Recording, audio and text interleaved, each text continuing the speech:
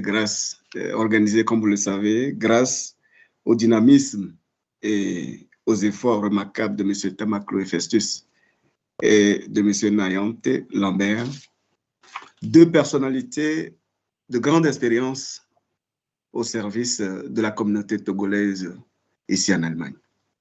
Je voudrais vivement leur renouveler mes salutations et la gratitude des autorités togolaises pour les efforts consentis.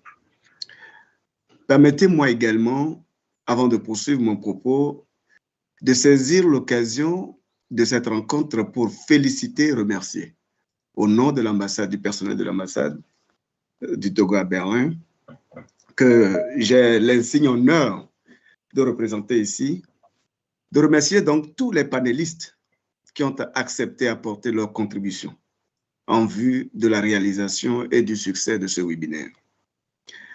Mesdames et messieurs, chers participants, nul ne saurait ignorer, nul ne saurait remettre en cause aujourd'hui le rôle éminemment important de la diaspora dans le développement de notre pays. Cependant, pour jouer pleinement ce rôle, cette diaspora a besoin d'être accompagnée et outillée. Je pense, c'est dans ce sens que l'initiative de cette rencontre vient à point nommé. Je me réjouis d'ores et déjà de la qualité des échanges qui auront lieu et dont l'objectif est, à coup sûr, d'apporter les efforts, d'appuyer, j'allais dire, les efforts des autorités togolaises dans l'accompagnement et la bonne intégration des citoyens togolais en terre étrangère, notamment en Allemagne. Pour ce qui est du thème réservé à l'ambassade, notamment vos premiers pas en Allemagne, je vais l'aborder en même temps. Le rôle de l'ambassade, excusez-moi, de l'ambassade, c'est de protéger et de défendre les intérêts de la diaspora. J'ai juste un instant pour imprimer, je crois, ce document. Voilà. Et donc, la première des choses à faire, lorsque on est à l'étranger, c'est qu'on doit impérativement s'adresser à l'ambassade pour se faire enregistrer au niveau de ses services consulaires. Ceci est d'autant plus important qu'en cas de difficulté, qu'en cas de crise ou de catastrophe naturelle, l'ambassade, à travers ses services consulaires, pourra donc organiser les ressortissants, soit les secourir, soit les aider à retrouver la mère patrie. Je crois que nous avons en mémoire la situation, le déclenchement de la crise en Ukraine, où les nôtres ont eu beaucoup de difficultés, mais grâce aux efforts du gouvernement, nous avons, un temps soit peu, apporté du soutien aux compatriotes qui étaient en difficulté. Et je profite de l'occasion pour saluer l'action à l'époque de M. Festus Tamakloe et de M. Nayante qui ont vraiment appuyé l'ambassade. Donc, à l'époque, c'était dans le cadre du Haut Conseil des Togolais de l'extérieur qui ont appuyé l'ambassade à secourir, porter assistance à nos compatriotes. Je voudrais ajouter également que les services consulaires de l'ambassade sont également compétentes, sinon compétents, à délivrer les visas. Les visas, c'est vrai, vous allez me dire, nous parlons des Togolais qui viennent ici et ils n'ont pas besoin de visa. Mais nous avons des Togolais de la diaspora qui sont établis ici, qui ont des passeports étrangers et qui ont un lien étroit, naturellement, un lien patriotique avec la nation togolaise. À ceux-là, les services consulaires apportent, du moins délivrent les visas d'entrée sur le territoire togolais. Et ces dernières années, depuis juin, notamment depuis juin 2022, le gouvernement a mis en place une plateforme e-visa qui permet d'être chez soi et de se faire délivrer le visa, de faire la demande du visa en étant chez soi. Le site en question, je profite pour le donner, c'est le www.voyage.gouv.tg. Je crois que c'est le lieu de remercier le gouvernement pour la politique de digitalisation qui a permis de rendre opérationnelle cette plateforme qui facilite, n'est-ce pas, la diaspora dans sa volonté de faire des mouvements entre le pays, l'Allemagne, et notre pays, le Togo. Je voudrais vous assurer de la disponibilité de l'ambassade, notamment à travers ses services consulaires, à accompagner les compatriotes dès leur arrivée en Allemagne. Il y a cette question que j'ai déjà abordée. Le fait de s'enregistrer est capital. C'est la première des choses à faire. Le reste des services consulaires sont donnés aux compatriotes lorsqu'ils se signalent à l'ambassade. En cas de difficulté ou en cas de besoin d'obtention d'un document administratif, l'ambassade, à travers ses services consulaires, l'ambassade est compétente pour accompagner, assister, n'est-ce pas, les immigrés, ceux qui arrivent pour la première fois sur le territoire allemand ou dans les pays de la juridiction de notre ambassade. Je souhaite ajouter que nous avons, dans cette démarche administrative, le Haut Conseil des Togolais de l'extérieur, un organe autonome mis en place par le ministère des Affaires étrangères, qui reste également disponible pour accompagner les candidats à l'immigration en Allemagne, pour les aider également à s'insérer facilement en leur donnant les outils, en les orientant vers les formations cibles, les formations porteuses du moins, pour leur intégration, pour que leur intégration soit beaucoup plus facile. Je voudrais, pour finir, adresser au nom du gouvernement et à mon nom propre, mes très vives et chaleureuses félicitations à tous les participants et souhaiter un bon déroulement de cette conférence. Il y va de l'intérêt de notre pays, il y va de l'intérêt de la diaspora tout entière. Je vous remercie de votre aimable attention. Merci beaucoup, Son Excellence, M. Abaki Chilabalo. Sans plus tarder, nous allons commencer avec les panélistes. Et le premier thème que nous allons aborder est celui de savoir, si j'ai encore bonne mémoire, d'accord, d'abord je l'ai, comment décrocher une place d'études ou bien de formation en Allemagne. Vous n'êtes pas sans savoir que si vous êtes désireux de voyager vers l'Allemagne, vous avez la possibilité soit de venir étudier, de venir se faire former ou bien de venir travailler. Maintenant, les trois exposants que nous allons avoir maintenant, bon, plutôt les quatre exposants que nous allons avoir maintenant vont essayer tant bien que mal de partager avec vous leur expérience. Comment est-ce qu'eux, ils se sont pris à l'époque pour pouvoir postuler et avoir de visa?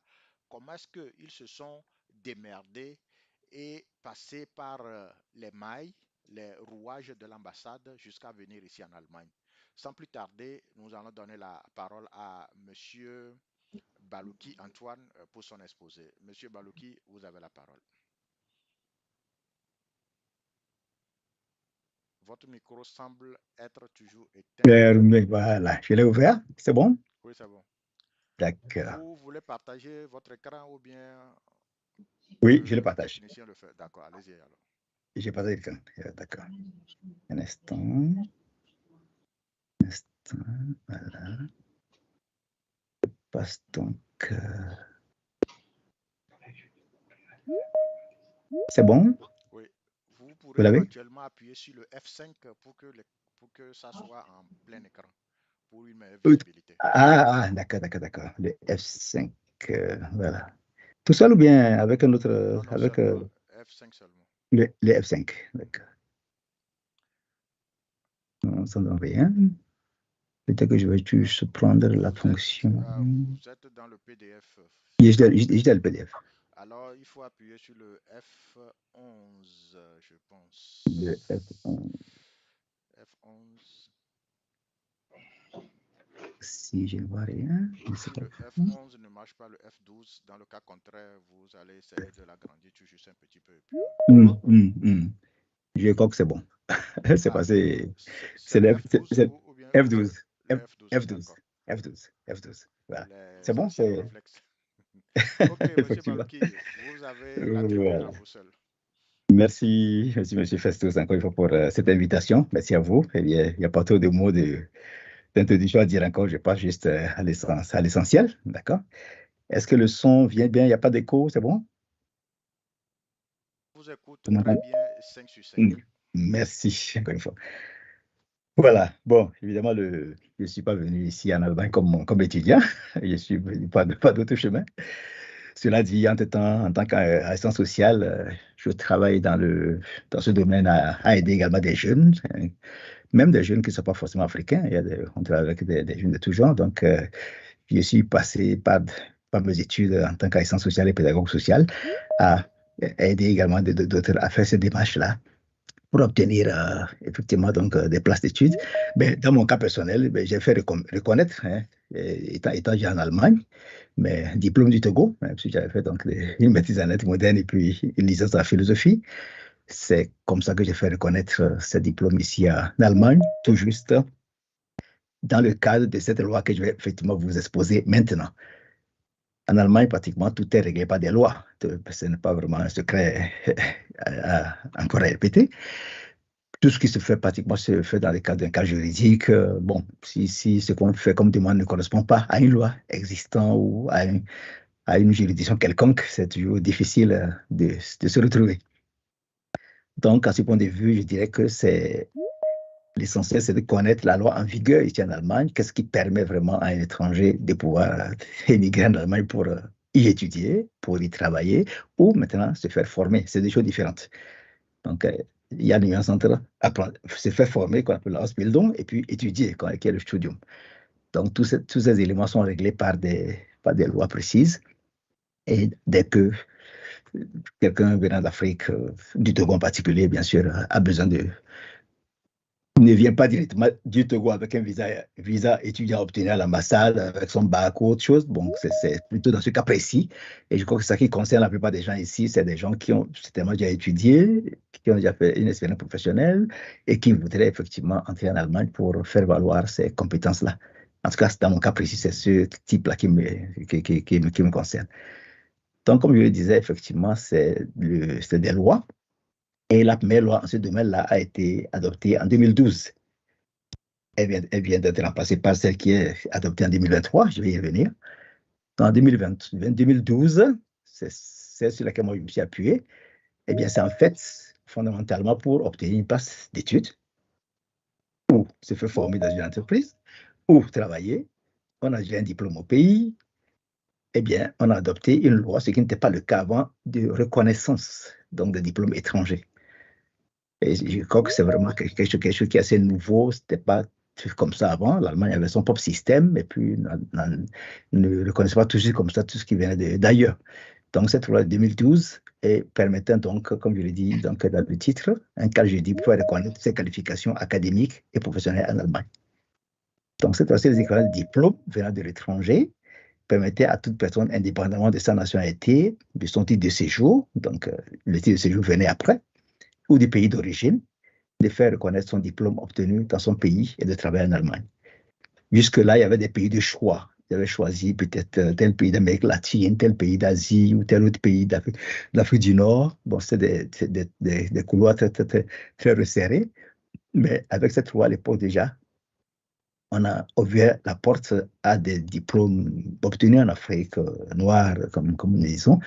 Et je ne sais pas si c'est peut-être en s'alignant sur la reconnaissance par la France en tant que référence académique, mais en tout cas, à partir de ce moment-là, donc on a son diplôme qu'on apporte avec les notes, tout ce qui prouve que l'on a fait ces études-là, ou en plus qu'on a une expérience professionnelle dans la matière, eh bien, il y a une commission donc, ici à laquelle on envoie ces références et elle prend son temps, elle vérifie tout au pays d'origine et puis, eh bien, on donne une suite favorable pour que l'on puisse exercer dans le domaine. Voilà, donc, c'est cela, ce cadre de reconnaissance des diplômes obtenus à l'étranger. Évidemment, ça permettait aussi de se faire former dans une entreprise, si le diplôme est plutôt technique qu'académique et universitaire. C'est ce que je mets dans le second point, une formation dans le cadre d'un contrat avec une entreprise ou une école professionnelle. Ce sont des institutions de formation ici en Allemagne qui sont d'une importance qu'on appelle les écoles techniques, les Fachschule ou Berufscollege, donc des collèges professionnels ou techniques. Voilà, donc ces diplômes équivalents permettaient également d'intégrer ces structures de formation. Donc, je n'ai pas mis le texte ici en français, le texte est assez long, ça fait quand même plus de 100 pages. Donc, en fait, je vais juste en donner les points essentiels, quoi. Voilà, je mets tout de suite comme ça, visa pour une formation professionnelle en Allemagne. Ce que je mets correspond aussi, bien sûr, à un visa d'études. Hein. C'est pas des cadres complètement séparés. Ça correspond, on a à peu près des éléments communs, quoi, que l'on veuille l'on vient pour une fonction professionnelle ou que l'on vient pour des études. En gros, le cadre est pratiquement le même, sauf qu'il y a 2 ou 3 détails par-ci. Bon, une condition importante, c'est de fournir la preuve d'une place dans une entreprise ou une école professionnelle dans laquelle on doit venir, disons, faire sa formation. Je parle du côté de la formation d'abord, et on va arriver aux études, c'est un autre cadre. Et pour faire cette preuve, en fait, il y a toute une liste d'instituts auxquels on peut s'adresser. Peut-être je vais avancer d'un petit pas vers, disons, l'envers, là, et que c'est pas là, non, là, ça vient plutôt après. Un instant, laisse-moi voir. OK, voilà, c'est cette liste, en fait, les liens des services compétents pour le travail. Je vais remonter encore un peu pour... Disons, ce que j'ai mis là dans la liste, c'est évidemment des liens en allemand. Et si on veut venir en Allemagne, il faut quand même faire une fonction, enfin, avoir une compétence linguistique en Allemagne, bien sûr, en allemand pour pouvoir y travailler. Eh bien, c'est ce que vous voyez en haut, c'est la chambre, l'agence pour l'emploi, c'est ça qu'on appelle Arbeitsagentur. Donc, l'agence fédérale de l'emploi qui s'occupe de l'école, de l'apprentissage et des études conduisant à l'emploi. On peut entrer dans le site de cette agence et à tout moment, il y a toujours des offres comme ça. Ils mettent des offres comme ça et des formations dans ceci, non pas seulement pour un emploi précis, mais également pour une formation. Mais il y a même régulièrement des séminaires qui sont faits là-dessus où on peut s'y inscrire, même à distance, et suivre. Pratiquement, il suffit juste d'installer le site de l'ambassade dans son téléphone, le site de l'agence pour l'emploi, autant pour moi. Et puis, il y en a même en anglais, ce n'est plus seulement en allemand. Et on peut faire des formations maintenant dessus, des séminaires en anglais. Et bon, le français n'est pas encore à l'ordre du jour, mais l'allemand et puis l'anglais sont déjà pratiquement des langues de travail pour l'agence fédérale de l'emploi. Voilà, donc le côté, c'est le ministère fédéral qui est juste la troisième flèche. Donc, ministère fédéral de l'éducation et de la recherche. Également, sur le site, il y a pas mal d'informations, d'offres. Comme je le dis encore, eh bien, dès qu'on a quand même une certaine compétence, on peut dire l'anglais et puis l'allemand, ils mettent ces sites assez de langue. On peut y entrer et puis on va y demander. Donc, je parle de la preuve d'avoir une place. Il suffit de contacter ces éléments et ils peuvent effectivement vous dire, ben ouais, si vous avez telle compétence, vous avez étudié telle chose au pays et qu'on peut en faire usage en Allemagne. Et c'est le cas actuellement parce que la demande est très forte. On a l'impression que la nouvelle loi qui vient d'être adoptée le 7 juillet 2023, donc je ne parle même pas de 2 mois, c'est tout récent, hein, c'est le 7 juillet, donc ça veut dire qu'avant-hier, ça faisait 2 mois, ça va entrer en vigueur en novembre, progressivement, ils vont mettre des éléments progressifs parce que la loi est totalement innovatrice. Par rapport à 2012, on ouvre complètement des portes à tout un ensemble de groupes, de personnes, voilà, ne parlant même pas l'allemand, mais suffisamment compétentes en anglais. on tiendra plus du critère de la langue. Hein, ce n'est plus un critère obligatoire. Et ainsi, je connais même des gens qui sont là, qui viennent de l'Inde, qui ne parlent pas un mot d'allemand, mais qui sont déjà dans des structures uniquement parce qu'elles viennent ou d'Ouganda. J'ai connu des personnes comme ça, de filles ougandaises, kenyanes, qui sont venues directement du Kenya ou d'Ouganda, comme ça, directement comme travailleuses en Allemagne, uniquement avec le diplôme d'ingénieur logiciel depuis l'Ouganda. Donc, cette loi vraiment permet, avant même ça, sa mise en vigueur, c'est celle de 2012 qui permet à tous ces gens-là de venir. La nouvelle loi permet encore d'élargir le cadre. J'ai ajouté dans une feuille quelque part qu'on peut même y amener sa famille. Ils offrent même la possibilité de l'accompagnement familial. Cela signifie on peut venir en même temps, pas après, en même temps avec son mari, avec sa femme, et même ils ajoutent quelque part avec sa belle-mère ou son beau-père, si c'est nécessaire pour l'équilibre de la personne. Enfin, ça paraît tellement audacieux que je me dis peut-être que ce n'est pas tout de suite mis comme ça en pratique, mais en tout cas, c'est à peu près l'ouverture que donne la loi du 7 juillet 2023 dernier. Donc, les chances sont encore beaucoup plus grandes, un peu plus qu'avant, d'entrer en Allemagne. Comme on dit, condition, avoir une compétence, une qualification professionnelle. Bien sûr, si on vient pour faire une formation, bon, là, évidemment, il faudrait quand même avoir une certaine... avoir fait un diplôme comme au pays, qu'un bac ou quelque chose comme ça, quand même, on peut s'adresser effectivement à ces écoles, à l'agence de l'emploi, et puis au ministère de l'éducation et de la recherche, en faisant valoir ce diplôme qu'on a fait au pays. Mais je dis encore une fois, l'expérience professionnelle est ce qui est le plus souvent privilégié. Ils veulent vraiment absolument recruter des gens. C'est ça qui est mis de l'accent dans cette loi. Ils veulent prendre des gens qui viennent et qui rentrent directement dans le marché du travail. Parce que la demande est extrêmement élevée en ce moment. Donc, ils ont que l'étude en tant que telle, la formation en tant que telle, passe un peu, comme on dit, au second plan. Mais dès qu'on vient avec quelque chose, un savoir-faire, eh bien, tout de suite, on est intégré au marché du travail sans autre procès, quoi.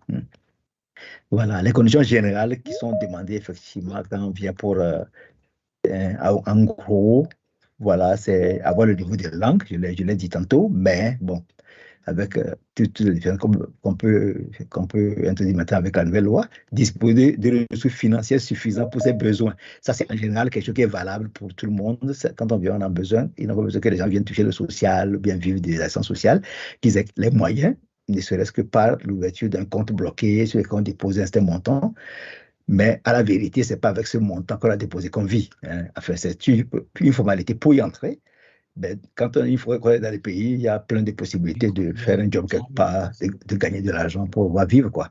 Donc, en 2023, il faut qu'on ait 903 € par mois pour pouvoir vivre en Allemagne, au sens peut-être d'un loyer, du reste et enfin, pour ses besoins de base, quoi. Voilà. Et en général, donc, la plupart des gens ouvrent un compte bloqué, ou bien quand ils ont quelqu'un en Allemagne, ils prennent un certificat de prise en charge de quelqu'un qui vit en Allemagne. Et si c'est dans le cas mais si on vient dans le cas d'une formation d'entreprise, le plus souvent, l'entreprise paye quelque chose à celui qu'elle recrute. Donc, on considère ce qu'elle touche l'entreprise comme ses revenus qui permettent de vivre en Allemagne avec les conditions. Donc, ça ne demande pas forcément qu'on ait un compte à ce cas. Dès que ces conditions sont réunies, une place dans une entreprise pour une formation. Donc, le niveau minimum de langue, quand même, c'est que dans l'Institut Goethe-Lomé, en général, ça permet largement de pouvoir s'exprimer en Allemagne petit à petit jusqu'à ce qu'on intègre la langue courante de travail, quoi. Et puis, ces ressources suffisantes dont j'ai parlé, ne serait-ce que pour le démarrage, quoi. Ce n'est pas vraiment quelque chose qui dure dans le temps, mais en gros, on entre avec ces formalités, le temps de s'installer et puis de commencer à chercher à gauche et à droite de quoi vivre, quoi. Parce que dès qu'on commence, on a en même temps un permis de travail. Si on est dans le cadre d'une formation, il y a un permis de travail, même avec un contenant d'heures limitées par semaine. Et quand on est étudiant, même chose. Monsieur Palouki, je risque de Oui. vous interrompre parce que vous avez longtemps dépassé le temps qui vous était Oh oui, imparti. mais moi Alors, aussi, c'est 5 minutes, j'ai complètement oublié, c'est vrai. Bon, écoutez, je laisse bien sûr tout ce que je dis là, ça se résume au fait que il y a ces liens que j'ai mis là. Peut-être que des gens souhaiteraient avoir ces liens parce qu'ils ne les connaissent pas forcément. S'ils les ont, eh bien, ils vont simplement là-dessus, hein. J'ai mis le Make It in Germany, ça veut dire c'est là pratiquement là que presque tout le monde entre pour obtenir un truc. Et ils offrent vraiment cette possibilité-là. Et encore un deuxième lien que je montre là pratiquement sur l'écran. Et encore un troisième sur l'agence de l'emploi. Et donc, le reste, maintenant, c'est bon. D'autres diront mieux que moi quelles sont les possibilités, les métiers les plus recherchés et autres. J'ai fait défiler, c'est pas la bande que j'ai faite. Et si des gens sont vraiment plus intéressés, ils peuvent demander à obtenir, bien sûr, la présentation et puis ils vont aller, comme on dit, pour chercher plus loin, quoi, n'est-ce pas? Voilà, dans cette page également, j'ai mis quelques liens YouTube où on peut regarder des vidéos, des témoignages où les gens ont intégré le milieu. Et puis voilà comment ils sont arrivés. Et aussi, donc, une femme d'Ukraine, quelqu'un qui est venu de notre pays. Donc, 3 vidéos comme ça qui permettent de pouvoir voir à peu près que c'est faisable, quoi. Voilà. Il y a un Camerounais qui a fait une formation médicale. Tout ça, c'est tout dans ces liens YouTube que j'ai mis dans la présentation. On peut les mettre à disposition des intéressés, des participants qui sont intéressés par ces éléments. Voilà, je crois que je vais devoir m'arrêter là pour cette première. Enfin, je crois que s'il y a des questions, et bien après pour élargir le cadre des échanges et à d'autres éléments. Je vous remercie pour votre attention. Merci. merci beaucoup à Monsieur Baloki que nous étions obligé d'interrompre, mais néanmoins, M. Baloki va vous revenir pendant les questions-réponses pour pouvoir vous entretenir davantage de ce que Merci. vous voulez dire. Au fait, je viens d'envoyer dans le chat de ce webinaire, je viens d'envoyer un lien d'un site internet.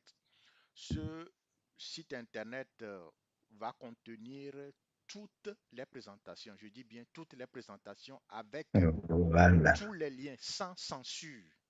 Sans censure, puisque j'ai juste besoin de 24 heures ou plus. J'ai déjà commencé l'actualisation du site. Je viens d'envoyer le site dans le groupe.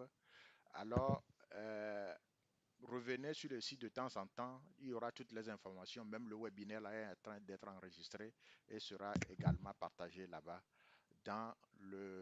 sur le site. Donc, sans plus tarder, nous allons donner la parole à une dame. Depuis là, nous ne voyons que des hommes. Je crois que nous sommes arrivés à une époque où il faut faire la part belle aux femmes. Nous allons donner la parole à Madame Boukari Pascaline pour sa présentation. Madame Boukari, vous avez la parole. Je vous remercie. Merci beaucoup. Bonsoir tout le monde. Je vais essayer maintenant de partager mon écran.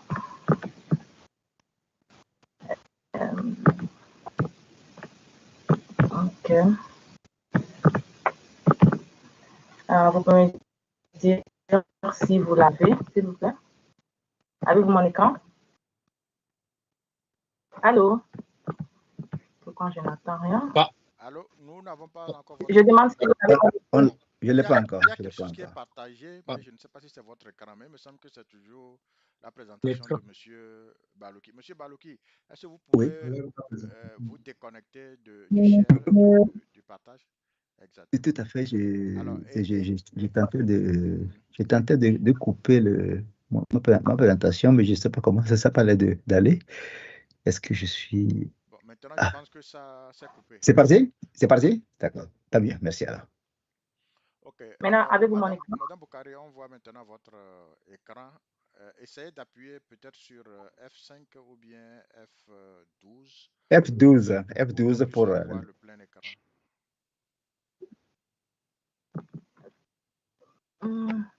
Si ça ne marche pas, je ne sais pas comment ça est. OK, si ça ne marche pas, on pourrait aussi s'accommoder comme ça. Donc, mais pour le plein écran, le bouton qui est au milieu entre réduire et fermer, c'est le plein écran pour le Word, pour toute fonction. L'écran, le bouton entre les deux là, entre réduire en bas et puis fermer la page. C'est ça le grand écran. Bon, Okay. le plein écran, normalement, tous les nyama de gauche à droite là devaient disparaître. On ne verra juste que comment décrocher une place d'études en Allemagne. Mais si ça ne marche pas, on peut s'accommoder. Madame Boukari, allez-y alors. Ça va quand même? Oui, oui, Ok, c'est bon. Ok, c'est bon. Comme vous l'avez lu, je suis Madame Boukari Konvati-Impap. Je suis en Allemagne depuis 2017 et que j'ai une licence en développement communautaire qui est ici en Allemagne reconnue. Et j'ai aussi fait une formation infirmière. En fait, moi, je suis venue ici simplement avec, comment l'appelle-t-on, le truc de volontariat que j'ai fait, c'est pas un thème, au YMCA, ou bien le CVJM de Lomé, ou bien du Togo, on peut le dire. Et que, bon, c'est ça. Donc, comme on n'a pas assez de temps, je serai un peu rapide. S'il y a des questions, vous pouvez me les poser après. Oui, comme nous tous, on est réunis ici, on sait qu'on est là pour un thème qui nous est vraiment à cœur, c'est-à-dire on cherche une place ici en Allemagne pour un travail ou bien pour nos études ou quoi que ce soit. Donc, c'est pour cela on est tous réunis. Et comme vous voyez dans ma présentation, comme l'a dit M. Antoine, je ne vais pas répéter déjà ce qu'il a déjà dit.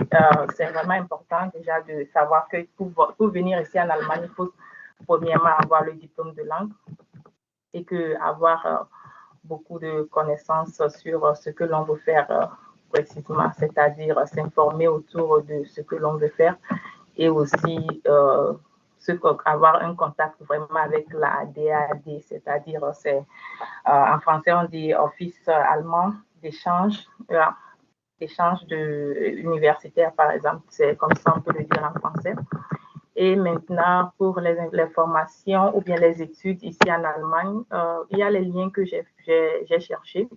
Et il y a pour le travail, il y a pour la formation, il y a pour les études ici en Allemagne. C'est-à-dire tout ce que vous aurez à faire, c'est de vous accéder ou bien d'aller sur ces liens pour voir qu'est-ce que vous avez besoin vraiment. Et pour les ressortissants du Togo ou bien de l'étranger, par exemple, comme M. Antoine l'a dit, il vous faut un visa.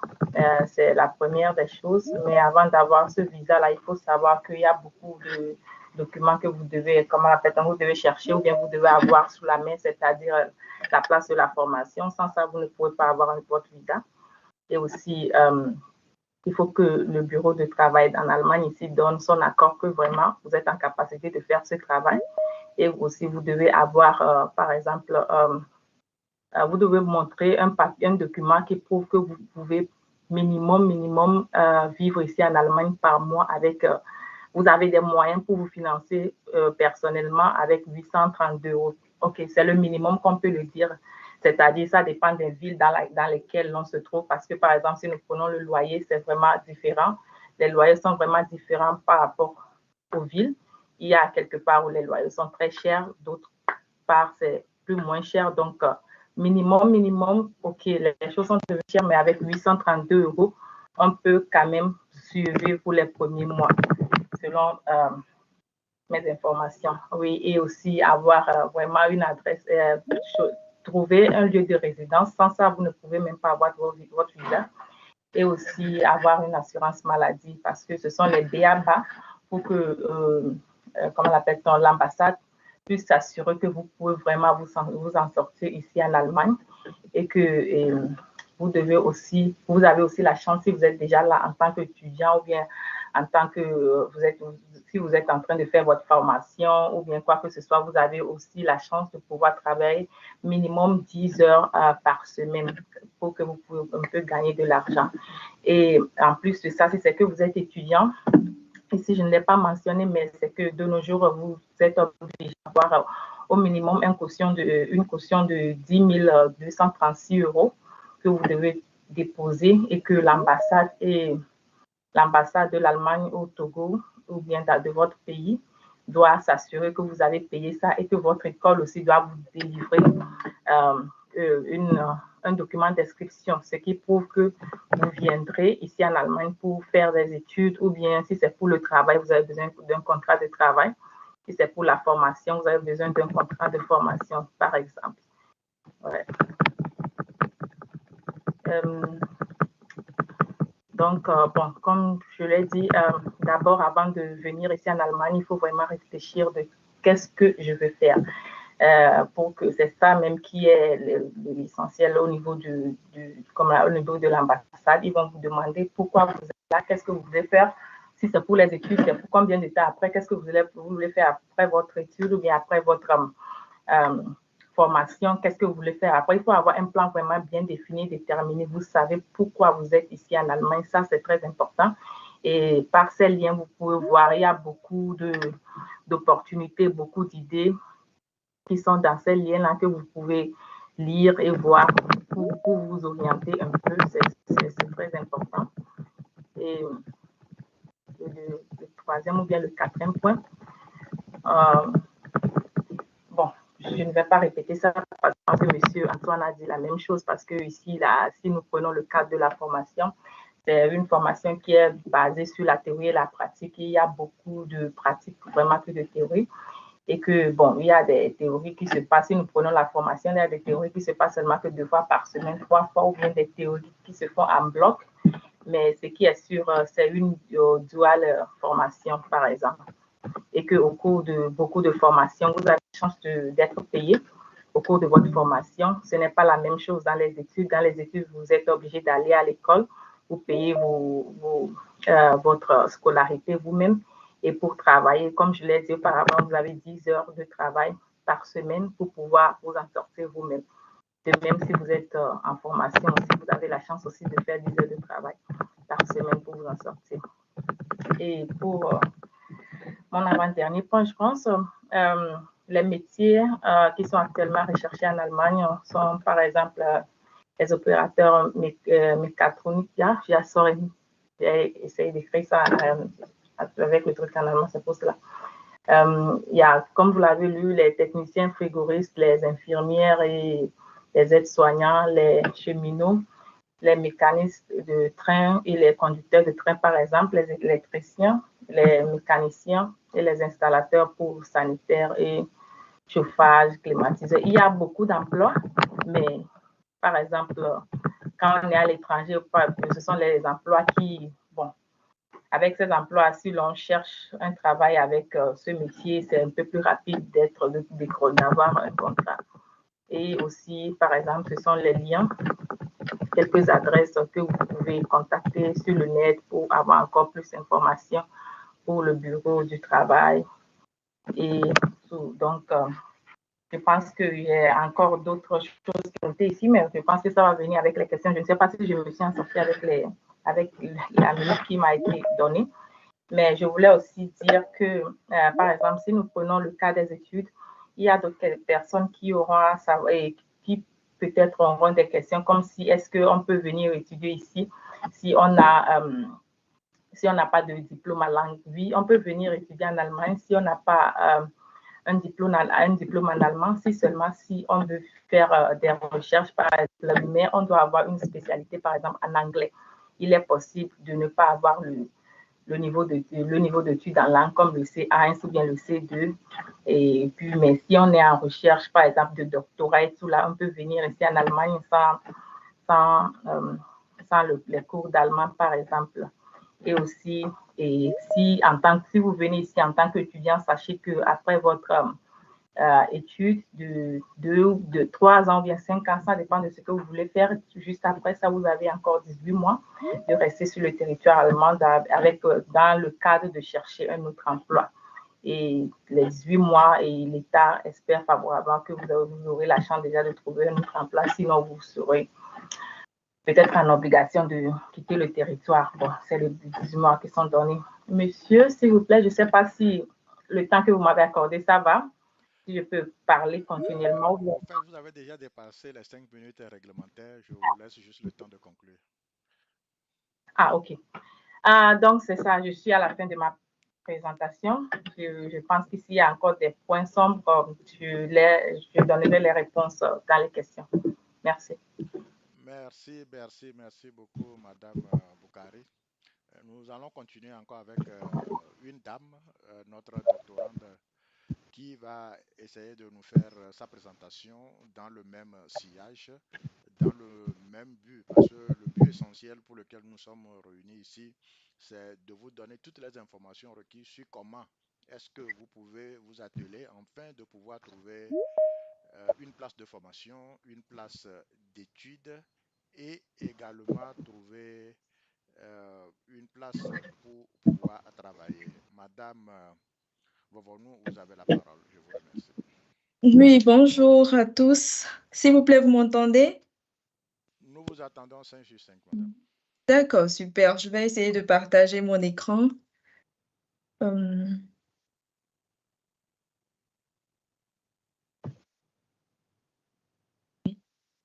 S'il vous plaît, est-ce que vous voyez mon écran?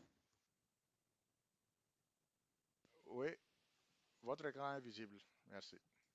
D'accord, super. Là, je suis Ruth Vovonou. Je vais aller un peu plus vite. Je suis Ruth Vovonou. Je suis doctorante en nanotechnologie et assistante de recherche à l'université de Jena. Et je vais parler de comment décrocher une place de formation, d'études ou de travail en Allemagne. Mais je vais plutôt plus me focaliser sur comment trouver une place de formation et d'études plutôt de travail, puisque moi-même, je suis dans le cas. Et ici, voilà, mon premier point va alors porter sur comment décrocher une place d'études en Allemagne. Et quand je parle d'études, c'est-à-dire les études universitaires, donc c'est divisé en parcours licence, master, doctorat ou bien postdoc pour les gens qui ont fini le doctorat. Et ici, pour la licence et le master, comme vous pouvez le voir, là, c'est plutôt par vos propres financements. Bon, en fait, la licence, c'est plutôt avec vos propres financements parce qu'avoir une bourse pour la licence, c'est un peu truc, mais le master aussi, vous pouvez financer vous-même. Et là, en fait, pour trouver cette place, il faut chercher une université selon ce que vous voulez faire, selon votre background, ce que vous avez déjà fait avant, ou bien si vous venez d'avoir le bac, ce que vous voulez faire, voilà, vous cherchez une université qui correspond à ça.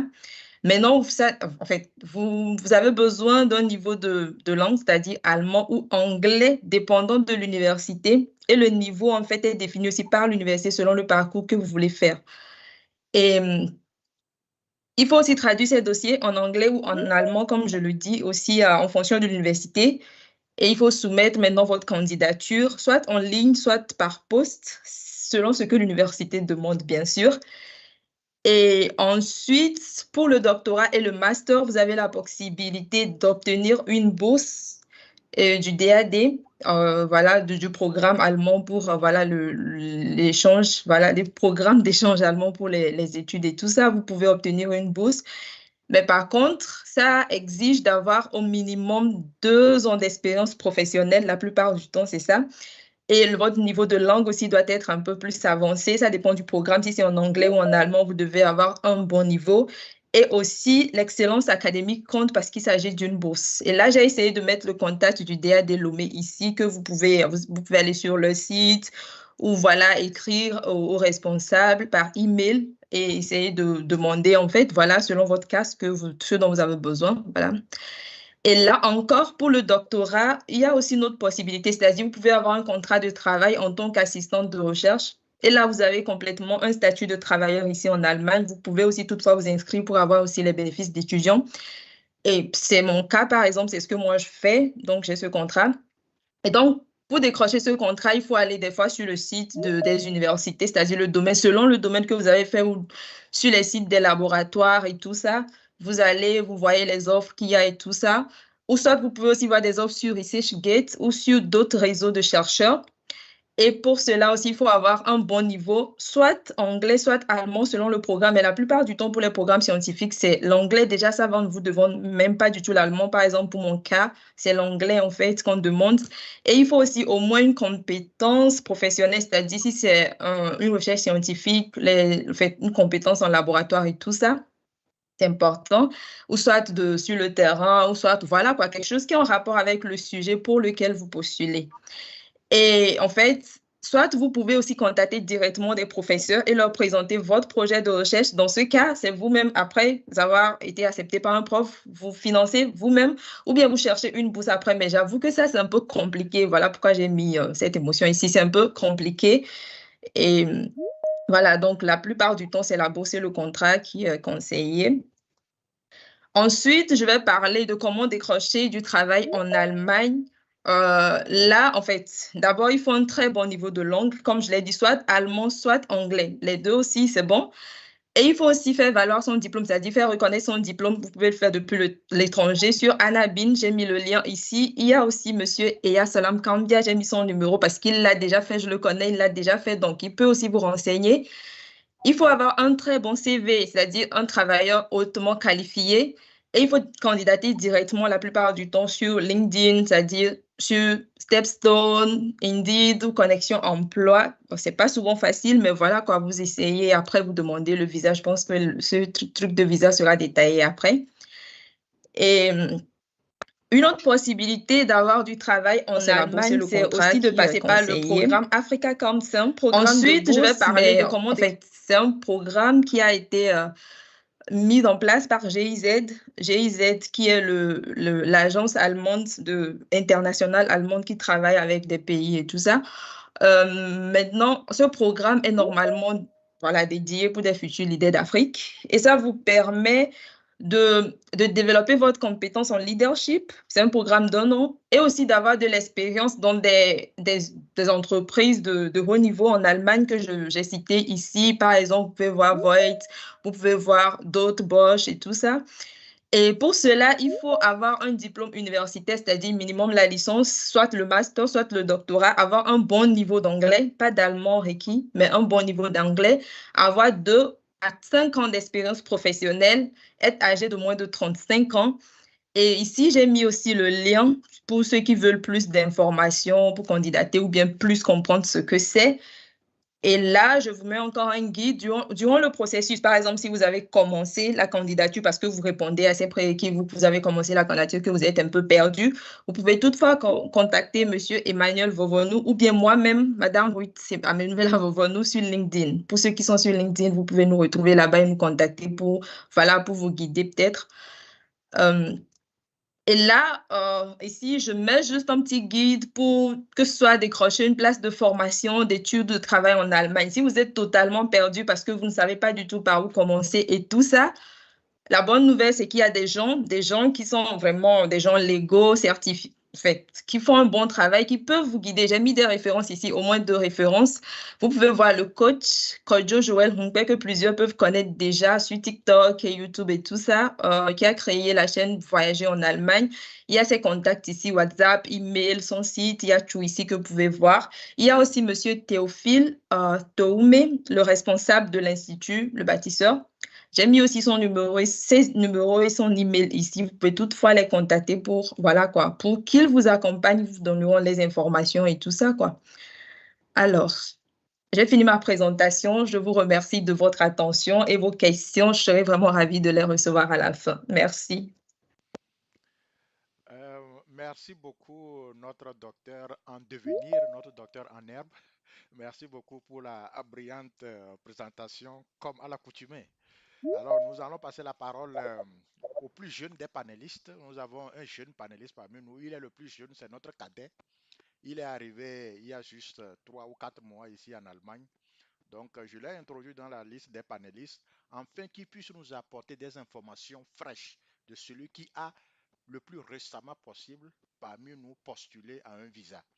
Monsieur Ahadi Boris, vous avez la parole. Oui, je vous remercie, M. Festich. Bonjour, chers participants, bonjour, chers confrères panélistes. Je suis Boris Ahadi, étudiant en formation professionnelle en Allemagne dans le domaine de Pflege. Alors, sans plus tarder, je vais partager mon écran pour que vous puissiez bénéficier de ce que j'ai préparé comme exposé. Portant sur le thème « Comment décrocher une place de formation ». Comment décrocher une place de formation en Allemagne? Bon, comme je suis dans le domaine de formation, je vais plutôt baser sur la formation. Donc, d'abord, on a plusieurs étapes. D'abord, premièrement, on a le niveau de langue. Quel niveau de langue requis pour décrocher une place de formation en Allemagne? C'est le B2. Toutes les écoles en Allemagne, les écoles professionnelles, bien sûr, demandent à chaque candidat le niveau B2. Pourquoi cela? Parce qu'ils ont fait des remarques qu'il y a des étrangers. Le cours ici en Allemagne se déroule typiquement en allemand, et quiconque participera à ce cours doit avoir quelques niveaux quelquefois quelques minutes en allemand pour pouvoir bien suivre ce cours-là. Puisque si vous ne suivez pas bien les consignes, vous ne suivez pas bien le cours, lors de la pratique, vous serez amené à faire des erreurs, ce qui serait très grave pour les patients. Maintenant, alternative, il y a de l'alternative. La place de formation en allemand peut être aussi décrochée avec le B1. Ça peut être aussi décroché avec le B1 à travers certaines sociétés qui sont en accord avec les écoles professionnelles ici en Allemagne. Si je parle des sociétés, il y a des sociétés qui résident au Togo, les centres, les référents d'accompagnement.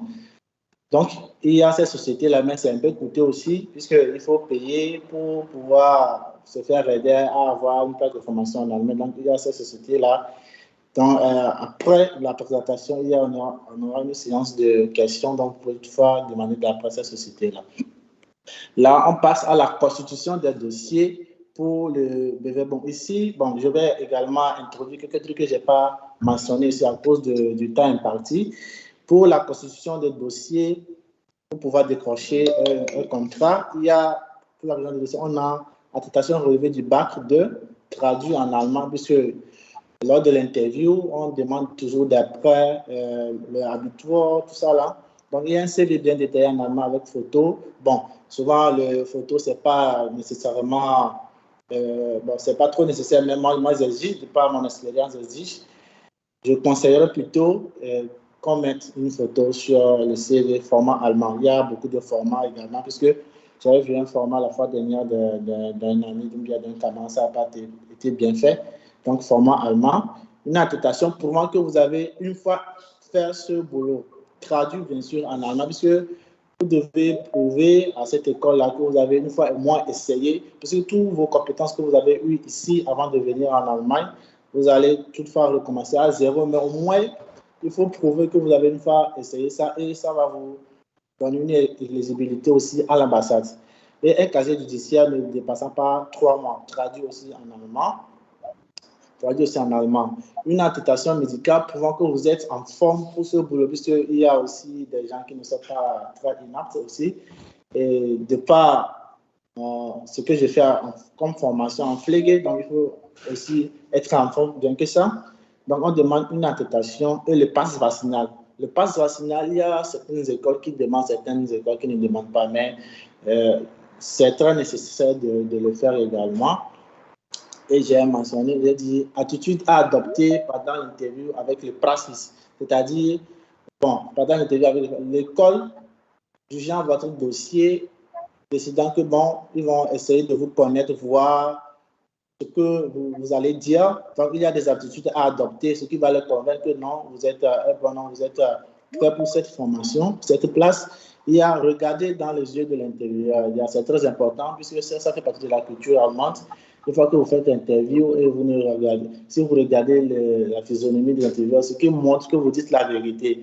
Mais si vous regardez quelque part d'autre là, ça n'atteste pas, ça ne prouve pas vraiment la véracité de ce que vous êtes en train de raconter.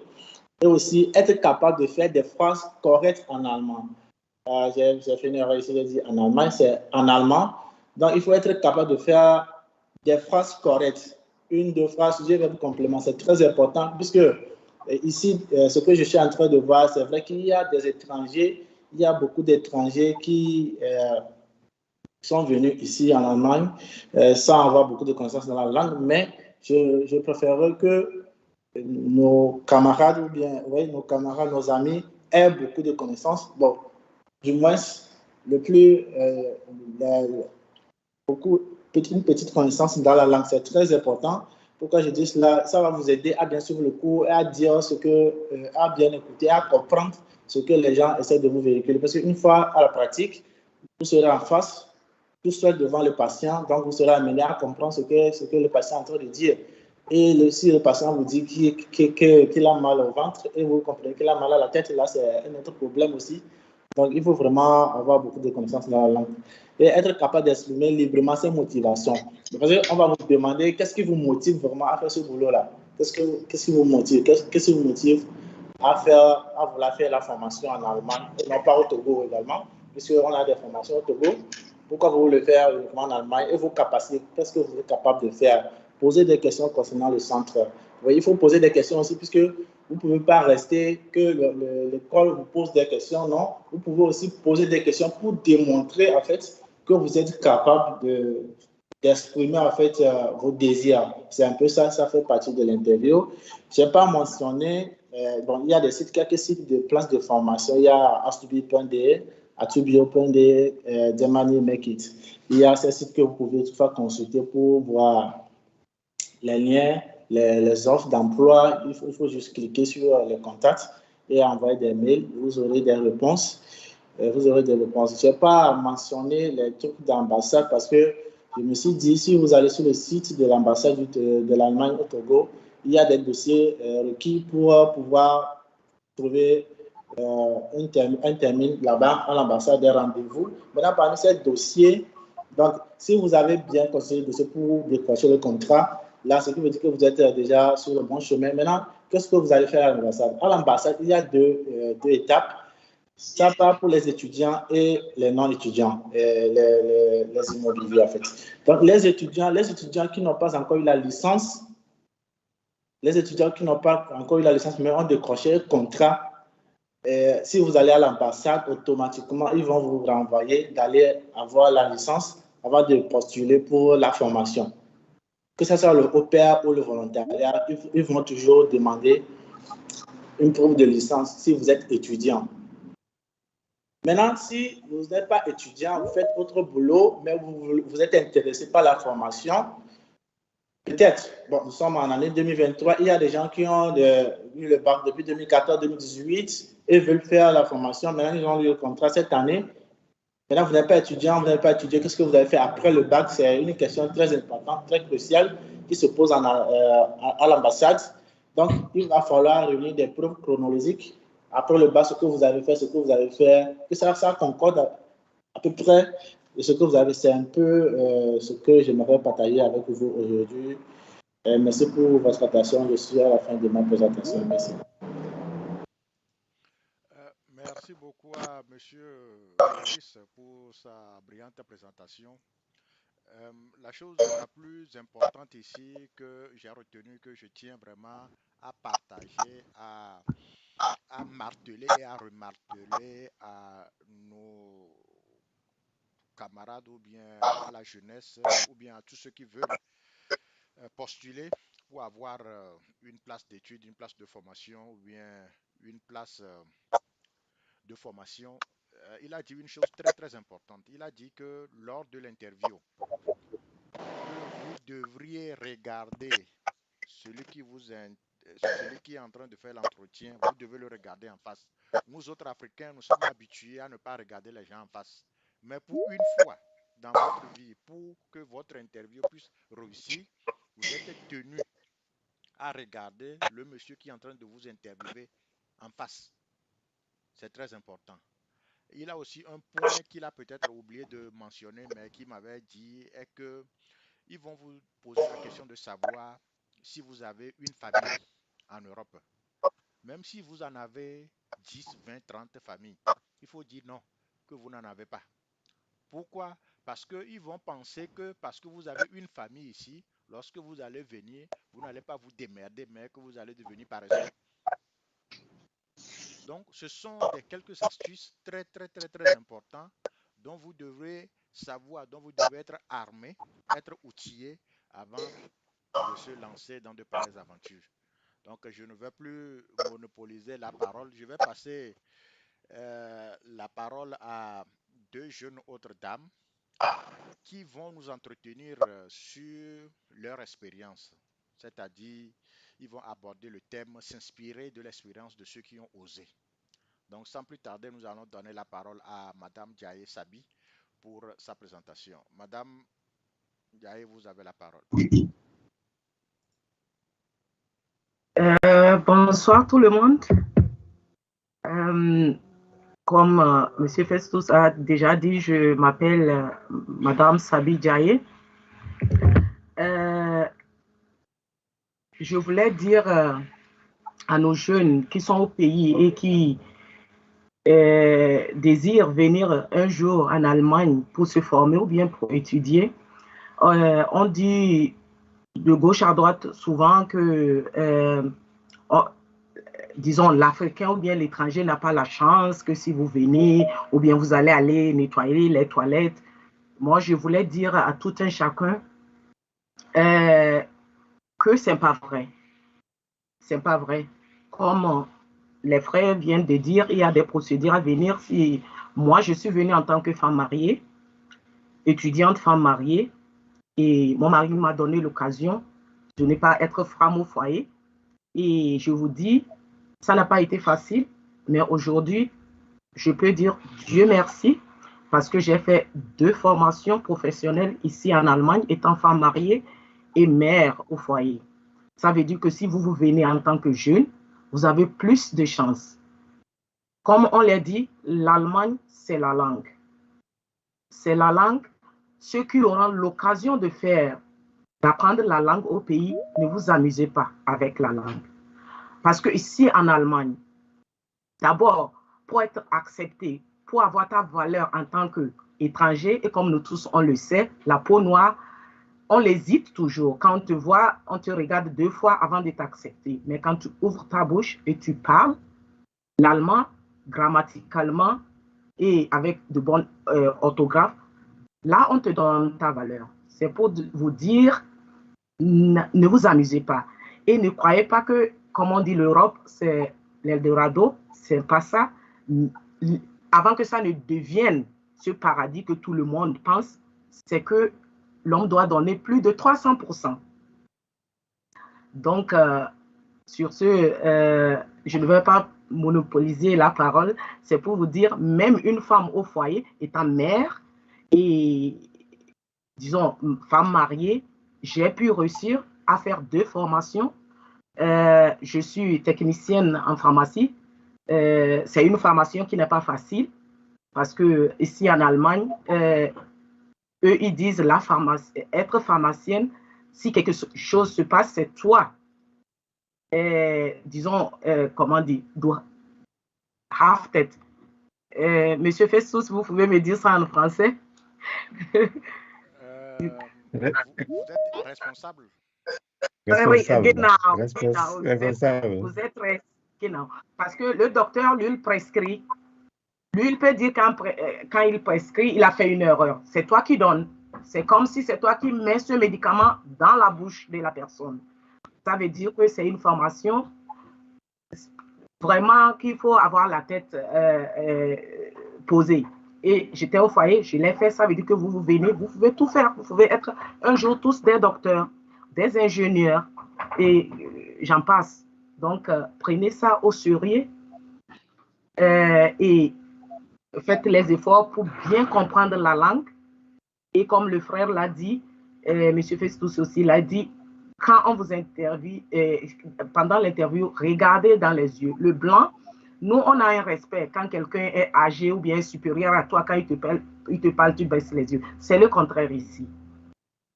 Même si vous arrivez et vous trouvez une place, quand on vous parle, regarde la personne dans les yeux. Déjà, tu dis à la personne que tu lui comprends et que tu es prêt à faire ce qu'il te dit. Mais en baissant les yeux, toi-même, tu te donnes un signe d'infériorité et c'est comme ça, on va aussi soupçonner, est-ce que celui-là, il peut faire ce qu'on va lui donner? Donc, comme je l'ai dit, tête haut et bosser, Facebook, YouTube, TikTok, laissez tout ça. Si vous avez quelqu'un qui comprend l'allemand, essayez de l'appeler chaque jour. Essayez de discuter avec la personne en allemand parce que apprendre l'allemand et ne pas parler, ça n'aboutit à rien. Le parler aide à mieux maîtriser la langue. Appelez la personne, faites 2-3 phrases en allemand avec la personne chaque jour ou bien chaque 2 jours pour avoir cette confiance de pouvoir parler cette langue. Et je crois que si vous arriviez ici, le reste, ça ne serait plus difficile. Donc, je n'ai pas beaucoup à ajouter. Je vous remercie, M. Festus. Merci beaucoup, Madame Djaye, pour votre brillante présentation. Je pense que nos camarades ou bien nos jeunes frères ont compris ici que la langue, c'est la clé de voûte. La langue, c'est la clé de voûte. Et de par mon expérience personnelle, je peux vous dire que au plus au plus vous apprenez la langue au pays, au plus vous avez plus de chances. Parce que ici, les cours de langue coûtent extrêmement cher. Parce que les prix qu'ils donnent à Goethe Institut ou bien les instituts qui dispensent des cours de langue et que nous crions que c'est cher, ici c'est encore 2 fois plus cher. Donc au plus vous emmagasinez assez de connaissances dans la langue, au plus vous arrivez ici, vous allez payer moins et vous allez aussi perdre moins de temps pour pouvoir évoluer. Donc merci une fois encore à Madame Diaye. Je donne la parole à Monsieur Tagan Marcelin pour sa présentation dans le même thème, s'inspirer de l'expérience de ceux qui ont osé. Monsieur Tagan, vous avez la parole. Merci. Oui, bonsoir, vous me recevez? Oui, on vous reçoit 5 sur 5. Ok, oui. Moi, je vais ajouter à cela par rapport... bon, oser, c'est aussi définir... Bon, je ne sais pas, mon écran ne se fait pas trop voir, je ne sais pas pourquoi depuis là, je tente, mais je pense que je peux aller comme ça sans... Je peux demander toutefois au technicien de partager la présentation de Monsieur Tagan. Monsieur Olivier. Monsieur Olivier est là? Oui. Ouais, je vous écoute. Oui, essayez de partager la présentation de Monsieur Tagan, s'il vous plaît. Vous voyez quelque chose? Oui, on voit quelque chose. Donc, c'est ça. Voilà, bon, c'est un peu coupé. Si on peut zoomer, ça me ferait vraiment plaisir. Voilà. Donc, l'espérance des étrangers, bon, ou bien des personnes qui ont choisi vivre ou oser venir en Allemagne, étudier ou bien travailler, semble un peu compliqué pour certains qui sont encore au pays aujourd'hui, vu que obtenir un visa ou bien accéder même d'abord même au consul aujourd'hui, si je dis aujourd'hui, ces derniers temps, c'est vraiment fermé pour tout le monde et chacun essaie de prendre comme il peut les moyens qu'il a ou bien cogner des portes qu'il faut, mais on n'a pas accès. Mais dès que tu as cette possibilité, ou bien nous qui avons cette possibilité depuis là à venir ici et à faire quelque chose, à étudier ou bien à faire une formation, je pense que ça n'a pas été un chemin vraiment facile. Nous avons eu beaucoup d'étapes où beaucoup de points qui nous ont accablés. Mais moi, j'ai juste situé ces points un peu de ces points généraux par la chance d'emploi, par exemple. Donc, si aujourd'hui, en Allemagne, c'est un pays où il y a tellement d'opportunités, mes précédents interlocuteurs ont déjà dit ça, il y a tellement d'opportunités que des chances que tout le monde, je peux le dire, je peux assurer.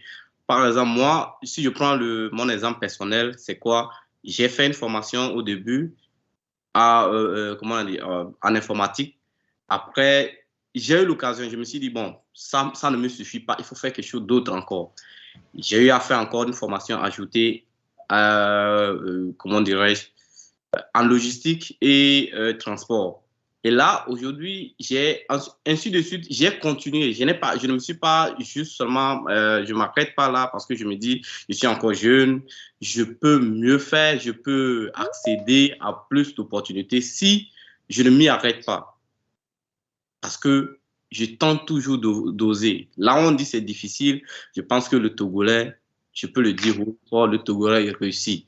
Et quand on y va pas main morte, on va jusqu'au bout. Et cette expérience, moi, personnellement, aujourd'hui, je ne peux pas dire que je m'en sors, mais je me suffis largement. Et parce que je me suis pas donné des limites. Je continue jusqu'aujourd'hui, même jusqu'au jour d'aujourd'hui, je fais des formations continues en développement web, des coding. Et au-delà de mon travail, généralement où je travaille chez BMW, ici à Berlin, je continue encore par d'autres boulots à côté, par exemple au niveau du coding. Tout ça, c'est quoi? La maîtrise de la langue. Dès le début, la maîtrise, la langue, c'est vraiment un cas tellement important pour tout le monde. Tous ceux qui aimeront, comme on l'a dit, les chances ici, pour avoir cette chance, il faut avoir la maîtrise de la langue. La maîtrise de la langue, que tu sois au Togo ou ailleurs, ça t'ouvre toutes les portes. Toutes les chances qui sont possibles. Et l'Allemagne offre tellement d'opportunités, que ce soit d'emploi ou d'études, dans les domaines vraiment diversifiés. L'ingénierie, la technologie, la science et la santé. Aujourd'hui, en Allemagne, on cherche tellement de main-d'œuvre qu'ils sont prêts à tout. Ils acceptent tout le monde. Mais pour qu'on t'accepte vraiment, il faudrait avoir une maîtrise de la langue. Tu ne peux pas venir dans un pays où tu ne partages pas la même culture. Même si on ne dit pas partager à 100%, même si si tu as au moins 10% de quelque chose que eux aussi, c'est-à-dire que quand vous partagez, vous entendez, c'est-à-dire que c'est une communion en fait. Donc, les points généraux, le second lieu, c'est le système de santé.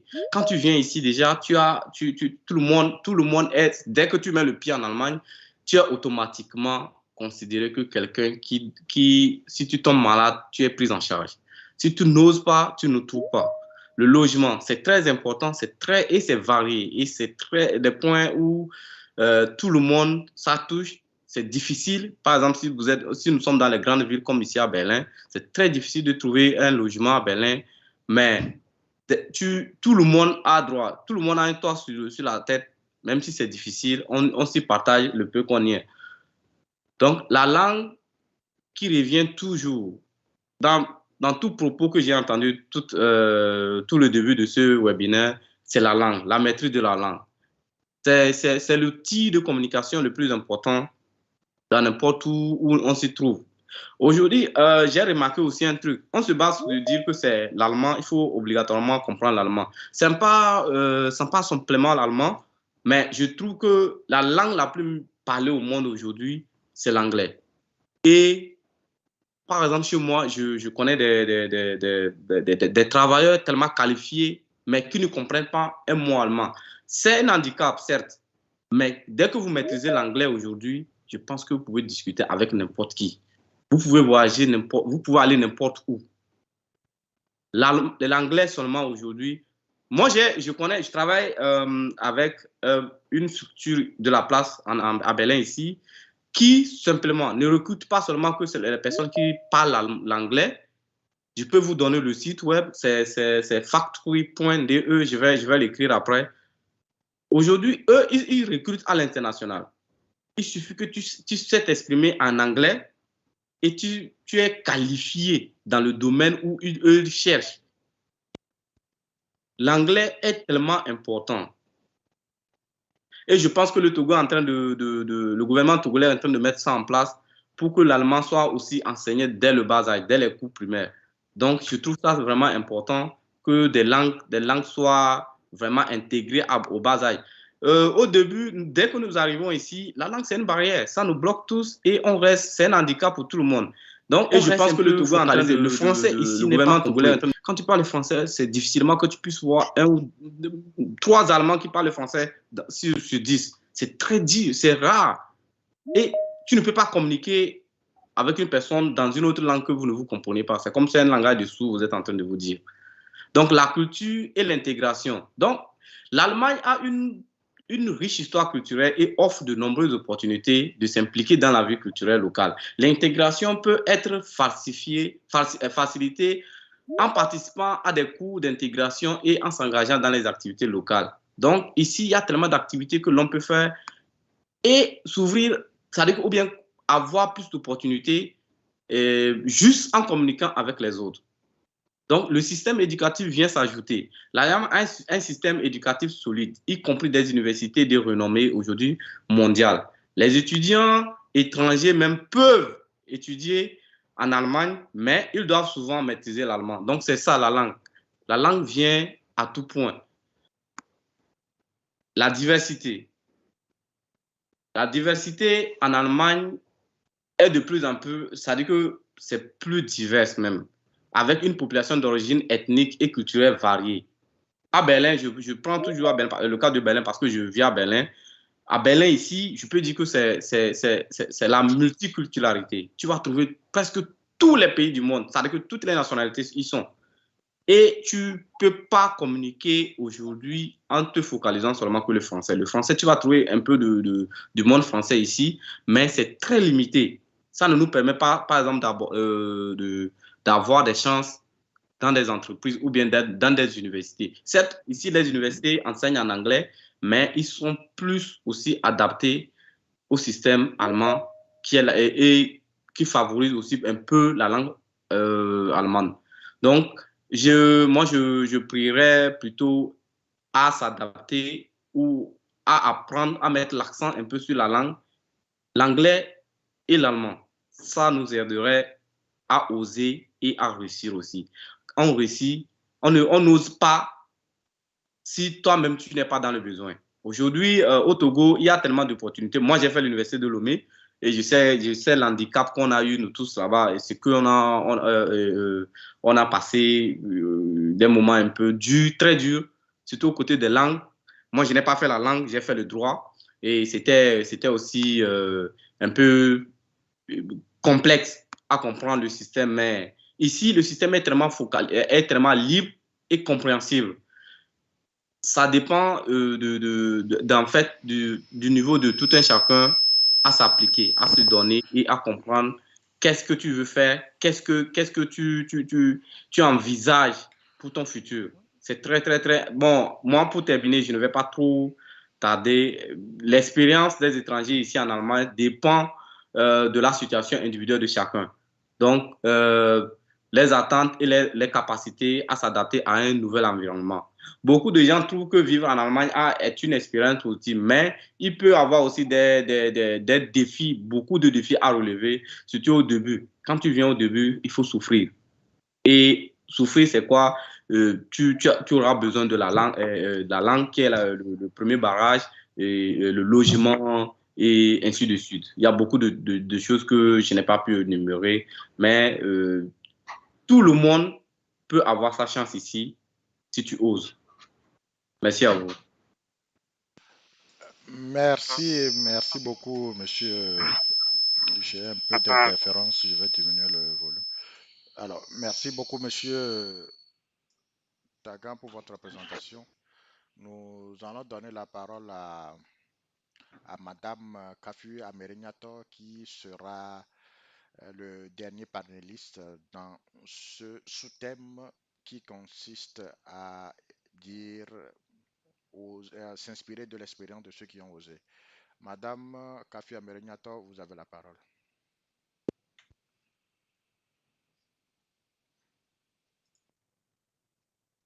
Allô, vous me recevez? Allô? Allô? Oui, on vous reçoit, madame. Merci. Je salue tout le monde. Soyez tous les bienvenus une fois encore. Vraiment, il y a de bonnes choses qui se passent ici. Sans plus tarder, je vais me présenter. Vous avez Madame Amélie Kafoui. Je suis assistante maternelle et à la fois directrice ou bien créatrice de la marque Adjovimac. Je demanderais quand même si c'est possible parce que je ne peux pas partager mon écran si ça ne vous dérange pas, parce que j'ai un souci au niveau de ma caméra et tout. Donc, c'est possible de partager ou bien je peux aller comme ça. Non, c'est possible, je suis en train de le faire. Vous l'avez fait. D'accord, merci. Ouais.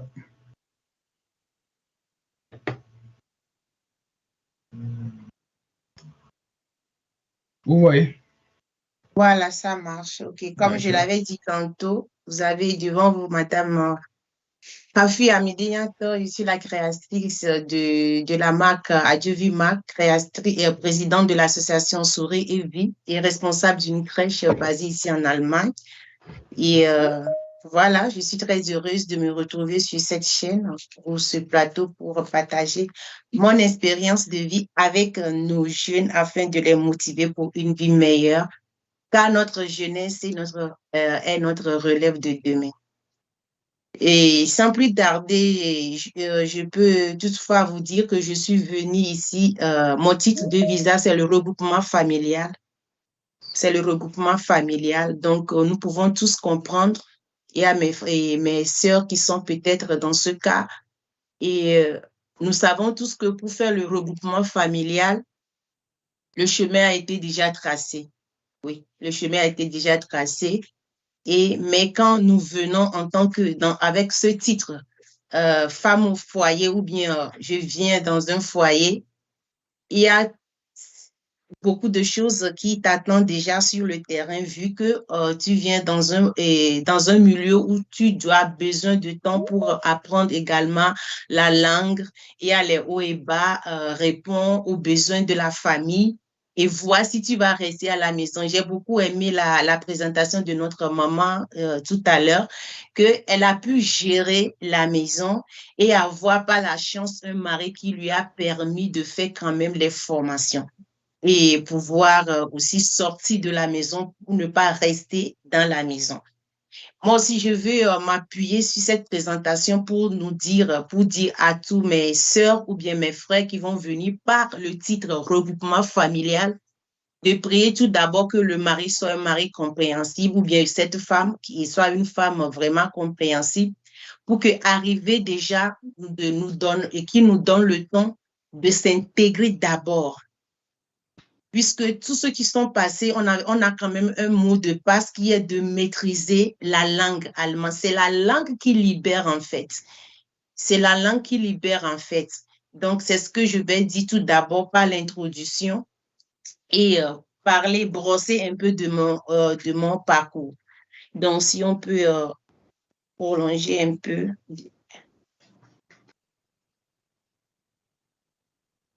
Alors, pour mon parcours, je dirais que ça a été quand même long, mais je vais essayer d'apporter quelques résumés juste.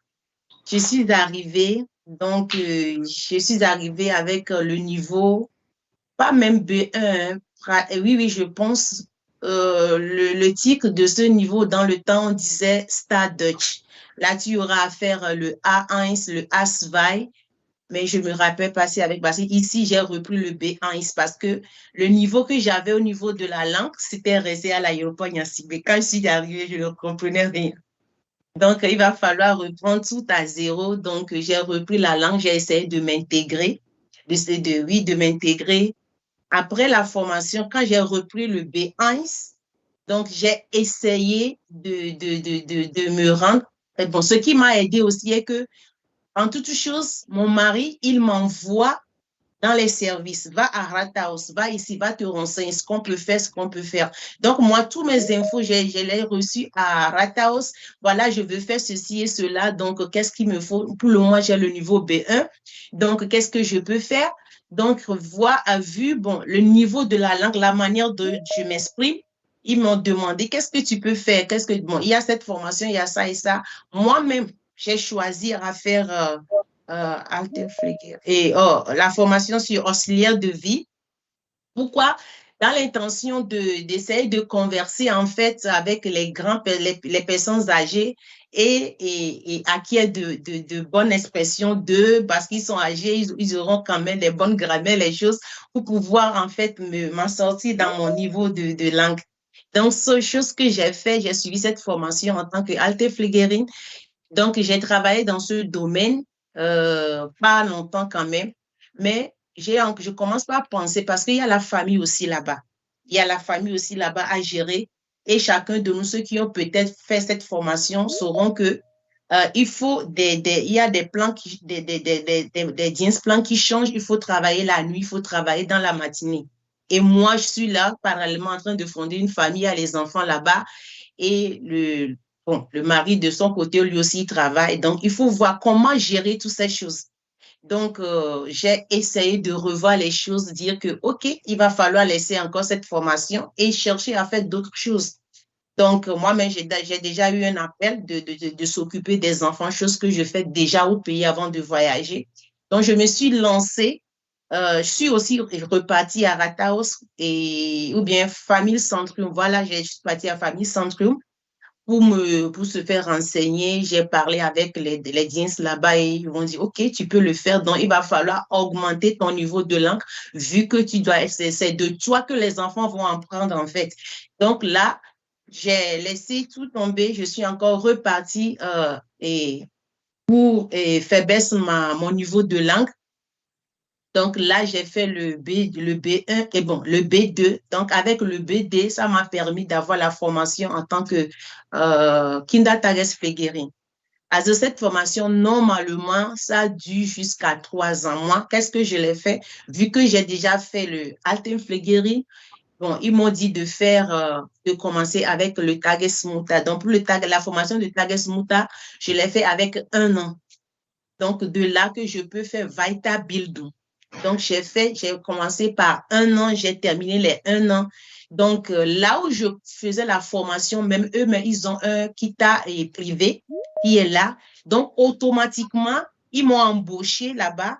Qu'est-ce que je fais? Je vais au boulot le matin et le soir, je vais à la formation. C'est ce qu'on a compris parce qu'ils ont vu, bon, ça va, tu peux commencer par travailler avec nous. Donc, ils me font travailler dans la matinée. Et on fait le cours les soirs. Donc, également, j'appuie sur le mari qui a été compréhensible, qui a collaboré avec moi à pouvoir percer dans ce domaine. Donc, quand j'ai fini les 1 an, j'ai continué à travailler avec eux. Donc, je les ai encore demandé qu'est-ce que je peux faire pour pouvoir faire le Selbstständig dans ce domaine. Donc, c'est là qu'ils m'ont pris que je dois faire encore 1 an pour la formation de management pour pouvoir maîtriser les choses, les bureaucraties, comment travailler avec le Jugendamt, comment travailler avec le Rathaus, ainsi de suite. Donc là, j'ai dit, est-ce qu'il y a une formation également pour le soir et pour ce que je peux travailler parallèlement comme je l'avais fait comme l'autre formation? Chose qui est possible, on m'a dit que oui, on peut faire 6 mois de téléformation et 6 mois je vais venir en présentiel. Donc, chose que j'ai encore persévéré à faire. Donc, dans toutes ces choses, je le dis facilement aujourd'hui, mais il faut dire que c'était difficile. Il y a eu des hauts et bas. Il y a eu des choses à rencontrer en cours de route. Et il faut savoir le gérer parce que tu poursuis un objectif. Donc, l'essentiel, c'est d'avoir des objectifs dans la vie, fixer quelque chose, dire que le til, là, je dois venir à ce til, quoi. Donc, c'est ce que j'ai essayé de faire. Donc, est-ce qu'il y a encore, c'est ce que je peux dire, court au niveau de mon parcours. Donc, après avoir fini la formation au niveau de management, donc c'est là et j'ai essayé de trouver le lieu, tout ce qu'on m'a montré, tout ce que je peux avoir. Donc là, oui, vraiment, on peut rentrer au niveau de la carrière, merci.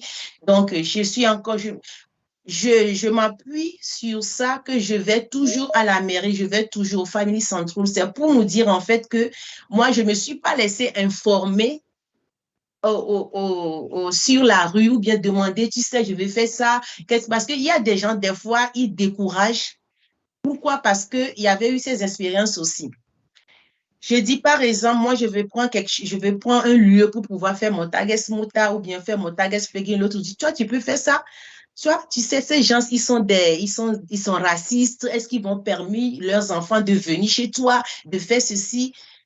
Et toutes ces choses, même de faire la formation en Altenpflegerin, j'ai eu des gens qui m'ont dit, et quand tu t'approches de ces gens, donc, toutes ces choses, ça décourage en fait. Donc, le mieux, je conseillerais que si tu as quelque chose, en tant que femme qui est venue, avec le site regroupement familial, tu ne veux pas rester à la maison. Il faut chercher les services dienst. Le Rathaus est là. Le Family Centrum, c'est dans toutes les villes. Ils s'occupent des choses des familles. Tu te renseignes quelle formation que je peux faire pour pouvoir soutenir et ma famille et la formation et le travail. Donc, c'est pourquoi je souligne tout le temps, je vais à Rathaus, je vais ici et là, parce que c'est eux, en fait, et mon mari qui m'ont encouragé à arriver dans mon domaine. Madame Donc, Mélégnator, ça dure. Je serai obligé de vous interrompre. D'accord. Je vous laisse juste 1 minute, 2 minutes pour pouvoir conclure. Merci beaucoup. Merci beaucoup. Donc là, j'ai fini le truc de management. Donc, je me suis retournée chez eux. Voilà, je vais faire ma propre crèche. Qu'est-ce que j'ai besoin? Ils m'ont donné les choses à faire et tout. Donc, j'ai tout rassemblé. J'ai fini. Ils sont venus faire les constats et tout. Donc, on a fait un contrat. Là, je travaille avec eux. Ils m'envoient les enfants, je travaille et tout. Et donc, dans ça, je me suis permis également à créer mon site de vente. Et c'est là, je vends aussi les choses sur le site de vente, je travaille avec les WAS et les unis avec quelques touches de WAS. Donc, j'ai fait un peu de tout en fait. Donc, j'ai essayé, j'ai osé et j'adore. Et ça a donné quelque chose de positif. Merci. Merci beaucoup, Madame Amerenyata, pour votre présentation. Vous avez utilisé beaucoup de mots allemands dans votre présentation. J'espère bien que nos jeunes frères ont compris parce que je suppose que tout un chacun qui s'est inscrit à ce webinaire aurait déjà une fois ou bien deux fois essayé d'avoir de contact avec quelques mots allemands. Bon, néanmoins, ce n'est pas grave. Nous allons voir comment gérer ça après. Alors, nous allons passer la parole à deux personnes. Ces deux éminents panélistes vont nous parler du niveau de langue. Parce que jusqu'à présent, tout le monde parle de langue. Mais quel niveau de langue faudrait-il avoir? Quel est le niveau requis? Que ce soit pour la formation, que ce soit pour le regroupement familial, que ce soit pour les études, ou bien que ce soit pour le travail. Donc, je vais donner la parole encore à une femme. On a beaucoup de femmes panélistes aujourd'hui. Je vais donner la parole à Madame Folie Akbene pour sa présentation qui va nous donner une information, une très bonne information, un projet financé par l'Union européenne qui va vraiment vous aider. Alors, regardez bien la femme qui va passer maintenant. Si vous avez un problème, quel que soit le problème que vous avez, alors il faut bien regarder la femme là, vous allez la contacter et puis elle est censée vous aider à résoudre ce problème-là parce qu'elle est justement la coordinatrice de AMIF. Qu'est-ce que c'est que AMIF? C'est à elle de détailler ça. Je vous remercie. Madame Folie, vous avez la parole. Merci, M. Tamakle. Merci à tous les organisateurs. Surtout, un merci à notre directeur de l'Institut Goethe, M. Edem Atiogbe, qui m'a fait cet honneur de le représenter ce soir dans cette deuxième conférence webinaire en tant que coordinatrice du projet AMIF. Je vais partager mon écran pour vous parler de ce projet avant d'aborder le niveau de langue dont vous avez besoin pour vos formalités.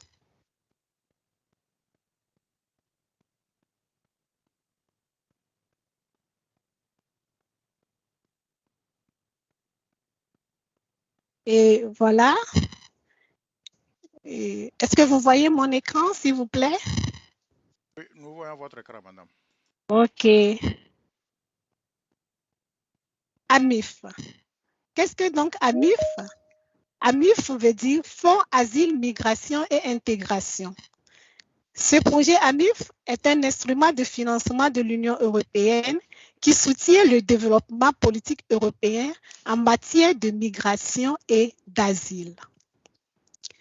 Qu'est-ce que nous faisons? Ici, à Lomé, à l'Institut Goethe, nous préparons les gens sur la vie quotidienne en Allemagne, sur la réalité en Allemagne et sur le monde de travail en Allemagne. Nous avons donc un groupe cible. Notre premier groupe cible constitue les conjoints et conjointes désirant rejoindre leurs partenaires en Allemagne. Notre deuxième groupe cible se focalise sur les travailleurs qualifiés qui prennent la décision de vivre en permanence en Allemagne et d'y travailler. Nous ne mobilisons pas les gens à quitter le pays, mais nous soutenons et accompagnons ceux qui prennent la décision d'eux-mêmes à s'immigrer, à rester en Allemagne et y travailler. Pourquoi nous faisons ce travail? Nos objectifs. Notre premier objectif, c'est de donner des informations aux personnes dès le pays d'origine. C'est-à-dire, ici, nous sommes au Togo. Nous allons vous donner des informations nécessaires pour faciliter l'expérience de la migration.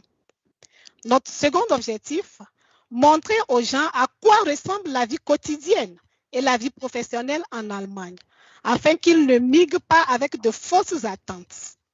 Notre troisième objectif, réduire les incertitudes et les peurs des migrants, C'est-à-dire, il y a des gens, une fois arrivés en Allemagne, ils ont peur pour faire les formalités, les premiers pas nécessaires.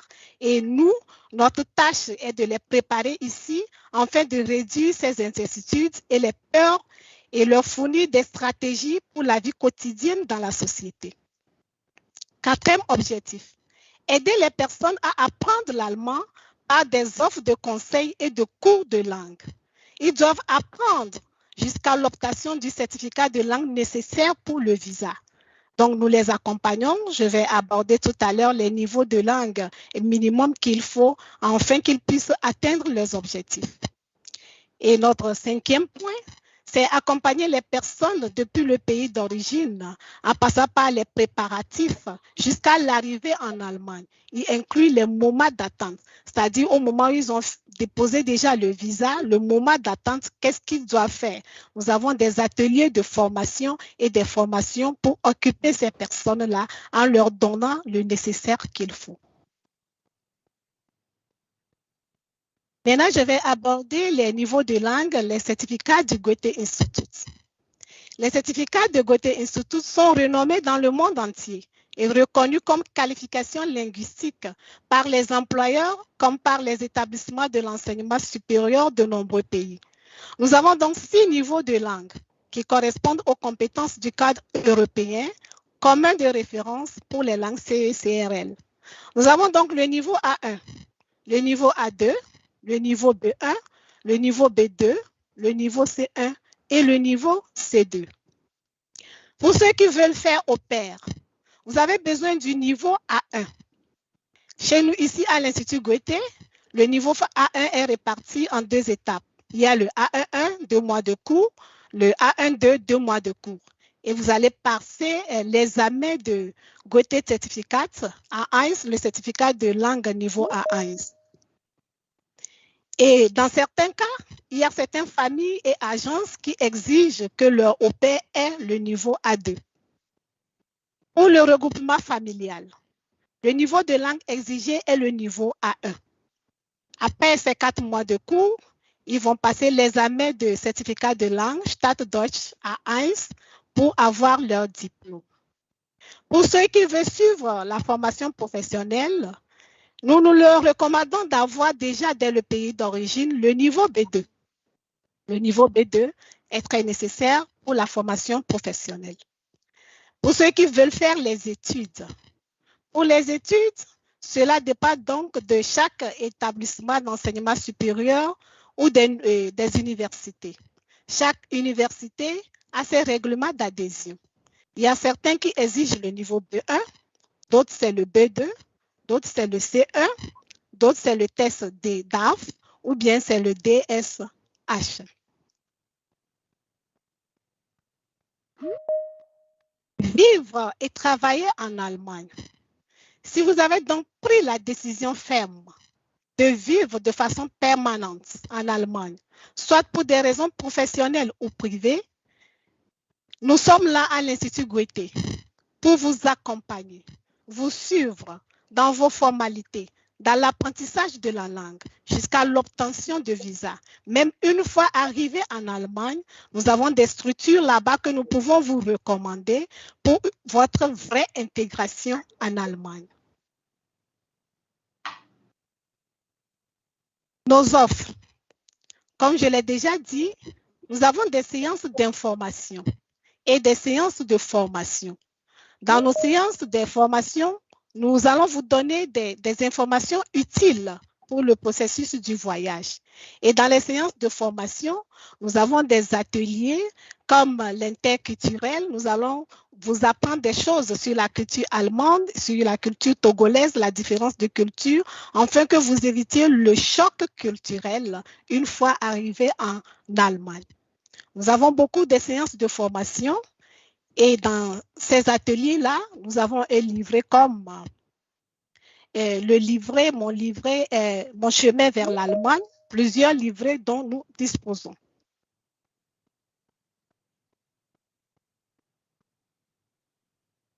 Nos offres en ligne. Et c'est ce dont je parlais tout à l'heure, Mein Weg nach Deutschland, bon, le livret Mon chemin vers l'Allemagne. Vous trouverez ici des réponses aux questions fréquemment posées et des informations utiles sur la vie et le travail en Allemagne, ainsi que des exercices interactifs et ludiques pour pratiquer et améliorer vos connaissances en allemand. Et nous avons pratiqué l'allemand gratuitement. Ici, vous trouverez des exercices d'entraînement pour vous aider à améliorer vos connaissances en allemand. Le livret d'information pour une première orientation en Allemagne. Ici, nous abordons des sujets comme mon premier pas en Allemagne, débuter un emploi, comment débuter un emploi, les finances, la vie familiale, les loisirs, où trouver de l'aide. Puisque nous sommes à l'étranger, où est-ce que nous allons trouver de l'aide? Donc, nous allons vous donner toutes ces informations-là. Nous abordons aussi des sujets comme ici, à droite, mon premier pas en Allemagne, travail, finances, vie familiale également.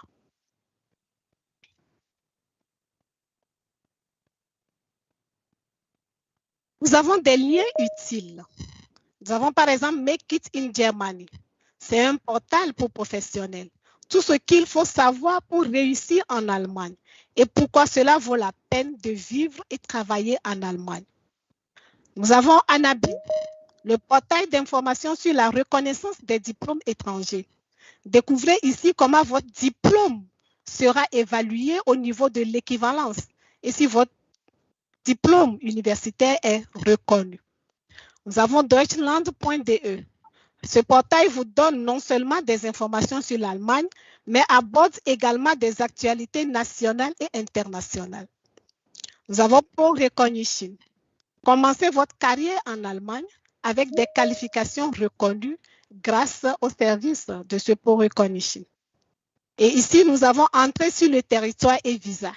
Sur le site internet de l'ambassade d'Allemagne à Lomé, vous trouverez des informations sur les différents types de visas, ainsi que sur les documents nécessaires pour une demande de visa. Nous faisons tout ceci gratuitement. Tous nos services sont gratuits. Et comme je l'ai dit, ce projet est financé par l'Union européenne. Notre bureau, nous sommes à l'Institut Goethe de Lomé ici. Et nous travaillons chaque jour. Pour les conseils personnels, nous recevons les lundis et les mercredis de 10h à 13h. Merci beaucoup. Merci beaucoup, Madame Folly, pour votre brillante présentation. J'ai beaucoup apprécié les nouvelles informations, surtout toutes ces aides-là que vous mettiez gratuitement à la disposition de toute personne désireuse de voyager vers l'Allemagne. Merci beaucoup à toi. Dans le même ordre d'idées, nous allons accueillir un monsieur.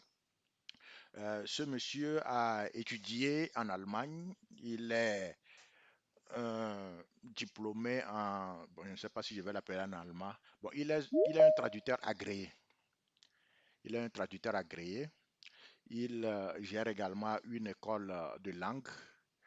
Et nous allons lui donner la parole pour nous exposer dans le même ordre d'idée le niveau de langue qu'il faut acquérir et où et comment faudrait-il acquérir ces niveaux de langue avant de pouvoir partir. Monsieur Kossidonko, comme là, vous avez la parole. Merci.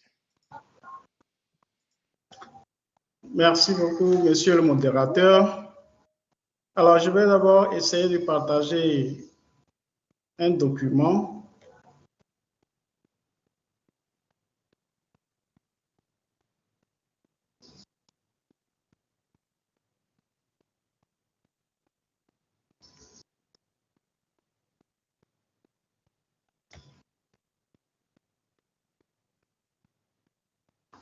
J'espère que c'est visible. Oui, c'est bon. C'est bon. D'accord. Quand j'ai reçu le sous-thème, je me suis demandé, à part au paiement, j'espère que c'est visible, le regroupement familial qui exige. Oui, je vais là. Il n'y a que le B2 qui est encore exigé. Donc, j'ai poussé quand même les recherches pour voir. Votre document ne s'affiche pas complètement. Si vous pouvez l'agrandir davantage en cliquant sur le carré au milieu. Oui, là-bas. C'est bon? Oui, c'est bon maintenant. C'est mieux qu'avant. D'accord. Donc, j'ai poussé les recherches sur makeitingermany.com. J'ai trouvé une liste donc pour détailler le type de visa et le niveau de langue requis. Alors, côté visa de travail pour travailleurs qualifiés, alors je précise que c'est la mise à jour de janvier 2023. Donc, à la fin de ma présentation, vous aurez le lien en bas et vous pouvez avoir accès directement pour revoir ce que j'ai affiché. Donc, visa de travail pour travailleurs qualifiés, aucun niveau de langue spécifique requis. Carte bleue européenne, aucun niveau de langue spécifique requis. Visa de recherche d'emploi, donc titulaire d'un diplôme de formation professionnelle, niveau de langue B1. Visa de recherche d'emploi, titulaire d'un diplôme universitaire, aucun niveau de langue spécifique requis. Visa pour la reconnaissance des qualifications professionnelles étrangères, niveau de langue A2. Visa pour formation professionnelle, niveau de langue B1. Visa pour recherche d'une place de formation, niveau de langue B2. Visa pour l'exercice d'une activité indépendante, aucun niveau de langue spécifique requis. Visa pour études, en règle générale, niveau de langue B2 en fonction du cursus. Visa pour candidature à l'université, exigence linguistique des études envisagées. Visa de recherche, aucun niveau de langue spécifique requis. Visa pour l'apprentissage de l'allemand, aucun niveau de langue spécifique requis. Visa pour un stage académique, UE, aucun niveau de langue spécifique requis. Et à la fin, visa pour spécialiste en informatique sans qualification formelle, niveau de langue B1. Maintenant, je vais partager ma présentation.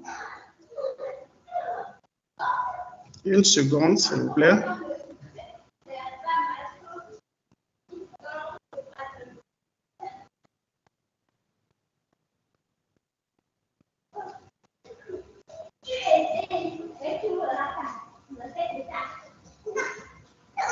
Voilà. Donc, c'est le point 1 que je viens de lire. Maintenant que nous savons qu'il est très important d'avoir un niveau dans la langue, le problème qui se pose, c'est que beaucoup n'ont pas de moyens financiers et j'ai fait les recherches pour pouvoir leur donner, alors, disons, de l'espoir. Il est possible de voir sur Internet les applications, les sites ou bien les cours de langue donc gratuits qu'offrent certains, disons,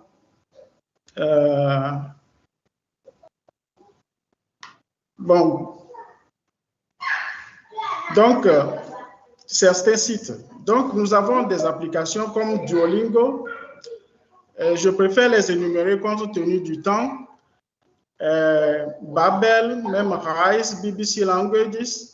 Alors, BBC Languages, là, on connaît BBC en tant que média, donc étranger, mais il offre également une plateforme pour l'apprentissage d'une quarantaine de langues. Et donc, parmi celles-ci, l'allemand. Donc, vous avez la grammaire, le vocabulaire et beaucoup d'autres choses. En tout cas, tout ce dont vous avez besoin pour maîtriser l'allemand. Alors, au niveau des sites Internet, nous avons Weblink, Deutschinfo, Sprachcafé, Alticia, Lingoda, alors Goethe-Institut, pour ne pas commettre un crime de lèse-majesté, Lingocratie et puis Langue 8 ou bien Langue 8. Donc, avec ces sites-là, vous avez droit à des cours, à des podcasts, à des vidéos qui vous permettent donc d'apprendre normalement selon le niveau que vous désirez et perfectionner votre langue. Ensuite, nous avons les formations en ligne ou les cours en ligne gratuits.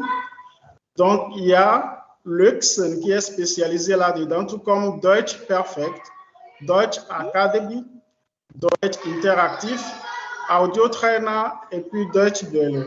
Alors, Deutsche Welle, c'est également un média allemand qui émet à l'étranger, mais qui s'occupe également de l'apprentissage de la langue. Ainsi, il propose des séries, donc selon le niveau, et nous avons par exemple Deutsch warum nicht, donc qui peut vous aider en tant que débutant jusqu'à la phase intermédiaire et même jusqu'à perfectionner la langue. Il y a également Radio D. Donc, c'est le même principe. Si vous suivez cette radio-là avec ses émissions, à la fin, vous sortez avec le même niveau comme si vous avez appris la langue au niveau de l'Institut Goethe ou bien dans un autre centre ou institut de langue. Alors, vous avez besoin de dictionnaires et de conjugueurs. Donc, j'ai répertorié ici 2 conjugueurs. Il y a Reverso. Vous tapez un verbe que vous ne connaissez pas en allemand et vous avez besoin de sa conjugaison selon un temps. Donc, Reverso fait ce boulot-là, tout comme Lingolia. Donc, les 2 sont des conjugueurs et c'est gratuit. Alors, concernant les dictionnaires, moi, mon préféré, c'est leo.org parce que ça donne une explication, une définition précise. Enfin, vous avez l'équivalent par excellence. Donc, c'est ça que je conseille également à mes apprenants. Et Linky, par contre, c'est un comparateur de traduction. Donc, vous avez également, selon le contexte, l'utilisation du mot. Alors, Ponce en ligne, bon, je ne l'admire pas vraiment, mais il faut l'ajouter, et Reverso Dictionary. Donc, voilà les dictionnaires que j'ai relevés. Mais si vous avez accès alors à mes liens, vous pouvez alors trouver d'autres ressources plus complètes. Voilà. Alors maintenant, où est-ce qu'il faut apprendre la langue ici au Togo? Donc, à part l'Institut Goethe qui nous a fait quand même honneur à ne pas bloquer la voie à d'autres centres ou instituts. Donc, moi-même, j'ai mon centre ici à Topoint Solidarité. Pour ceux qui connaissent ISMAD, donc l'Institut de l'ancien Premier ministre Kwasi Cloutier, eh bien, je suis juste en face et je me donne comme mission d'aider alors tous ceux qui veulent, tout candidat qui veut aller alors en Allemagne, puisque le cours de langue est obligatoire, donc je me propose de les aider. Alors, de formation, je suis traducteur, donc Mon titre, c'est normalement diplôme UBAZETA. Le modérateur n'arrive pas à préciser. En français, on dira traducteur diplômé. J'ai vu que ce n'est pas usité. Donc, c'est plutôt traducteur professionnel qu'on dit. Donc, concernant vos traductions, eh bien, essayez de trouver un bon traducteur parce que cela, il va de notre crédibilité. Si aujourd'hui l'ambassade d'Allemagne n'a pas donné une réponse fiable, si vous cherchez un traducteur, c'est parce que on a fourni tout un amalgame qui nous déshonore. Donc, cherchez un bon traducteur qui va alors traduire vos documents selon les normes. Donc, à part mon institut ou mon centre, j'ai répertorié également CLIRAP, qui est au niveau de Champion à Dido Gomé. Eux, je crois, ils ont également obtenu le centre d'examen, donc concernant ESD. Ensuite, il y a Kursraum qui est à Kege, et beaucoup sont passés également par là. Nous avons Institut World Light, c'est à Cordolia Copé, au niveau du MRS, donc après Air Côte d'Ivoire. Et nous avons au niveau de Adidjolé, nous avons Amor Group. Donc, c'est proche d'une école que j'oublie. Donc, voilà à peu près les informations que je voulais ajouter, puisque les autres, donc les panélistes précédents, ont déjà donné tout ce qu'il faut. Donc, merci de votre attention. Pour une fois encore, je mets l'accent sur mes liens.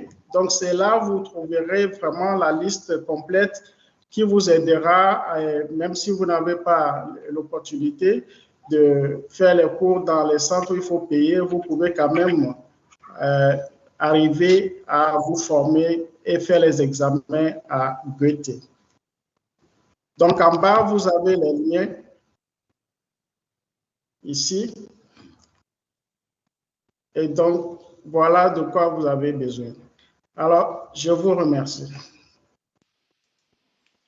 Merci beaucoup à M. Kossu Donko pour sa présentation. Je tiens à souligner que tout ce que nous faisons ici, c'est gratuit. Nul n'est obligé de suivre ce que nous faisons ici, mais c'est dans votre intérêt de faire la part des choses et de pouvoir évoluer. Au-delà de ça, je tiens à préciser que malgré les opportunités que M. Kossu Donko a énumérées pour que les gens puissent apprendre les langues gratuitement, n'oubliez pas que quel que soit votre niveau de langue, quel que soit le fait que vous allez évoluer, vous devrez forcément passer par Goethe Institute pour pouvoir faire valider vos acquis par un examen. C'est très important. C'est très important. Mais néanmoins, je recommande à tout un chacun au moins d'avoir un enseignant une fois passant. Parce que parfois, on croit bien avoir tout compris, on croit bien avoir bien tout prononcé. Mais lorsque vous êtes en face d'une personne autre qui maîtrise encore mieux la langue, là, vous allez remarquer que, ah, ceci, je ne l'avais pas autant compris. Et cette personne est là, c'est pour pouvoir vous compléter et vous aider. Merci beaucoup à M. Kossu Donko. Nous allons continuer avec une... malheureusement, nous devrons avoir une représentante de l'ambassade d'Allemagne au Togo. Malheureusement, elle n'a pas pu venir. Néanmoins, nous allons vous rediffuser l'exposé qu'elle avait fait. Selon mes renseignements, ce qu'elle avait exposé il y a 2 ans, ce sont les mêmes informations qui sont toujours d'actualité au niveau de l'ambassade d'Allemagne pour pouvoir demander le visa. Donc, je vais prier aux techniciens de partager la présentation de Madame Volke Anne. Bonne audition à vous.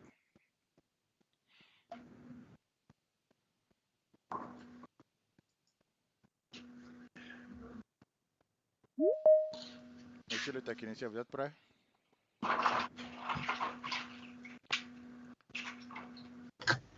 Un instant, un instant. Si vous n'êtes pas prêt, on pourrait prendre notre panéliste en attendant. Ouais, prenez un autre panéliste en attendant. D'accord. Donc, nous allons donner la parole à un de nos frères ici, très dynamique, très mobile, très habile, qui va vous exposer sur un thème très important. Quand vous arrivez nouvellement en Allemagne, qu'est-ce qu'il faut faire? Quels peuvent être vos leviers? Où est-ce que vous devrez essayer d'avoir certaines informations pour que votre arrivée sur le terrain soit vraiment idéale que possible? Donc, nous allons donner la parole à M. Koumaï Abdou pour pouvoir nous faire l'exposé. Merci. Monsieur Koumaï, vous avez la parole. Monsieur Festus. Oui. Je peux vous couper. Je vois sur mon écran, il y a un certain Alassani qui a ouvert sa caméra et qui est couché. Est-ce que tout va bien là-bas?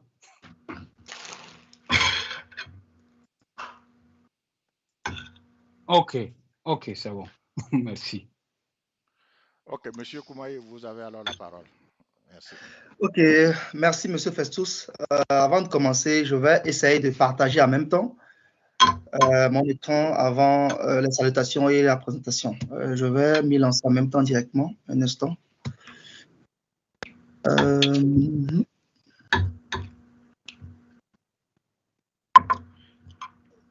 Est-ce que mon écran se fait voir autant pour moi? Pas encore, mais je pense que c'est un téléchargement. C'est un téléchargement. Toujours pas? Peut-être qu'il fallait le lancer.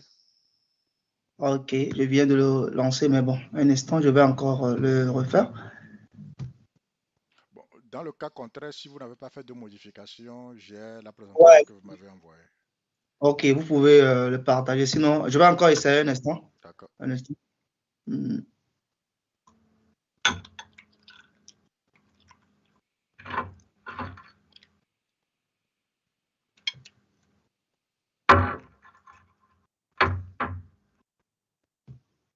Est-ce qu'elle se fait voir? Non, toujours pas. Bizarre. Monsieur Olivier. Ouais. Vous avez la présentation de Monsieur Koumaï à votre niveau. Vous pouvez la partager.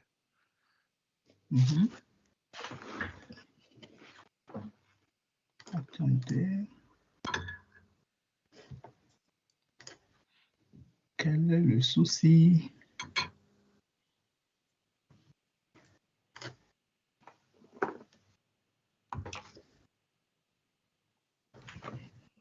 Toujours pas? Il y a un problème technique. C'est pas d'où ça vient, je ne vois plus. Donc, je vais essayer de partager à mon niveau. Ouais, essayez voir.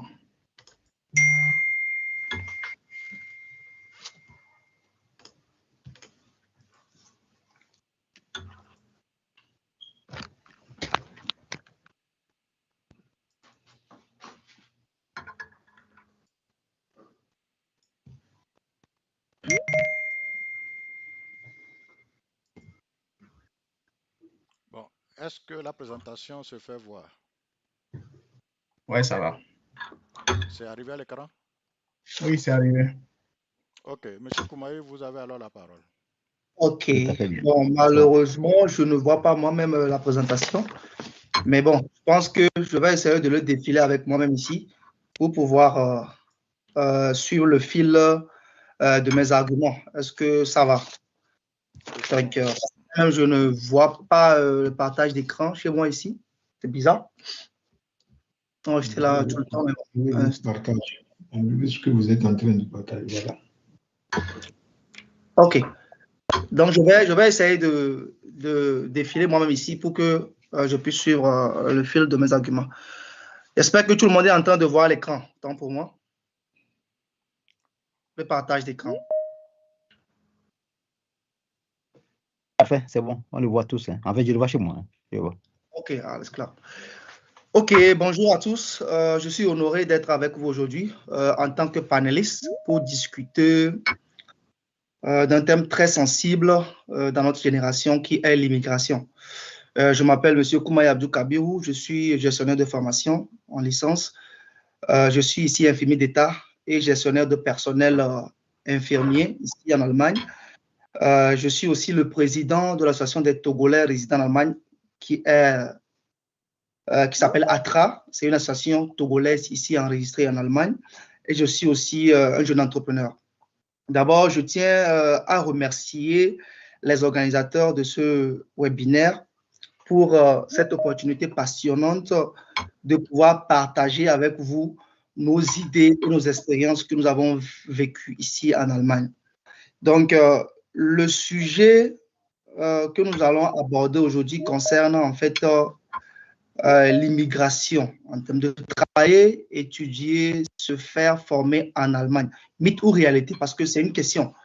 Donc, il faudrait vraiment apporter les arguments qu'il faut pour pouvoir voir est-ce que c'est possible en fait. Donc, c'est un thème très important que moi je trouve personnellement très capital pour le développement socio-économique de notre pays parce que la diaspora joue un rôle très important dans le développement de nos pays. Donc, c'est pour ça que c'est très important de pouvoir savoir en fait les clés et les opportunités qu'il y a en termes d'immigration. Donc, en tant que panéliste, je vais en même temps essayer de remercier tous les partenaires, tous ceux qui sont là et qui ont aussi apporté leur plus en termes d'information pour pouvoir écouter ce webinaire. Et j'en tiens à remercier tout le monde. Donc, sans attendre, je vais essayer d'aborder mon thème. Mon thème concerne en fait votre premier pas en Allemagne. Quel rôle jouent en fait les associations? D'abord, je vais commencer avec un petit mot que moi j'ai formulé. Nous avons plus besoin d'une immigration professionnelle que d'une immigration occasionnelle. Autant pour moi, parce qu'il faudrait que notre immigration ici en Allemagne soit vraiment professionnelle et non occasionnelle. Parce que les gens trouvent des occasions pour voyager. Non, plutôt, on a plutôt besoin d'une immigration professionnelle. C'est pour ça que nous faisons ça, pour que les gens puissent avoir les informations précises, pour pouvoir vraiment savoir quoi faire, pour pouvoir arriver. Donc, j'ai préparé ma petite présentation avec, dans 3 domaines. Ça serait d'abord parler de ce qu'il faut savoir en premier. D'abord, les rôles des associations dans vos premiers pas en Allemagne et comment trouver des associations ici en Allemagne et des conseils pratiques.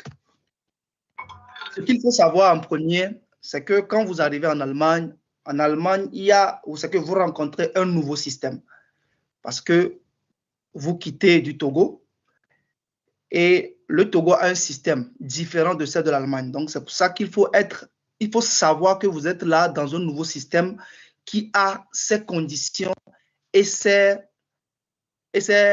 rouages qu'il faut vraiment respecter. Vous arrivez aussi dans un nouveau climat.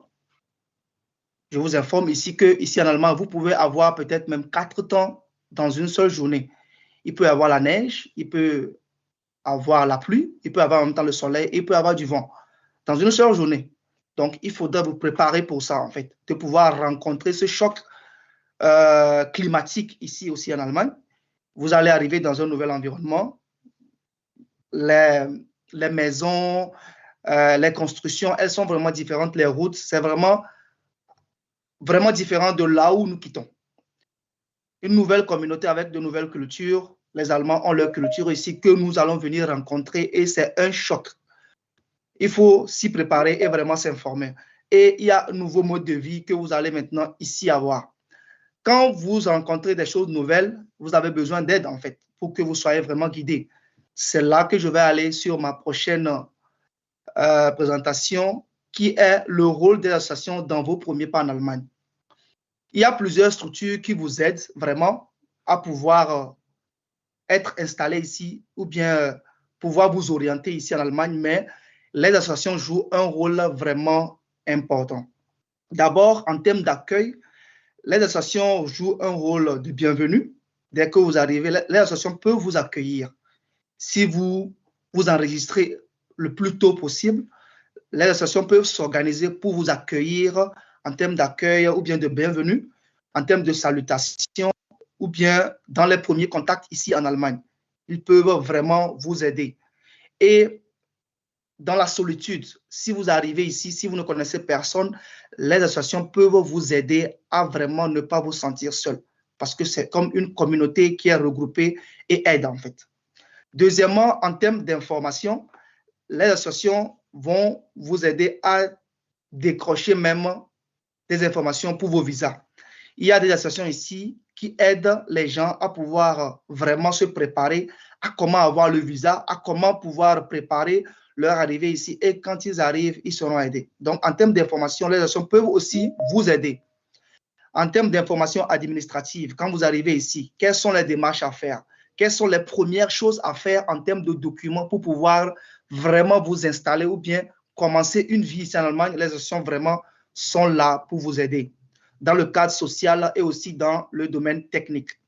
Rapidement, sur le troisième point, les associations peuvent vous aider aussi en termes d'assistance matérielle, psychologique et financière.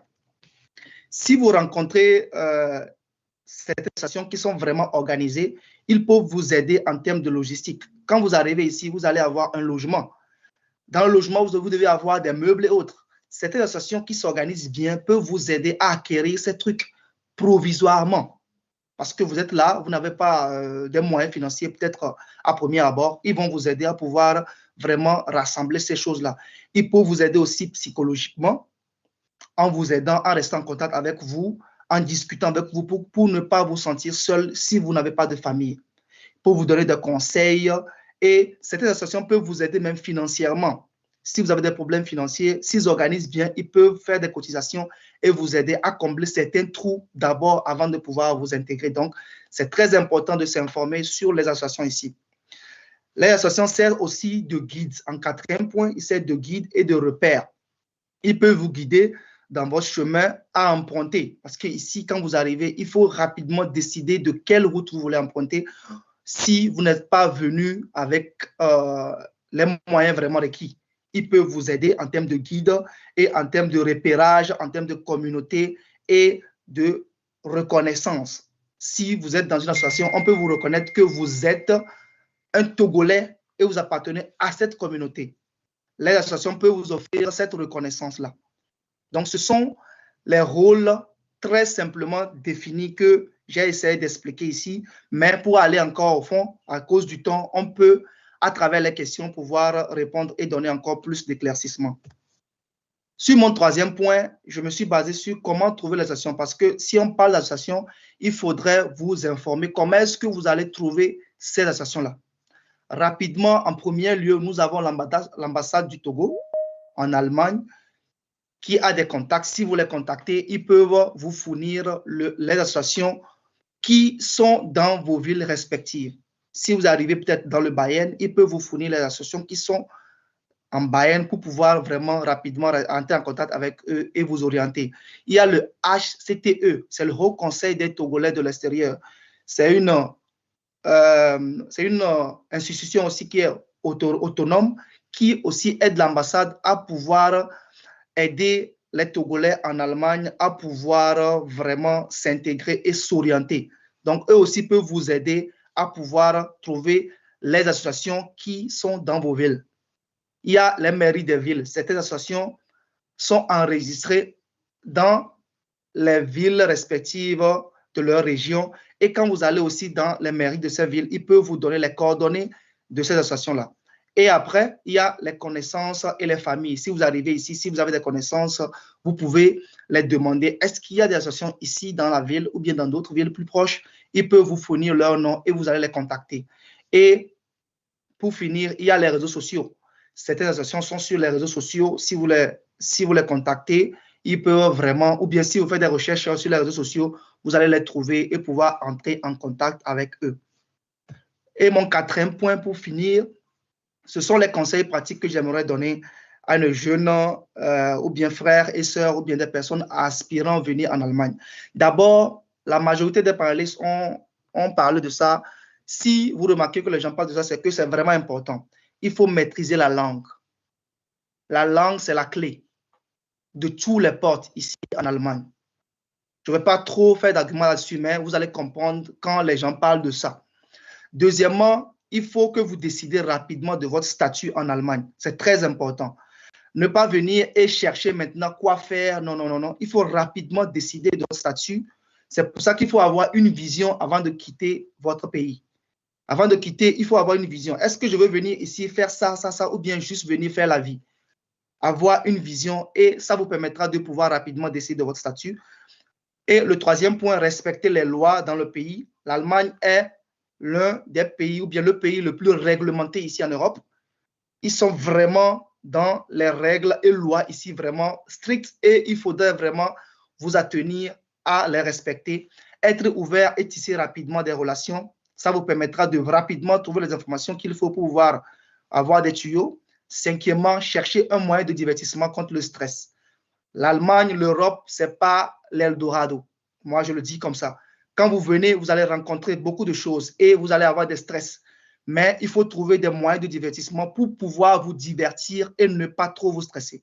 Et pour finir, profitez de votre séjour. Vous vous êtes battu avant de pouvoir arriver en Allemagne, donc essayez de profiter, essayez de sortir, essayez de vraiment profiter de votre séjour en Allemagne pour pouvoir vraiment vous intégrer parce que c'est très important de profiter. Et pour finir, pour plus d'informations, nous sommes une association qui est à Regensburg, plus précisément dans le Bayern, proche de Munich. Si vous avez besoin des informations en termes d'aide pour pouvoir arriver ici, pour vous orienter, nous sommes là. Notre association s'appelle l'Association des Togolais résidant en Allemagne. Nous avons un email, nous avons un site web et nous sommes aussi sur les réseaux sociaux. Vous pouvez nous contacter et nous pouvons vraiment vous aider dans ce sens. Et pour finir, je vais essayer de finir avec un adage en allemand qui dit souvent, en allemand on dit souvent, Fragen kostet nicht. Et ça veut dire, demander ne coûte rien. En Allemagne, c'est très important de demander parce qu'il y a beaucoup de choses à savoir. Et quand vous demandez, vous serez informé. Si vous ne demandez pas, vous ne serez jamais informé et savoir quoi faire et vous allez vous perdre.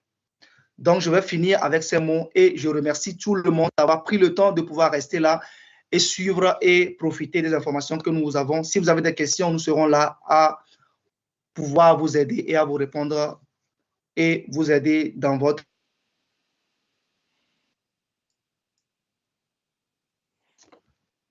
Merci beaucoup, Monsieur Koumaï. Je ne sais pas si on a écouté la fin de la phrase parce que c'était un peu coupé brusquement, mais je pense que ce n'est pas grave. Nous allons continuer avec deux autres panélistes. Ces deux panélistes-là vont nous entretenir sur un sujet intéressant qui consiste à savoir est-ce que le chemin retour, parce que ici nous sommes là en train de parler de venir, venir, venir. Mais n'allez pas croire que quand vous venez, que vous serez kidnappé ici. Personne ne va pas vous retenir ici. Donc il y a des possibilités, il y a des moyens qui vont vous permettre de pouvoir retourner chez vous, si vous le voudrez bien, ou bien vivre à cheval entre l'Allemagne et le Togo. Donc nous allons donner la parole à Monsieur Nayante Lambert, le co-organisateur de l'événement, pour son exposé. Monsieur Nayante Lambert, PDG de Galafi Group, vous avez la parole. Oui, merci DP pour ce webinaire. Malheureusement, je ne peux pas te partager mon écran. Je t'avais déjà dit ça, que mon caméra, je ne sais pas ce qui se passe. J'ai tout essayé, ça ne passe pas. Mais bon, tu as mon slide et tu peux me les partager pour que je puisse résoudre l'équation en expliquant aux gens que la diaspora est une force en marche de retour en Afrique. Mais avant de commencer, j'ai apprécié beaucoup tous les autres panélistes qui viennent de passer et tout ce qu'ils ont eu à dire. Mais je vais revenir en arrière pour un petit mot.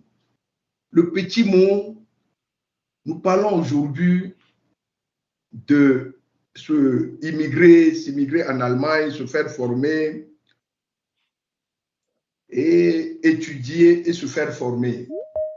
J'ai une chose à dire, que la formation au Togo, il ne faut pas qu'on la considère aussi que ce n'est pas une bonne formation. Notre formation est vraiment adaptée pour votre introduction ou bien vos premiers pas en Allemagne. Je vais vous dire, je vais vous raconter une petite histoire. En 2019, nous avons essayé avec l'Agence nationale pour la promotion de l'emploi de sélectionner certains auxiliaires médicaux. La demande étant exponentielle en Europe et surtout en Allemagne, j'ai eu moi-même à sélectionner au moins 120 auxiliaires médicaux dans le but de se faire former en Allemagne encore plus et de leur donner des possibilités de travail pendant 2 ans afin de revenir renforcer les soins de santé au Togo. Et j'ai participé à faire la reconnaissance des diplômes. J'ai des preuves sur ça. Et ce qui nous avait été dit, l'immigration en Allemagne, c'est individuel. Vous ne pouvez pas le faire dans le groupe. Ceux qui disent, oui, je vais vous trouver les visas, vous allez aller. Non, ce n'est pas comme ça que ça se fait. Même pour faire les études, ce que nous sommes en train de vous dire aujourd'hui, c'est individuel. Toutes les démarches doivent être individuelles. Je ne peux pas, en tant que père de famille, prendre mes enfants et aller à l'ambassade, dire, bon, donnez-leur le visa, ils veulent aller étudier en Allemagne. Non, non. S'ils ont des diplômes, tout est individuel. Donc, ceci dit, l'État en Allemagne qui s'occupe de la reconnaissance des diplômes du Togo en matière de soins de santé, les auxiliaires médicaux, c'est ce que nous appelons le Betik Regierung Düsseldorf. Nous avons envoyé tout le cursus de la formation des auxiliaires médicaux du Togo. C'est moi-même qui l'ai fait. Et la réponse était que la formation qu'ils reçoivent ici au Togo cadre avec la formation en Allemagne, mais pour pouvoir être accepté, il faut ajouter certaines heures de formation et de pratique. Puisqu'en Allemagne, pendant 3 ans, ils ont 2100 heures de théorie et 2500 heures de pratique, ce qui fait en tout 4600 heures pour pouvoir être, comment vous l'appelez, sage-femme ou bien auxiliaires médicaux et travailler dans les EHPAD et comme ça. Donc au Togo, on a remarqué que la formation étant bien faite, il manquait juste 360 heures pour les apprenants, pour les Togolais et Togolaises qui veulent aller travailler là-bas. C'est juste faire un aperçu et vous dire que même si vous avez des formations ici, il y a ce que nous appelons le Gleichwertigkeit. Ça veut dire faire la reconnaissance de vos diplômes, comme M. Balouki, Antoine vient de le dire, comme les autres ont eu quand même à l'évoquer, pour vous permettre quand même de s'intégrer. Merci bien. Revenons à ce que je voulais vous dire sur le retour sur la terre de nos aïeux. Est-ce que après vos formations, vous pouvez revenir? Rappelez-vous, je vous ai dit que notre objectif n'était pas de faire la fuite des cerveaux dans le domaine médical, mais de les mener à acquérir d'autres connaissances permettant de revenir renforcer les soins de santé dans nos pays et de gagner aussi pleinement leur vie. Donc, on nous dit que 60% des talents, vous pouvez aller sur le slide, 60% des talents de la diaspora souhaitent revenir. Pourquoi cet engouement et comment expliquer une telle attractivité? Je vous rappelle qu'il y a 23 000 diplômés en Afrique qui immigrent chaque année dans les pays du Nord. 23 000. Et immigrer, j'ai vu tous les panélistes qui ont eu à parler du coût, il faut avoir 900 €, 600 € et consorts, c'est qui donne la mobilisation de près de 4 milliards de dollars chaque année. Je vous parle de 4 milliards de dollars que les diplômés africains dépensent pour aller. Le contraire aussi est possible. Après la formation, nous demandons toujours de choisir surtout des cursus qui nous manquent aujourd'hui dans nos terrains, sur le terrain aujourd'hui. Il y a deux jours, j'ai fait une réunion avec une société qui veut s'installer au Togo, qui a besoin de 160 employés. 160. Vous savez là où il les a trouvés? Au Kenya, en Côte d'Ivoire, parce que nos cursus de formation ne respectent pas tellement les réalités actuelles. Au fait, c'est la mise en place d'une bourse et les expertises ne sont pas là. Donc, nous demandons aux jeunes, au lieu de vouloir faire des formations en Allemagne qui ne peuvent pas leur ouvrir la porte du retour, de choisir des structures qui peuvent leur permettre de revenir dans le pays et de pouvoir s'épanouir. Bon, l'autre, l'attractivité de l'Afrique. Les nouvelles technologies aujourd'hui nous permettent de développer, nous amènent à développer des emplois du futur. Quand je prends dans mon domaine où j'évolue le plus souvent, l'agriculture, aujourd'hui, il nous faut géolocaliser les tracteurs. Il nous faut géolocaliser les sites qui sont exploités. Il faut qu'on sache aujourd'hui tenter combien de producteurs ont pu récolter le maïs, le soja et tout ça.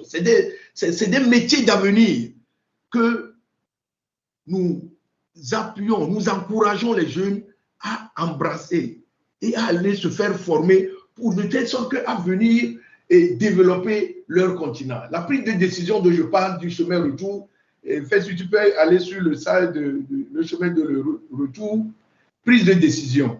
La prise de décision ne se fait pas en un seul jour.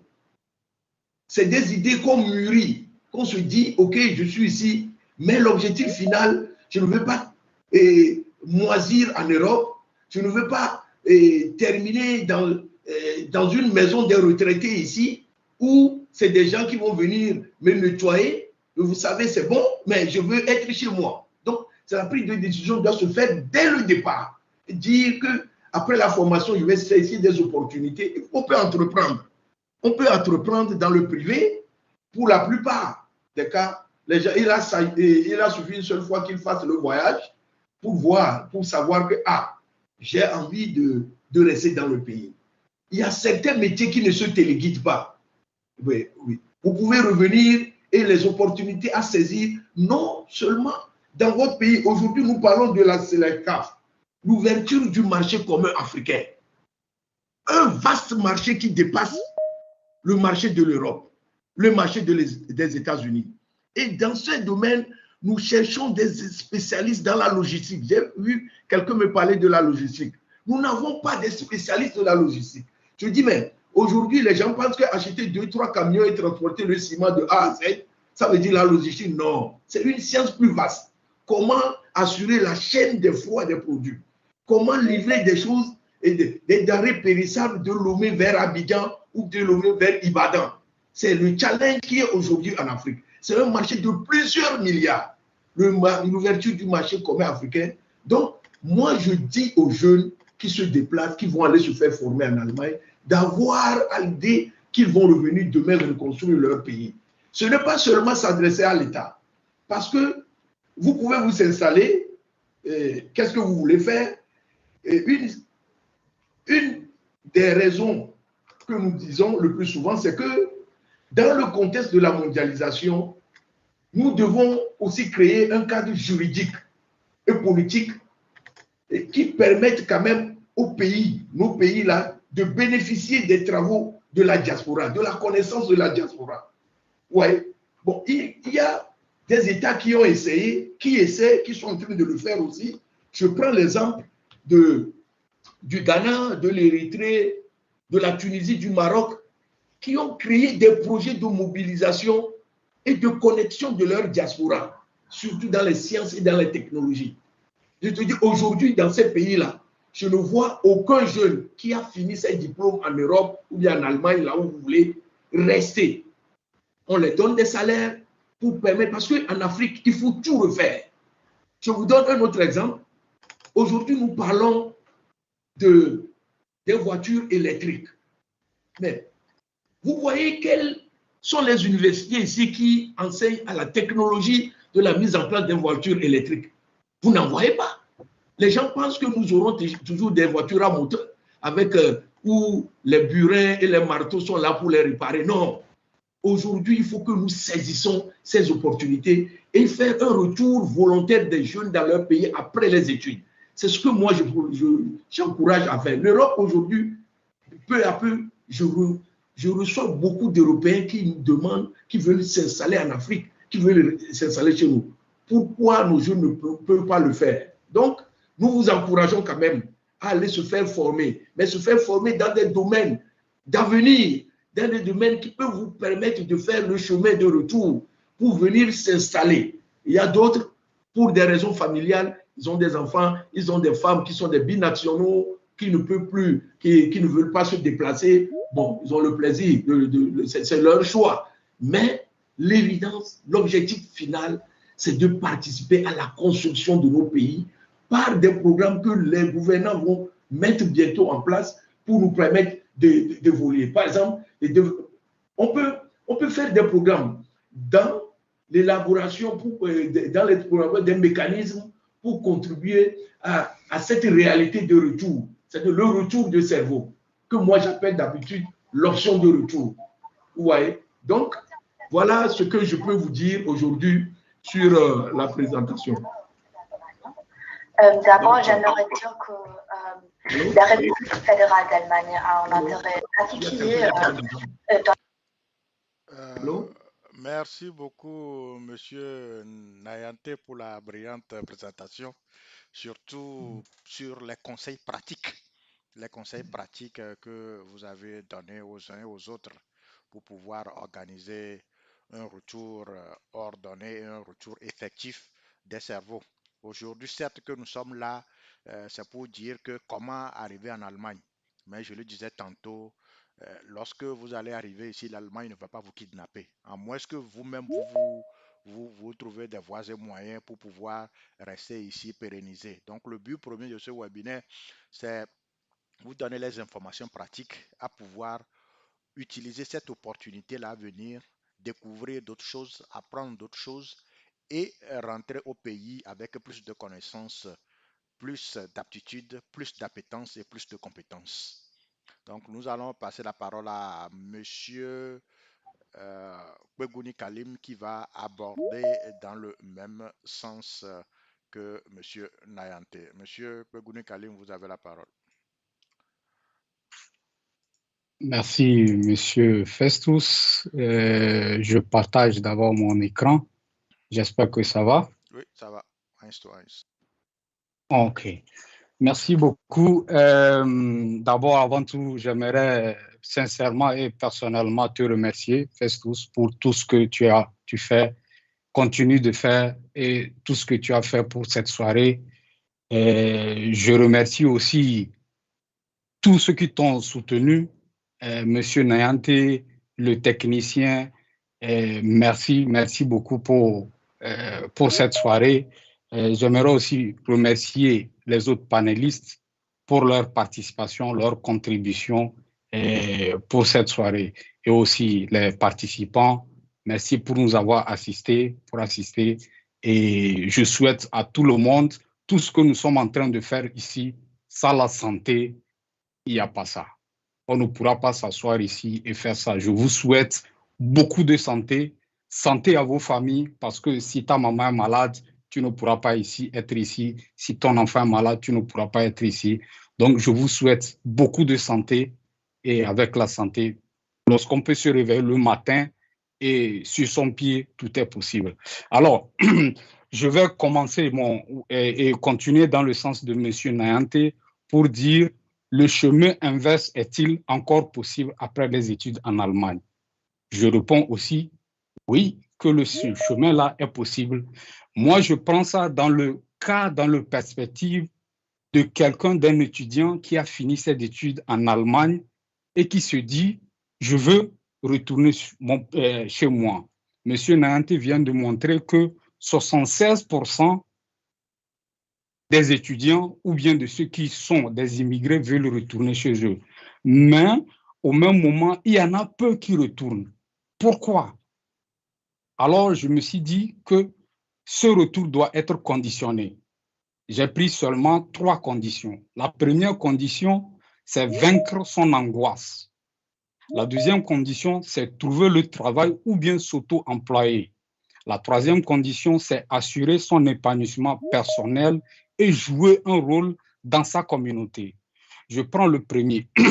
Je dis vaincre son angoisse du retour au pays. Pourquoi est-ce que malgré 76% qui souhaitent retourner, pourquoi on trouve peut-être seulement que c'est 20% qui retournent?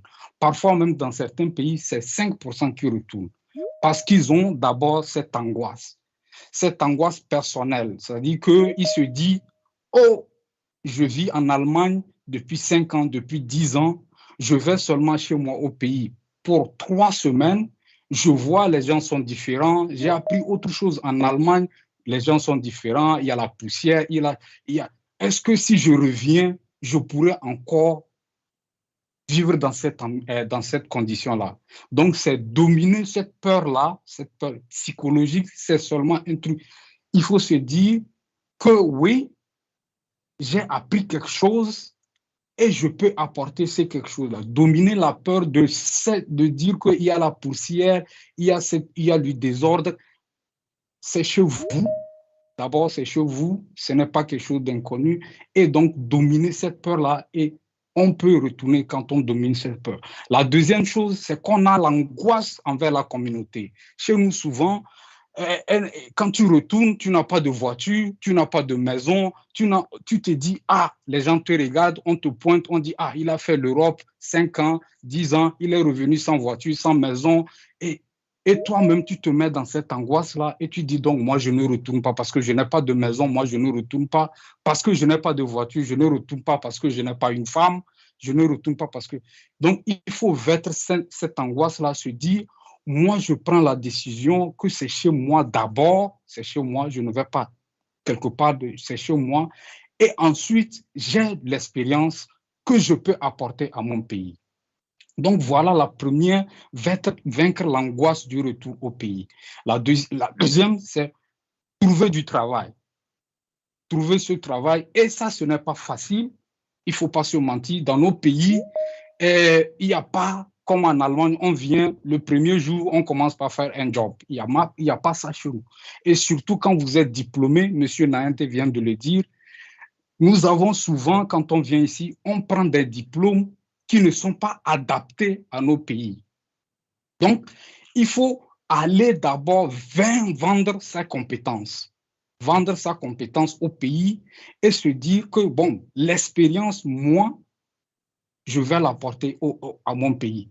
Et vendre ses compétences, il faut aller, si vous voulez travailler pour l'État, vous allez d'abord au ministère de la fonction publique. Le ministère est ouvert pour tout le monde que vous soyez. Nationaux, internationaux ou binationaux, le ministère est ouvert.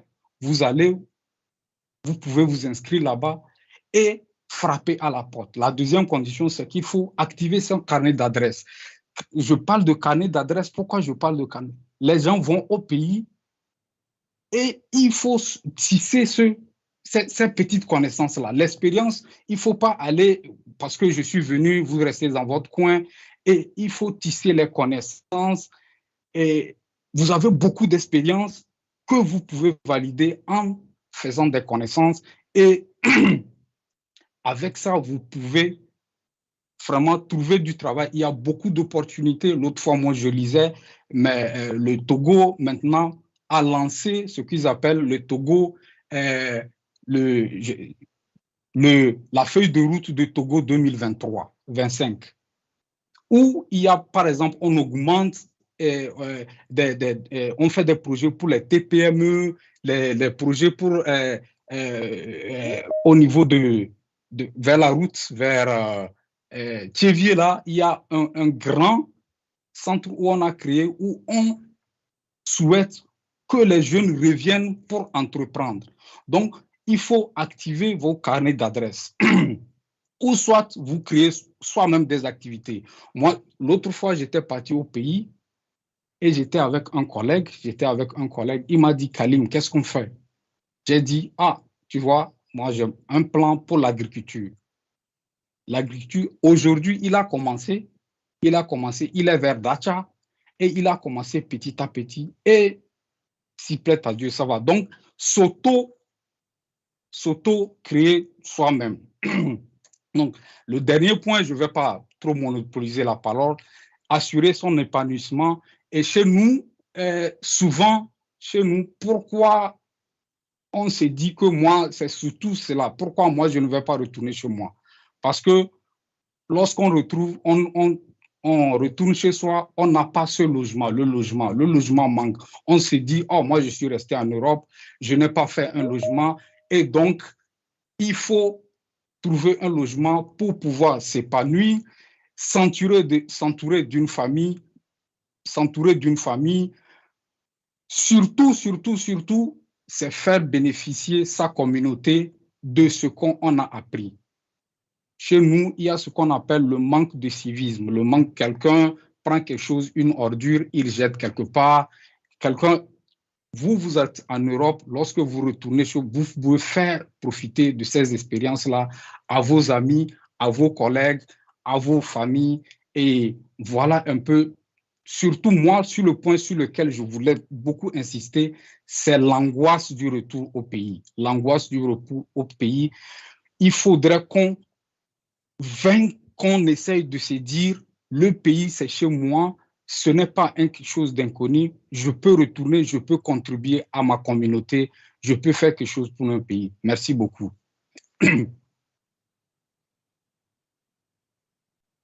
Merci beaucoup à M. Kalim pour sa brillante présentation. Nous allons recevoir encore 2 panélistes et puis nous allons passer à la séance des questions-réponses. Donc, pour pouvoir évoluer dans le même ordre d'idées, nous disions tantôt, bien les 2 panélistes qui étaient passés précédemment, nous avaient entretenu sur le fait de comment s'organiser pour pouvoir retourner au pays, de comment aussi choisir les études ou bien les types de formation que nous voulons faire ici. Néanmoins, il y a d'autres personnes qui sont à cheval entre l'Allemagne et le Togo, c'est-à-dire ils sont tantôt en Allemagne, ils sont tantôt au Togo, ils ont des entreprises au Togo, ils ont des entreprises en Allemagne et ils sont là à balloter entre les 2 pays. Donc, ils sont à cheval entre le Togo et l'Allemagne. Madame Atou Carole va se faire l'estime honneur de nous présenter cette partie. Madame Atou, vous avez la parole.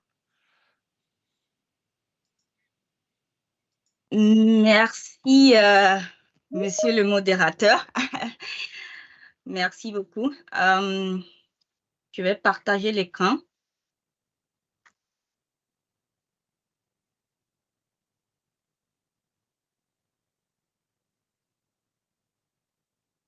C'est parfait, on vous voit. Et bon. Oui, monsieur le modérateur, encore une fois, bonjour. Bonjour, mesdames et messieurs du panel. Moi, mon terme, c'est pas vivre à l'inverse ou bien le chemin inverse. Je ne suis pas encore prêt, disons. Donc, j'ai choisi le terme comment vivre à cheval entre le Togo et l'Allemagne. Donc, c'est ma part de mission dans cette cuisine togolo-allemande, disons. Qui suis-je? Moi, c'est Amina. Certains me connaissent comme Carole. Oui, je suis ingénieure en énergie et électricité. J'avais fait ma formation d'électronique avant.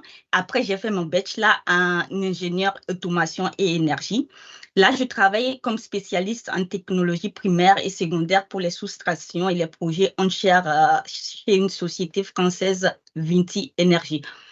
Et mes activités secondaires, je suis membre de Novici Berlin-Brandenburg, que le frère disait tantôt que les associations sont importantes. Donc, on est là pour vous si vous êtes à Berlin-Brandenburg. Et je suis la CEO de la marque Lonondimo, des boissons énergétiques produites en Allemagne et promoteur événementiel à Berlin. Bon, c'est un peu le plan de ce que je vais parler aujourd'hui. Allons-y alors. Comment vivre à cheval entre le Togo et l'Allemagne? Dans mon cas, moi, je dirais plutôt vivre à cheval entre l'Allemagne et le Togo. Et la question qui s'y pose, c'est pourquoi vivre à cheval entre l'Allemagne et le Togo? Personnellement, je réponds toujours à cette question par la phrase allemande qui dit « Zu Hause ist es am schönsten », chez soi. Et dans mon cas, des fois, on se demande c'est où chez soi? C'est l'Allemagne ou bien c'est le Togo? Ouais, alors, donc, ça fait qu'on choisit de vivre à cheval entre l'Allemagne et le Togo. Donc, il y a beaucoup de raisons et de motivations qui permettent ou bien qui donnent raison à une personne de vivre à cheval entre l'Allemagne et le Togo. Il y a les raisons personnelles comme l'attachement familial, home sweet home que je venais de parler, le climat et la vie sociale.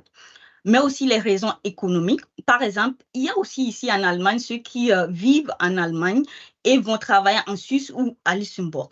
Donc, ils vont le matin au travail en Suisse et reviennent le soir à la maison en Allemagne parce que le travail en Suisse peut être mieux payé qu'en Allemagne. Pour des mobiles professionnels, on peut être obligé aussi à des navettes réguliers entre deux pays, soit pour le développement ou la promotion des activités de sa société ou faire des consultations. Ce sont des raisons professionnelles. Dans mon cas, je faisais beaucoup de navettes aussi entre l'Allemagne, la Suisse, la France et l'Afrique. Là, on a parlé pourquoi vivre à cheval entre ces deux pays. Et maintenant, on voit quelles sont les possibilités pour vivre à cheval entre l'Allemagne, par exemple, et le Togo. Ouais. Souvent, il y a deux catégories. Il y a la catégorie de freelancer, entrepreneur et travailleur indépendant et le salarié. Dans le cas de freelancers, comme les graphistes, les CEO et spécialistes, les consultants, il y a beaucoup de plateformes qui sont connues en Allemagne pour qu'ils s'installent. Il y a par exemple le Freelancer.de, le Fiverr.com et le App.com qui est très intéressant. Je conseille à tout le monde d'aller voir. Et dans le cas de salariés, il y a aussi beaucoup de possibilités. Aujourd'hui, on peut dire, grâce à la pandémie, le télétravail devient de plus en plus populaire dans toutes les sociétés. Bien sûr que le télétravail à l'étranger est un peu compliqué pour nous, les parents. C'est pourquoi il y a le nouveau mode de travail qui s'appelle le workation. Le workation, ça vient du mot anglais qui vient du work et vacation. Par exemple, dans mon cas, dans les vacances de l'été, je prends une semaine de congé et les autres 5 semaines de congé de mon fils, je reste au Togo pour travailler à partir du Togo pour ma société. Donc, pour le cas d'un salarié, il y a plusieurs possibilités. Le télétravail, le workation, un détachement du travail, un déplacement professionnel ou bien aussi très intéressant, un congé sabbatique de 1 an. Bien sûr que c'est un congé non payé. C'est à noter que beaucoup de ces cas, il ne s'agit pas d'une obligation pour l'employeur, mais des conditionnalités qui se négocient entre l'employeur et l'employé. Ces mesures sont en fonction de l'entreprise et de sa culture aussi. Il y a encore de toutes ces possibilités et des profils professionnels qui peuvent vivre à cheval entre l'Allemagne et le Togo. C'est le profil de businesseur qui est encore plus adéquat pour ce mode de vie. Ouais, par exemple, le représentant commercial. L'Allemagne est reconnue pour son sérieux et la solidité des productions industrielles, automobiles par exemple, et bien d'autres. Or que les sociétés allemandes sont très, très peu représentantes au Togo. Et je crois que c'est une matière à investir dans ce secteur. Oui. Bien sûr qu'il y a des sociétés, mais c'est peu encore. À titre d'exemple, je connais un monsieur qui est représentant commercial d'une société de production de matériel électrique d'une société française au Togo. Il participe aux appels d'offres publics de la CET qui remporte très souvent. Le représentant commercial n'est pas un salarié, mais un commissionnaire très rémunéré. Il vit entre le Togo et l'Allemagne. encore plus important, je trouve, c'est l'exportation du produit bio à partir du Togo. L'Europe, en général, est très consommatrice des produits bio. Je voudrais également partager l'exemple d'un monsieur spécialiste dans l'exportation des fruits frais en Allemagne. Il vit depuis 17 ans ici. Il vient à Lomé pendant la saison de récolte d'ananas et autres. Il organise sa cargaison 2 ou 3 mois et il repart en Allemagne. Donc, ce sont toutes ces possibilités qui permettent à vivre à cheval entre l'Allemagne et le Togo. Donc, on a vu pourquoi vivre à cheval entre le Togo et l'Allemagne. Quelles sont les possibilités pour vivre entre le Togo et l'Allemagne? Mais on doit savoir qu'il y a aussi des réglementations à respecter en vivant entre le Togo et l'Allemagne. En Allemagne, il y a en général la règle de 183 jours qui est de ne pas travailler plus de 6 mois à l'étranger. Travailler à l'étranger plus de 6 mois affecte l'assurance de maladie, l'assurance sociale et amène à payer les doubles impositions. Donc, il y a la CDI, les conventions contre les doubles impositions. Ce sont des accords entre 2 pays pour régler le cas des personnes qui sont obligées de travailler plus de 6 mois à l'étranger. Malheureusement, je dois dire que le Togo n'est pas inclus. Donc, c'est aussi un certain devoir et travailler là-dessus. 2021, le télétravail a été reprise en compte dans le nouveau code du travail du Togo, notamment dans son article 124 et 185. En gros, on peut dire que le télétravailleur bénéficie des mêmes droits que le personnel travaillant sur place dans l'entreprise. Bon, au regard de tout ce que je viens de partager avec vous, vivre entre le Togo et l'Allemagne est bien possible. Ce n'est pas un mythe. Au contraire, c'est une réalité et que d'ailleurs, certaines vivent déjà, comme moi. Juste que cela exige que vous définissiez bien vos buts, car là, jadis Sénèque, il n'y a pas de vent favorable pour celui qui ne sait pas où il va. Et les Anglais disent « information is power ». Avoir la bonne information au bon moment est aussi déterminé.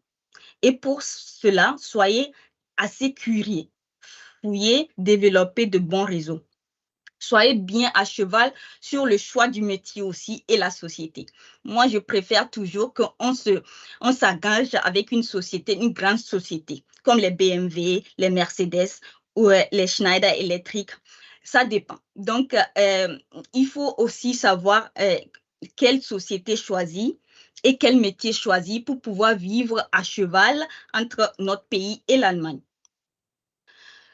Enfin, tout ça, un point ou bien un élément le plus important pour moi, ou bien je peux dire en général le plus important, vous devez bien vous informer aussi sur les lois sociales et qui règlent le travail dans ces 2 pays.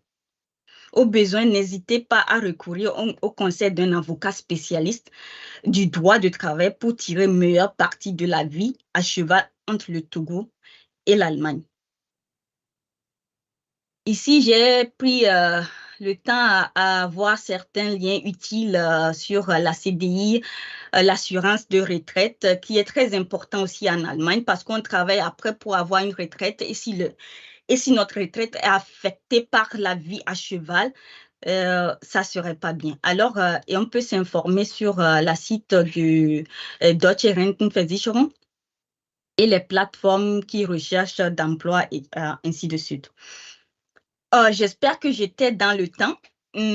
C'était un aperçu très court pour comment vivre à cheval entre mon pays et l'Allemagne. Merci à tout le monde et je profite encore à dire grand merci à Festado TV, à Calafi Group, spécialement à M. Tamakle pour l'invitation et cette opportunité. Et merci aussi à tous les autres panélistes qui ont rendu cette opportunité possible. Merci beaucoup. Merci beaucoup à vous, Madame Achou, pour votre brillante présentation. Ça a toujours fait plaisir d'écouter des voix féminines entre 1000 autres voix arrogantes d'hommes. Donc, nous ne cesserons jamais de vous remercier. Donc, nous Merci allons aussi. la main, pas physiquement, mais vous allez cliquer sur le bouton lever la main et là, je vais activer votre micro pour que vous puissiez intervenir. Je remercie par ailleurs les panélistes qui ont vraiment mis le paquet pour pouvoir rester en ligne jusqu'à cette heure. En temps normal, nous avons déjà épuisé les 3 heures que nous nous sommes assignés. Je vous remercie pour votre sens de patriotisme aigu. Le pays vous sera reconnaissant. Donc, ainsi dit, nous allons commencer par prendre les questions. À chaque question, je pense que nous allons y répondre directement. Et là, je vais désigner le panéliste que je pense à même de mieux répondre à cette question-là. Mais n'empêche qu'un ou d'autres panélistes puissent faire des ajouts, ajouter d'autres informations au cas où ils penseront que la réponse qui a été donnée par le panéliste que j'ai désigné n'est pas complète et qu'ils veulent apporter des compléments de réponse. Donc, merci à vous. Je suppose que les mains qui sont ici, c'est pour poser des questions. Donc, du haut vers le bas, nous allons donner la parole à Monsieur Koumazan. Donc, je vais essayer d'activer son micro.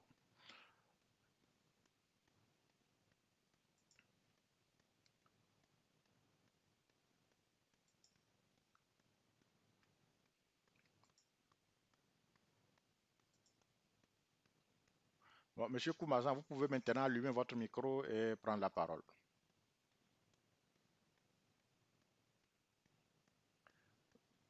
Monsieur Koumazan est toujours avec nous? Bon, moi, je ne pense pas. Hein. S'il n'est pas avec nous, alors on prend la deuxième personne sur la liste. Il s'agit de Monsieur Bon. Yadjaratou, ou bien plutôt Madame, parce que tout là, c'est souvent les femmes. Alors, Madame Yadjaratou, vous avez la parole. Vous pouvez allumer votre micro et parler, au cas où vous êtes toujours là et que vous m'écoutez. Là non plus, on n'a pas de retour. Bon, monsieur ou bien madame Seydou, je viens d'activer aussi votre... Je viens d'activer votre micro. Monsieur Seydou est là? Monsieur Seydou aussi ne répond pas. Donc, nous allons prendre monsieur Kossivi. Est-ce que monsieur Kossivi est là? Je viens d'activer votre micro. Vous pouvez prendre la parole. Oui, je suis là. D'accord. Alors, nous sommes disposés à écouter votre question. OK, merci pour tous les présentateurs. J'ai suivi les présentations avec beaucoup d'intérêt et j'ai appris beaucoup de choses. Encore une fois, merci. Maintenant, ma question, je crois que ça s'adresse à monsieur. C'est Festus. Oui. Parce que l'organisation, c'est Haute Autorité des Togolais.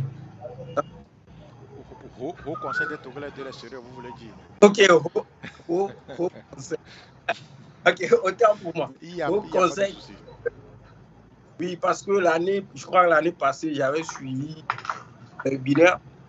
Donc, je me suis dit, bon, comme c'est la diaspora, est-ce qu'il y a que ceux qui vivent dans d'autres pays aussi, c'est-à-dire peuvent aussi partager leur expérience parce que je crois que, bon, l'année passée, c'est aussi sur l'Allemagne. Cette année aussi, c'est sur l'Allemagne. Est-ce qu'il y a cette possibilité d'ouvrir les horizons vers les autres pays c'est-à-dire pour que l'information soit plus globale? Parce qu'il y a des gens qui ne vont pas vouloir forcément apprendre l'allemand. Bon, par rapport à l'expérience, moi, j'ai fait l'université, j'ai étudié l'allemand, après j'ai fait la formation ici. Quand on est ils ne sont pas très motivés, ils disent c'est trop difficile. Donc, il y a cette réalité aussi. Donc, pourquoi si prochainement on peut avoir cette opportunité d'avoir l'expérience de nos compatriotes. Ça peut beaucoup aider là, mes collègues qui sont autonomes. Merci beaucoup. Après avoir répondu à votre question, je vais essayer de répondre et ensuite de passer la parole à M. Nayante pour ajouter des compléments si possible. Au fait, nous étions,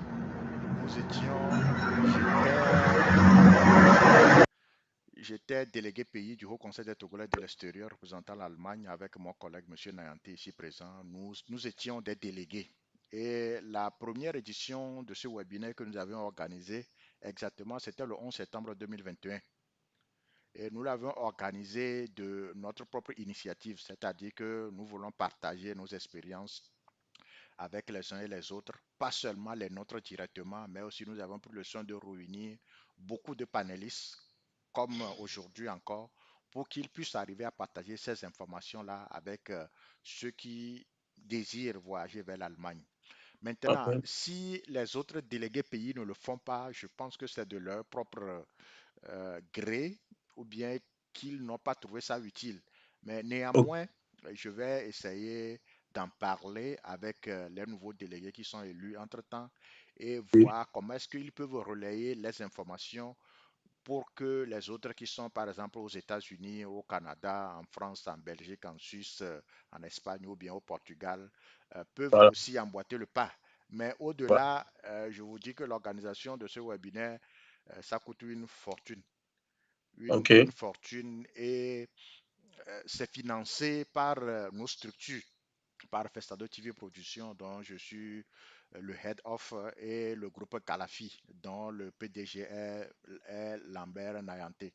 Donc, du coup, il faut réunir certains moyens, un minimum de 1 500 000 voire de 2 000 euros pour organiser ce webinaire, pour que ça puisse avoir l'élan, pour que ça puisse être entendu un peu partout. Donc voilà le problème. Si les autres délégués n'ont pas peut-être les moyens que nous autres nous avions, ou bien n'ont pas cette volonté-là de vouloir aider la jeunesse, je pense que ce serait une lettre jetée à la mer. Mais néanmoins, je vais essayer d'en parler pour voir ce que ça va donner. Si M. Lambert a quelque chose à y ajouter, donc il peut prendre la parole. Monsieur Nayante? Monsieur Nayante est absent. Bon, je pense avoir répondu à votre question. Là, c'est mon bureau. Je suis là, c'est mon micro qui était un peu... Ah, d'accord. Donc, bon, j'ai bien suivi le jeune homme. C'est Kosivi Ali. Je pense il était là quand on avait organisé déjà le webinaire. Et effectivement, ce que lui, il pense toujours que c'est le Haut Conseil des Togolais qui a organisé. Effectivement, à l'époque, nos deux structures avaient voulu donner un plus à ce regroupement de la diaspora et permettant d'informer les jeunes selon dans le cadre de notre juridiction. Mais néanmoins, comme Festus vient de le dire, on a essayé d'appeler les autres de la Suisse, de l'Autriche et consorts qui faisaient partie de notre juridiction. Et c'était nous-mêmes qui avions financé ce webinaire. Et comme aujourd'hui aussi, c'est nous-mêmes qui l'avons financé, on n'a pas d'appui de qui que ce soit. Donc, si les autres aussi peuvent s'adonner à ce challenge, à cet exercice, pour pouvoir informer la jeunesse sur les opportunités dans les autres pays, afin d'éviter que d'une opportunité d'avoir une immigration vraiment réfléchie, qu'on devient des immigrés clandestins par la voie, les gens prennent la mer et consomment. Non, nous l'avons fait. Les autres aussi peuvent le faire et peuvent nous inviter à s'appuyer. Je vais aussi te dire de ne pas se décourager. Tu as appris l'allemand, tu as essayé, consort. Comme on vient de le dire, essaie de faire une formation à l'appui qui peuvent t'ouvrir les portes des stages. Tu pourras nous adresser, on peut quand même, on a partagé beaucoup de slides, tu peux quand même t'adresser à nous pour qu'on t'oriente, surtout notamment dans le domaine de l'agriculture, où l'université de Göttingen en Allemagne aujourd'hui cherche des jeunes à former dans les nouvelles technologies pour pouvoir venir renforcer les opportunités au Togo. Je vous remercie.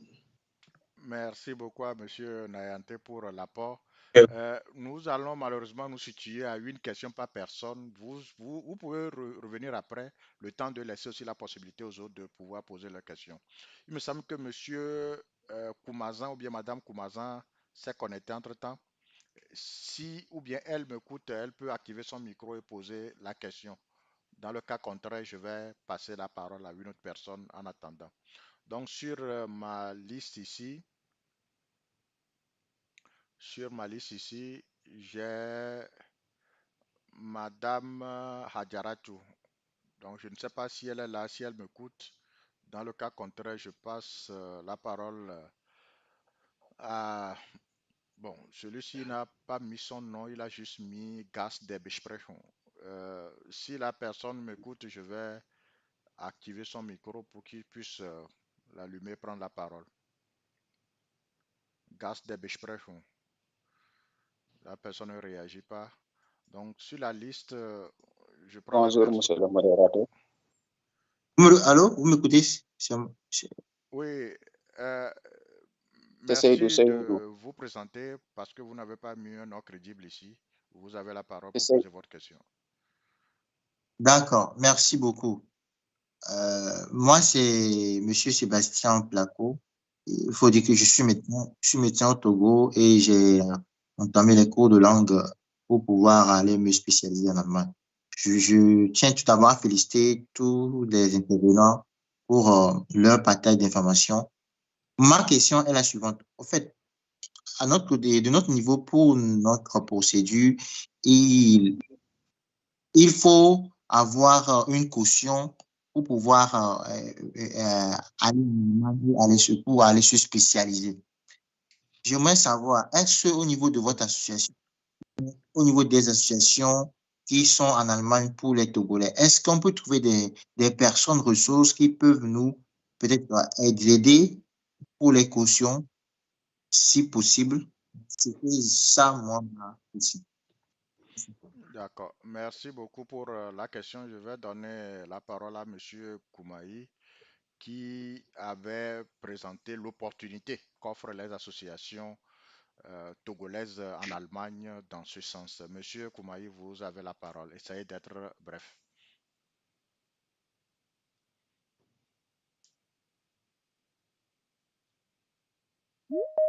Monsieur Koumaï est là?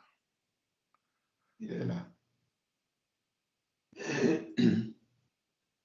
Monsieur Koumaï, vous m'écoutez?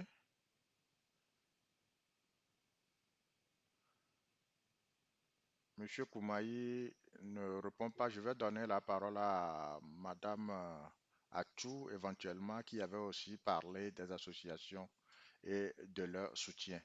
Si Madame Achou m'écoute, elle peut prendre la parole et répondre éventuellement à la question. Oui, c'est une question un peu délicate. Bien sûr que il y a la possibilité et ces possibilités sont individuelles. Nous, comme association ici en Allemagne pour les Togolais, on fait l'effort pour aider dans tout terme. Cela veut dire thème social, mental et tout. Donc, s'il arrive qu'un frère a vraiment besoin d'un soutien, dans ce cas, on pourra le faire. Donc, il n'y a pas une réponse générale que je pourrais lui donner là-dessus parce que chaque association aussi a son cas. Là, chez nous, Novici FAO, on a la possibilité de revoir le cas individuellement et là, on prend la décision si on peut aider ou non. J'espère avoir un peu répondu à cette question. Je peux intervenir un peu pour donner un... Oui, bien sûr, à tout moment, monsieur Nayante. J'ai bien écouté la question du compatriote, mais comme je l'avais souligné, l'immigration en Allemagne est individuelle. Et dans le cadre des demandes qu'il faut présenter au niveau de l'ambassade, il faut être prêt à présenter une caution en bonne et due forme. La caution, ça peut être une caution bancaire qui prouve que vous avez, pendant au moins 1 an, de l'argent bloqué, séquestré sur un compte pour les 930 €, mensuel et consorts. L'autre objectif, l'autre solution, c'est que dans le cadre, il est médecin, on peut aussi le trouver comment vous l'appelez, des cabinets privés. Par exemple, j'ai parlé des EHPAD. Nous avons des amis, par exemple, si je prends Aloheim, ceux qui sont en Allemagne connaissent Aloheim, c'est un groupe qui héberge qui a des EHPAD en Allemagne, c'est le plus grand, à peu près plus de 120 sur toute l'étendue du territoire. Et ils recrutent beaucoup de gens qui ont des formations, qui peuvent faire le métier qui tourne vers la médecine et consorts. Donc, ce que moi je lui demanderais, c'est qu'à partir du Togo, il peut faire reconnaître ses diplômes dans la ville où il solliciterait aller. Et avec ça, on peut quand même, il s'agit maintenant d'aller se faire reformer se spécialiser dans un domaine donné. Donc, moi, ce que je pense pour lui, c'est que pour éviter cette contrainte, donner une garantie ou bien une caution, le service qui va l'embaucher s'en chargera de la caution pour le permettre quand même de constituer ses dossiers et pouvoir aller en Allemagne. Je pense que ce sont les pistes qu'il faut exploiter. D'accord. Merci beaucoup, M. Nayanté. Un panéliste a quelque chose à y ajouter? Si vous avez quelque chose à y ajouter, alors ouvrez votre micro instantanément pour pouvoir apporter des compléments de réponse.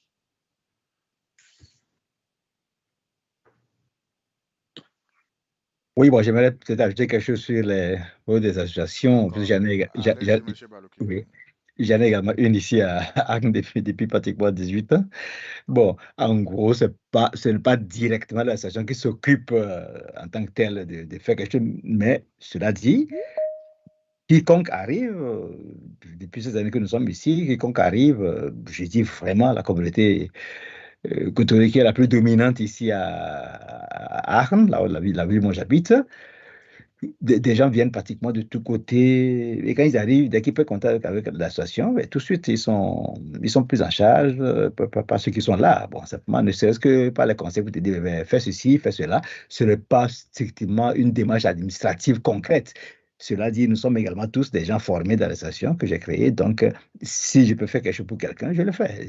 Je sais qu'il a vu ça à la mairie. Là, tu as parlé madame auparavant, où on a besoin d'une formalité du côté du service des étrangers, donc Auslandsamt. En tout cas, tout ce qui est faisable en fonction du besoin, ce n'est pas un bureau qui est ouvert en permanence pour faire des prestations. Encore, il y en a comme ça qui le font. S'il va plus loin, les associations allemandes elles-mêmes, les Caritas, les Diaconies ou la Rote Kreuz, la Croix-Rouge, ont des départements précis pour des conseils de migration. Quand on arrive, on est concerné par telle chose. Même ceux qui sont résidents ici, même des enfants qui sont nés ici, ils ne savent pas tout. Ils ne savent pas tout ce qui est possible de faire. C'est le manque de formation en fait, qui met les gens dans la difficulté. Il y a des choses à faire, on peut les faire, mais les gens ne savent pas à qui s'adresser. Donc, pendant qu'on discutait, on disait que les Vereine sont un peu comme les Vermittlung Agenturen, quoi. Donc, agence d'intermédiation entre les personnes qui sont individuellement isolées et toute la structure administrative qui est très complexe, quoi. Voilà. Ok, d'accord. Merci beaucoup pour le complément. Le temps que M. Koumayi se connecte, parce qu'il me disait qu'il parlait, mais on n'écoutait pas sa voix. Donc, il y a eu un petit souci technique à ce niveau. Donc, par rapport à ce que M. Nayanté disait, par rapport à son apport de solution, je pense que parfois dans la vie, il faut être rusé. Parfois, il faut essayer d'utiliser des tremplins. C'est quoi un tremplin? Un tremplin, c'est ce dont se sert pour arriver à un but. Donc, vous avez un but, mais vu que vous êtes bloqué, vu que vous n'avez pas la possibilité de pouvoir atteindre le but, parce que vous n'avez pas la possibilité de payer la caution, n'empêche de pouvoir postuler dans un autre domaine, se porter garant pour venir faire une formation. Le temps d'arriver et que vous êtes sur place, là, vous pouvez éventuellement réfléchir et voir les conditions dans lesquelles vous pouvez vous retourner vers votre but préalable.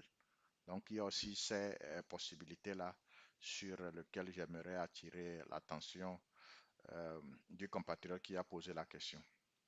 Donc, nous allons prendre une autre questionnaire. Monsieur Amouzou, si Monsieur Amouzou m'écoute, il peut prendre la parole, ouvrir son micro et poser sa question. Nous avons encore environ 15 à 16 questions ici à répondre. Monsieur Amouzou est là? Bon. Oui, je suis là. Est-ce que vous m'écoutez? Oui, on vous écoute, vous avez la parole. D'accord, merci beaucoup pour la parole. Donc, tout d'abord, je tiens à remercier tous les parrains pour l'initiative et vous encourager sans m'attarder. Ma question concerne le projet AMIF, donc directement adressé à Madame Folly, si j'ai encore bonne mémoire.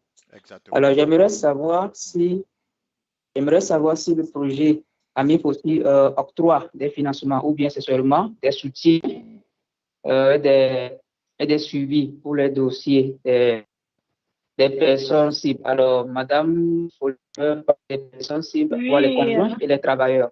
J'aimerais aussi ajouter ou demander, par exemple, dans le cas, par exemple, moi, j'aimerais trouver une formation, trouver un contrat de formation en Allemagne. Est-ce que AMIF aussi octroie aussi des soutiens dans ce sens, ou il peut également trouver des écoles là-bas pour la personne qui va lui faciliter les démarches? C'est un peu ma question. Je ne sais pas si ça a été clair pour avoir une réponse là-dessus. Merci beaucoup. Madame Folly va se charger de répondre à votre question. Oui, merci pour les questions. Pour la première question, nous n'octroyons pas de financement, mais nous soutenons par des conseils, des séances de formation et de suivi, comme je l'avais mentionné. Nous allons vous soutenir dans votre démarche de l'apprentissage de la langue allemande jusqu'à l'obtention du visa et une fois arrivé en Allemagne, quels sont les premiers pas nécessaires à faire jusqu'à ce que vous ne soyez intégré totalement dans la société allemande. OK. Et maintenant, la deuxième question. Oui, nous avons des correspondants, nous avons des adresses et il suffit que vous vous inscrivez via nos formulaires d'inscription en ligne et nous allons prendre votre dossier en considération et si possible, si vous voulez, nous pouvons vous aider à trouver une place de travail en Allemagne. Merci beaucoup. C'est clair. Et pour ajouter, pour confirmation, tous nos services sont gratuits. Oui. Tout ce que nous faisons est gratuit. Alles klar, merci beaucoup. D'accord. Donc, nous allons prendre une nouvelle question. Nous allons donner la parole à monsieur ou bien madame Aguna. Donc, je vais activer son micro. Donc, monsieur ou bien madame Aguna peut allumer le micro à son niveau et prendre la parole. Allô, bonjour tout le monde. Oui, bonjour, soyez la bienvenue. D'entrée de jeu, je voudrais sincèrement vous remercier pour l'initiative. Vraiment, c'est très édifiant. Pour cela, que Dieu vous rende au centuple. Ma question, c'est que je voudrais savoir si l'âge un peu avancé peut être un handicap pour avoir une formation en Allemagne. C'est ça ma question. D'accord. Merci beaucoup pour la question. Je vais donner la parole à Monsieur Akleso. Monsieur Akleso qui nous avait parlé de la session juridique. Sûrement qu'il doit avoir une réponse par rapport à cette question d'âge. Monsieur Balouki, merci beaucoup. Monsieur Balouki, vous avez la parole. Encore une fois, je vais demander c'est quoi la question par rapport à l'âge? C'est quoi la question? Bon, la question était de savoir est-ce que l'âge est pénalisant par rapport au lancement d'un processus éventuel. Ah, d'accord, oui. Enfin bon, le limite d'âge, quoi, pour ainsi dire, quoi. Exactement. Voilà. Bon, fondamentalement parlant, je ne crois pas. Enfin, si c'était vraiment le cas, Enfin, sur le plan juridique, strictement parlant, il n'y a pas de limite d'âge, hein, à moins vraiment qu'une école particulière où on veut peut-être s'inscrire, limite, comme peut-être dans le cas, quand madame, vous nous présentez le cas du doctorat, l'inscription, par exemple, pour, à un master particulier ou à quelque chose de particulier, il y avait une limite d'âge de 35 ans ou quelque chose comme ça. Bon, enfin, ça, c'est des cas particuliers, ce n'est pas un cas qu'on peut généraliser pour dire, voilà, c'est DAD, je crois bien, c'est ça, voilà, exactement. Et il met des limites d'âge pour, quand on veut peut-être demander une bourse d'un doctorat, il demande déjà qu'on ait un âge maximal, voilà. Pour ainsi dire, ils se disent que, voilà, si tu n'as pas, tu dépasses cet âge-là, peut-être ce serait peut-être pas très profitable pour eux que tu puisses encore travailler après le doctorat. Si tu dépasses déjà 40 ans ou 45 ans, peut-être ils ne voient pas vraiment l'intérêt. Bon, sinon, ce n'est pas quelque chose qui est fixé dans la loi en tant que tel. Voilà. Dans le cas précis ici de cette nouvelle loi, dont je parlais effectivement de la nouvelle indemnisation de 2023, il n'y a pas de limite d'âge à ce niveau. Toute personne compétente, capable d'apporter quelque chose sur le marché du travail, peut toujours déposer sa demande. Bien sûr, il relève des autorités compétentes de dire à la personne si son âge passe ou pas. Ça, c'est toujours, on ne peut pas l'exclure non plus. D'accord. Merci beaucoup. Merci beaucoup. Madame Vovonou aimerait bien faire un complément par rapport à cette question sur l'âge limite. Madame Vovonou, vous avez la parole. Alors, merci beaucoup. En fait, je pense que pour l'âge, ça dépend des cas. Pour ce qui concerne les formations, je m'étais vraiment bien renseignée la fois dernière. On m'a dit que, en fait, c'est pas vraiment limite, mais de préférence, il faut être pas plus que 40 ans, moins de 40 ans. Voilà quoi.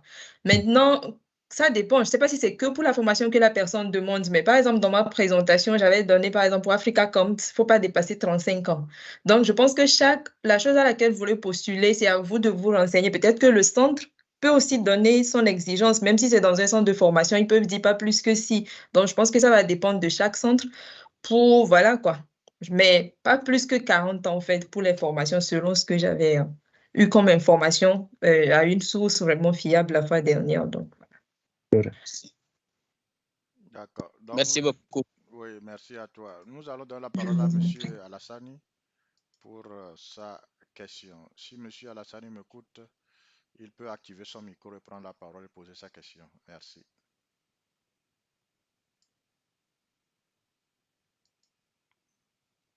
C'est bon? M. Alassani, vous avez la parole. Monsieur Alassani, votre micro est toujours fermé. Il faut l'allumer à votre niveau. Je l'ai déjà allumé chez moi.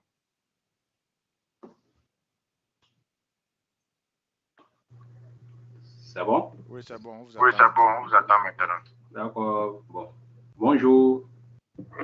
Bonjour, monsieur les organisateurs. Merci pour l'initiative. Elle est bonne et elle est louable. Surtout pour nous, les jeunes qui sont en Afrique, qui aimeraient tenter notre chance à l'extérieur parce qu'on a eu des formations.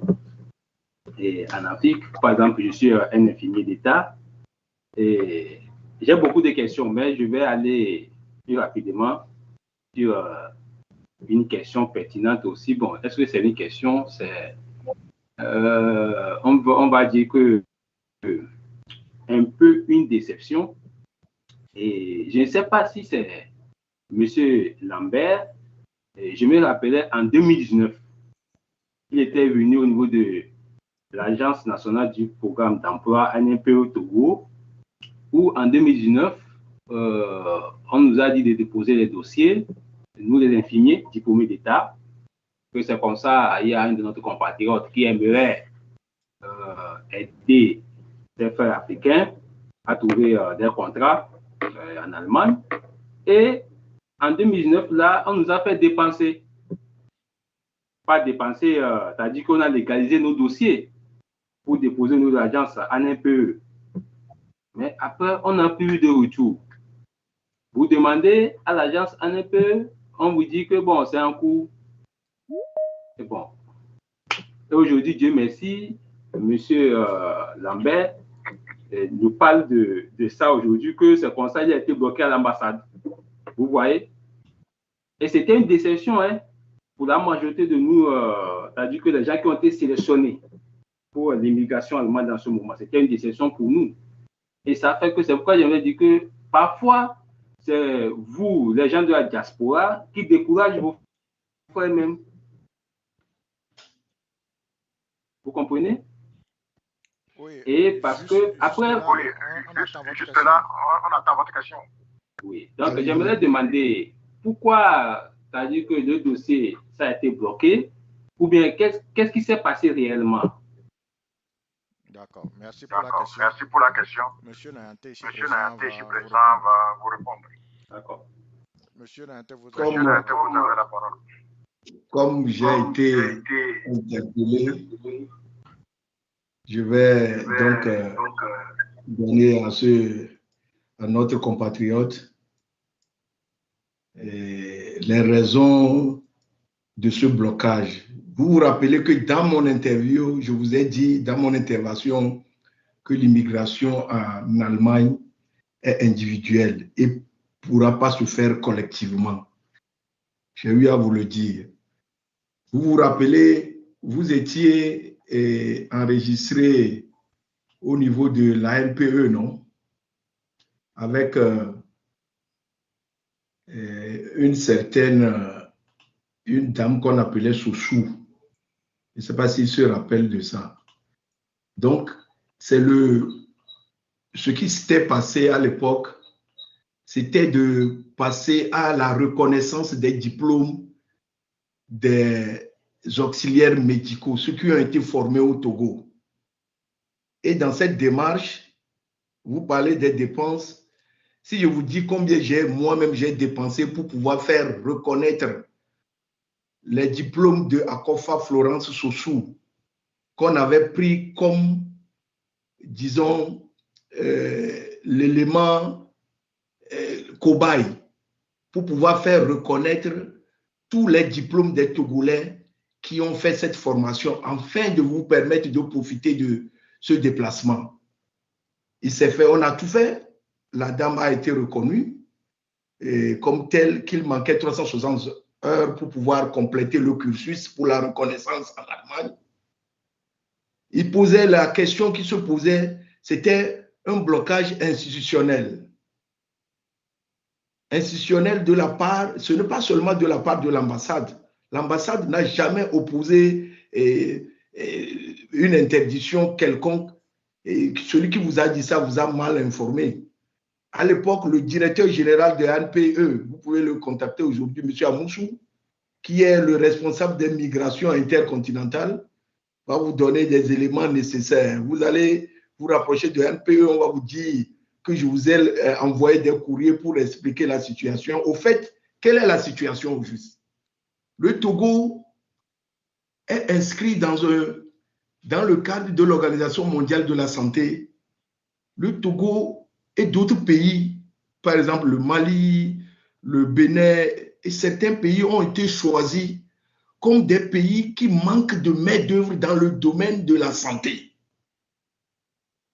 Et notre pays s'est engagé qu'ils n'ont pas assez de personnel dans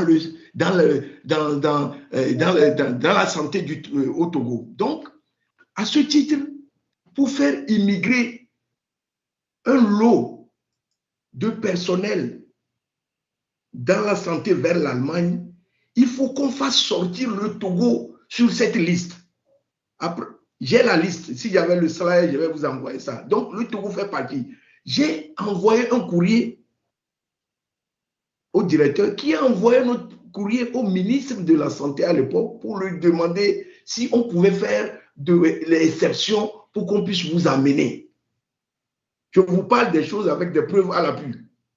Nous, on ne vient pas blaguer les gens. Quand vous dites que nous, les diasporas, non, nous, on veut vous aider. Si vous avez des manquements quelque part, revenez vers nous. Il ne faut pas prendre le truc et vous pensez que c'est nous qui avions voulu que vous n'alliez pas. Non, non, non.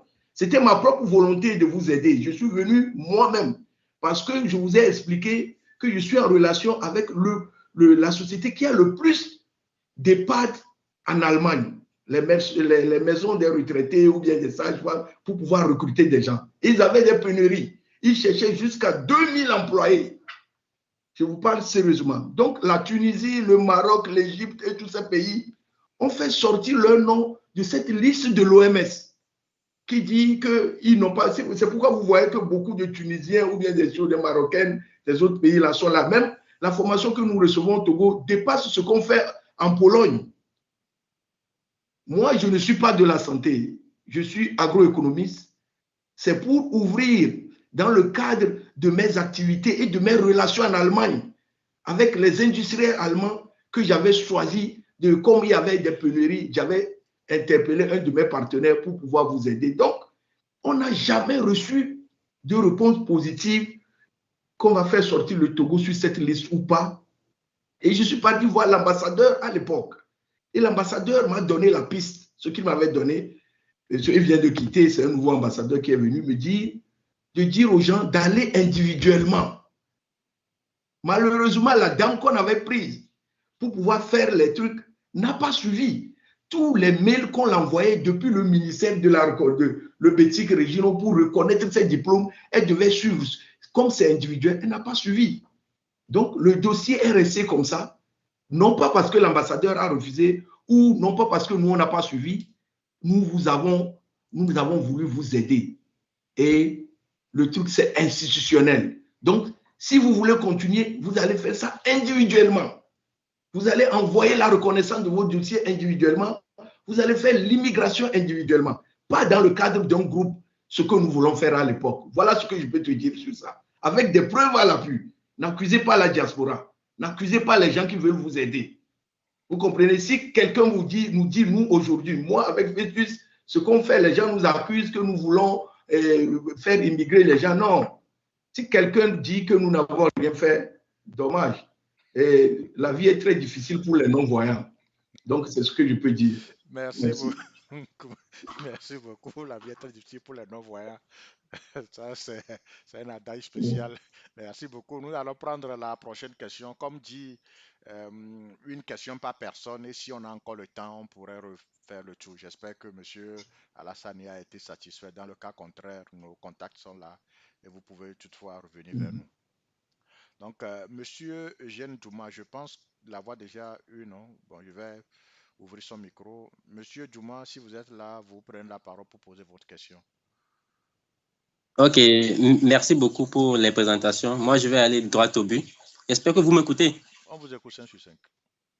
Ouais, en fait, ça concerne, malheureusement, la représentante de l'ambassade n'est pas là. Actuellement, beaucoup de nos frères ont des difficultés pour avoir un rendez-vous au niveau de l'ambassade. Presque la majorité, c'est tellement difficile. Beaucoup ont des contrats pour la formation en Allemagne, mais bah, ils n'ont pas de rendez-vous sur le site. Je ne sais pas comment ça se fait, puisque les contrats, tous ces contrats-là, ça va partir à l'eau. Comment est-ce qu'ils vont procéder? Bon, en fait, c'est ma question. Malheureusement, la représentante n'est pas là. Je ne sais pas si bon, je pourrais brièvement répondre à la question, mais après avoir parlé, je vais donner la parole à M. Ahadi pour le complément d'information. Parce que, comme je le disais, c'est lui qui était le dernier à pouvoir passer à travers les mailles du circuit. Donc, si vous avez bien suivi préalablement la présentation de Mme Velk et Anne, elle disait que le personnel de l'ambassade est petit et il ne s'occupe pas seulement des visas, mais qu'ils ont d'autres tâches, d'autres activités au sein de l'ambassade, au sein du consulat. Donc, ce qui fait de telle sorte qu'ils n'ont pas assez de temps. Donc, ce que moi j'ai remarqué, qu'ils prennent un lot, ils ouvrent les vannes. Quand ils ouvrent les vannes, ils prennent un certain lot. Et aussi longtemps qu'ils n'ont pas fini de travailler sur ce lot-là, ils n'ouvrent plus les vannes jusqu'à ce qu'ils finissent de travailler sur, peut-être qu'ils ont donné 10, 20, 30, 40 rendez-vous. C'est lorsqu'ils ont fini qu'ils ouvrent à nouveau. Mais toutefois, ce que je vous recommanderais, c'est de ne pas abandonner. C'est de prendre ça comme un travail sur vous et d'essayer pratiquement chaque jour, chaque 2 heures de temps. Il suffirait de cliquer et de voir s'il y a d'autres possibilités. Forcément que vous allez trouver quelque chose. Mais néanmoins, je vais donner la parole à M. Ahadi de nous dire comment est-ce que lui, il s'est arrangé à son époque pour pouvoir avoir son rendez-vous facilement. Peut-être qu'il a des astuces, des idées à vous proposer. Monsieur Ahadi, si vous m'écoutez, vous avez la parole. Merci, Monsieur Festus, pour la parole. Concernant le problème de rendez-vous sur le site de l'Arkansas, c'est un problème très crucial. Et moi, je dirais que c'est à deux volets. Qu'est-ce qui pose ce problème-là? Au côté volontariat, au pair, c'est un problème qui se pose depuis. Moi, je dirais que le système a commencé depuis le Cameroun et c'est venu au Togo. Pourquoi cela? Il y a des gens qui n'ont pas de contrat, mais ils prennent des rendez-vous sur le site de l'ambassade. Alors qu'ils n'ont pas de contrat. Au même moment, il y a des gens qui ont des contrats et qui n'ont pas de rendez-vous. Donc, c'est pour cela qu'ils ont ouvert une liste d'attente pour que les gens s'inscrivent. Maintenant, au côté formation, comme on avait signé, le coach Joël Moupé nous avait fait signer une pétition de part dans toute l'Europe ici pour l'ambassade. Donc, ils ont répondu, nous avaient expliqué, l'ambassade a expliqué dans cette pétition-là, ou bien dans sa réponse, qu'il y a le personnel est restreint. Maintenant, qu'est-ce que moi j'ai fait? Chaque lundi à partir de 22h et jeudi, ils ouvrent le site. Ils ouvrent le site juste. Vous devez être sur le site vers 21h30 jusqu'à 22h. Parce qu'ils ouvrent le site jusqu'à 21h01, 21h02, le site se fait automatiquement. Donc, vous devez être habile aussi à pouvoir prendre le rendez-vous. Parce que s'il y a question d'habilité, là, si vous n'êtes pas habile, là, il y a d'autres personnes qui vont prendre ce rendez-vous-là. Et vous allez voir que si on ouvre un rendez-vous pour un nouveau mois et vous ratez seulement 2 lundis, c'est parti pour le nouveau mois, le mois prochain. Donc, il y a question de rapidité. Et pour la liste d'attente pour le volontariat, le OPR, si vous vous inscrivez sur cette liste, puisque j'ai des amis, ils disent au plus 2 mois, ils vont vous rappeler. Ben bon, ça dépasse 2 mois, mais ils vont finir par vous rappeler. Ils vont finir par vous rappeler quand même de venir, puisqu'il y a certains amis qui ont vécu cette expérience. Ils ont fini par leur rappeler, ils étaient là. Mais au moins, moi, je peux vous conseiller, si ça se passe comme ça, il faut informer aussitôt vos abat Geba que c'est comme ça, ce problème se pose à l'ambassade. Il faut les informer que vous essayez de prendre le rendez-vous, mais ça ne passe pas. Il faut toujours les informer, parce qu'une fois que vous ne les informez pas, ils vont croire que vous avez abandonné, vous ne voulez plus continuer la formation ou bien prendre part au projet de volontariat au père. C'est un peu ce que je peux dire. Merci. Merci beaucoup pour votre question. Je pense que notre ami, par rapport à ma réponse et à ta réponse, devrait en être satisfait. Donc, nous allons prendre la prochaine question de Monsieur Kbengi. Je ne sais pas si j'ai écorché le nom, il n'a qu'à m'excuser. S'il est là, il peut ouvrir le micro et prendre la parole et poser sa question.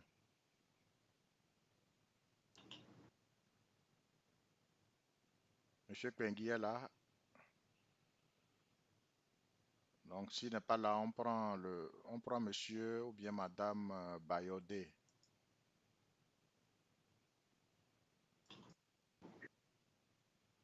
Monsieur ou bien madame Bayodé, vous avez la parole. Activez votre micro et posez votre question.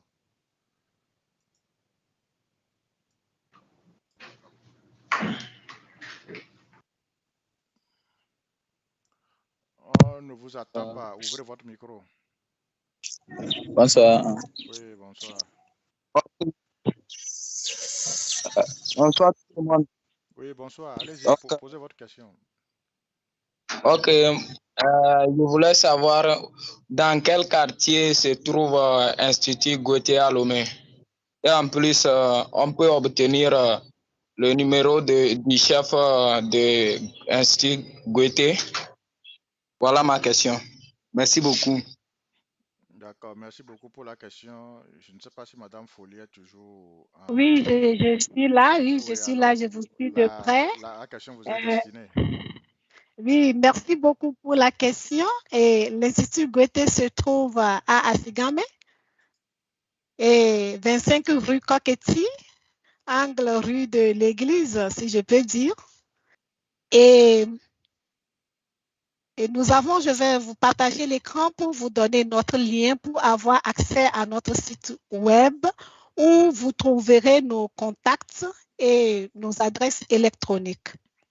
Monsieur Tamacle, vous le permettez? Oui, sans souci, madame.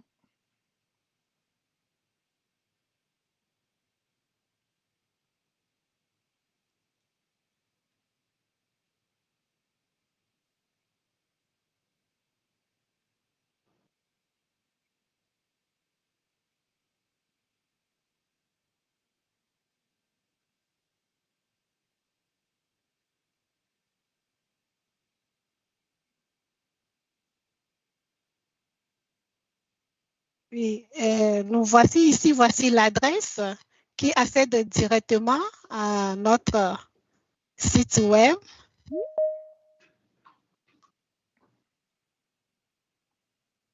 D'accord. Vous pouvez copier ça et envoyer dans le chat directement. Oui, d'accord. D'accord.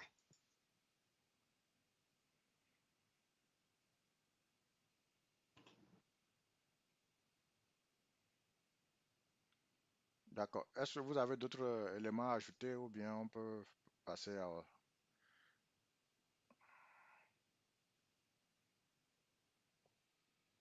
Non, une fois qu'ils auront l'adresse, s'ils accèdent au site, il y a toutes les informations complètes là-bas avec nos numéros de téléphone et nos emails. D'accord. Merci beaucoup. Je vais redonner la parole à Madame Vovonou qui aimerait rebondir sur une question précédente concernant comment s'organiser pour pouvoir avoir un rendez-vous ou bien la difficulté à obtenir un rendez-vous. Elle a des astuces et des idées à partager avec vous. Madame Vovonou, vous avez la parole.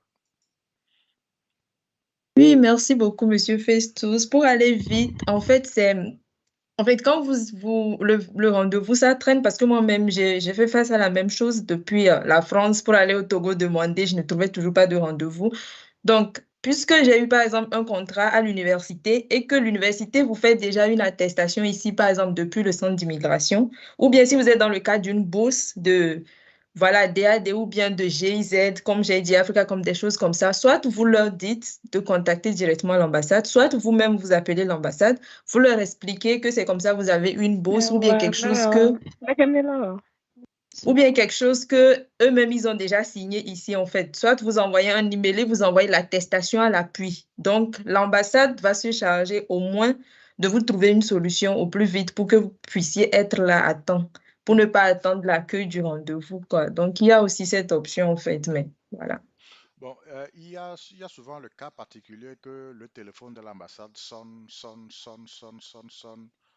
dans le vide et personne ne décroche. Y a-t-il une heure spécifique à laquelle faudrait mieux appeler à cette heure-là pour que quelqu'un puisse être éventuellement décrocher, quoi? Ok, en fait, je ne pourrais pas donner une heure précise, mais je pense qu'il faut tenter. Et puis, je ne peux pas non plus vous laisser le mail qu'il faut. C'est pas possible que je le fasse. Parce qu'il y a un mail, c'est pas le mail d'info. Si vous dites ça, ils vont peut-être vous donner le mail pour avoir accès directement au consul et lui expliquer ça, en fait. Donc, il faut juste tenter d'appeler plusieurs fois. Soit vous allez directement à l'ambassade, je pense que c'est lundi ou bien mercredi, le jour qu'ils ouvrent pour séance d'information, où ils vous autorisent de demander une information à l'ambassade directement. Et vous leur expliquez. Peut-être qu'ils peuvent vous donner le mail auquel vous pouvez avoir accès directement au consul, en fait. Donc, vous lui expliquez votre cas avec l'attestation à l'appui. Et puis, voilà quoi. C'est pas pour mettre pression, mais je pense qu'au moins, il peut savoir ce qu'il peut faire pour vous, en fait. Il peut aussi, s'il voit que le temps est court, il peut vous laisser, voilà, il peut vous trouver un rendez-vous, soit quelque chose comme ça, mais bon. C'est pas vous dire aux gens que tout le monde doit le faire, mais vous devez être sûr d'avoir cette attestation-là déjà dès ici, ou bien vous passez par GIZ, dans ce cas, GIZ gère ça, ou bien voilà quoi. Quand même, informer les personnes qui vous ont remis l'attestation aussi. Et puis, au cas où ils ne répondaient pas, quoi. Voilà. D'accord. Merci beaucoup. Nous allons donner la parole à M. Kodjo Joël pour pouvoir poser sa question. Le micro est activé. Il peut prendre la parole. Salut à vous tous. Et vraiment, je vous remercie pour l'initiative. Vraiment, c'est très bon et ça a vraiment informé beaucoup de personnes aujourd'hui. Je crois que ma question a été déjà posée, c'est concernant les rendez-vous au niveau de l'ambassade parce que, comme beaucoup de personnes le savent, je parle sur l'immigration en Allemagne, sur ma chaîne TikTok Voyager en Allemagne et puis sur YouTube. Donc, beaucoup de gens me suivent là-bas et ils viennent chaque jour pleurer dans mon inbox qu'ils ont les contrats, mais ils n'arrivent pas à trouver de rendez-vous. Et on a eu également à signer des pétitions que j'avais envoyées aux affaires étrangères ici. Ils ont donné leur réponse également. Mais j'aimerais également demander s'il y a possibilité que le HCTE également essaie de faire une doléance parce qu'il y a des gens qui viennent également dans l'inbox qui me disent que c'est comme ça. Il y a des agences qui les ont trouvé des rendez-vous, qu'ils ont payé pour les agences les ont trouvé des rendez-vous. Et parfois, l'ambassade dit également que les autres agences n'ont pas accès à leur site Internet. Mais je ne sais pas comment est-ce que les autres font pour pouvoir trouver les rendez-vous là et revendre aux gens après. si c'était que Madame Vol qui était là, on allait lui poser la question. Et donc, ce que j'ai également certaines réponses aux questions que les gens avaient posées. Si vous le permettez bien, je peux donner quelques réponses, si vous le permettez bien, Monsieur Festus. Oui, allez-y. Oui, concernant Monsieur Alassani, ce que Monsieur Nayanté a dit, c'est vrai, parce que le Togo se trouve sur cette liste OMS-là, et donc on n'a pas le droit de faire venir des infirmiers qui sont au Togo, parce que OMS dit que oui, au Togo, il n'y a pas assez d'infirmiers, alors que la réalité, c'est autre chose. Il y a beaucoup de personnes qui terminent leur formation, mais n'arrivent pas trop de travail et qui veulent venir en Allemagne. Donc, comme M. Nayanté l'a dit, il faut le faire individuellement. Et donc, M. Alassani va vous dire, si vous avez déjà commencé le processus, faites ça individuellement. Essayez vous-même de commencer par chercher les écoles de langue, les écoles de formation. Si vous avez un B2 par exemple, commencez déjà par chercher les écoles de formation vous-même. Et là, si vous voulez des accompagnements, quelqu'un peut vous accompagner, mais un ami qui est déjà en Allemagne peut vous accompagner, vous donner des idées. Et là, vous allez faire ça vous seul. Vous n'allez pas être déçu en disant que oui, c'est comme ça, j'ai eu à dépenser beaucoup d'argent et en fin de compte, je n'ai pas eu de résultat. Et concernant également l'âge pour les programmes, il faut savoir que vraiment l'âge est important. Parce que l'Allemagne également ne veut pas recevoir les gens qui vont presque aller à la retraite pour pouvoir venir ici en Allemagne travailler, parce qu'en fin de compte, ça ne bénéficie pas à l'Allemagne. C'est pourquoi lorsqu'on prend le programme de volontariat, par exemple, il y a le programme de BFT, le programme de FSJ, qui est pour les gens qui ont de 18 à 26 ans, le programme de BFT, qui est pour les personnes qui ont de 18 à 40 ans, je veux dire, parce que lorsqu'on dépasse 40 ans, c'est un peu difficile au niveau de l'ambassade d'Allemagne de recevoir un visa. C'est la même chose également pour la formation. Ceux qui dépassent déjà 40 ans, si vous êtes en Afrique, c'est un peu difficile, mais si vous êtes en Allemagne déjà, avec 40 ans, vous pouvez faire la formation. Avec 50 ans même, vous pouvez faire la formation.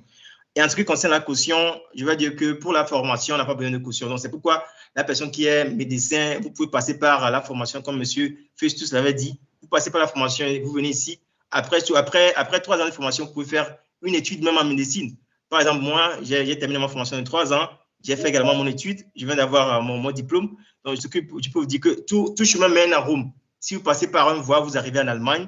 Vous pouvez également faire beaucoup de choses parce qu'une fois sur le territoire allemand, vous avez la possibilité d'avoir beaucoup de choses. Donc, je ne vais pas monopoliser la parole. Je vais donner la chance aux autres également de poser des questions. Merci.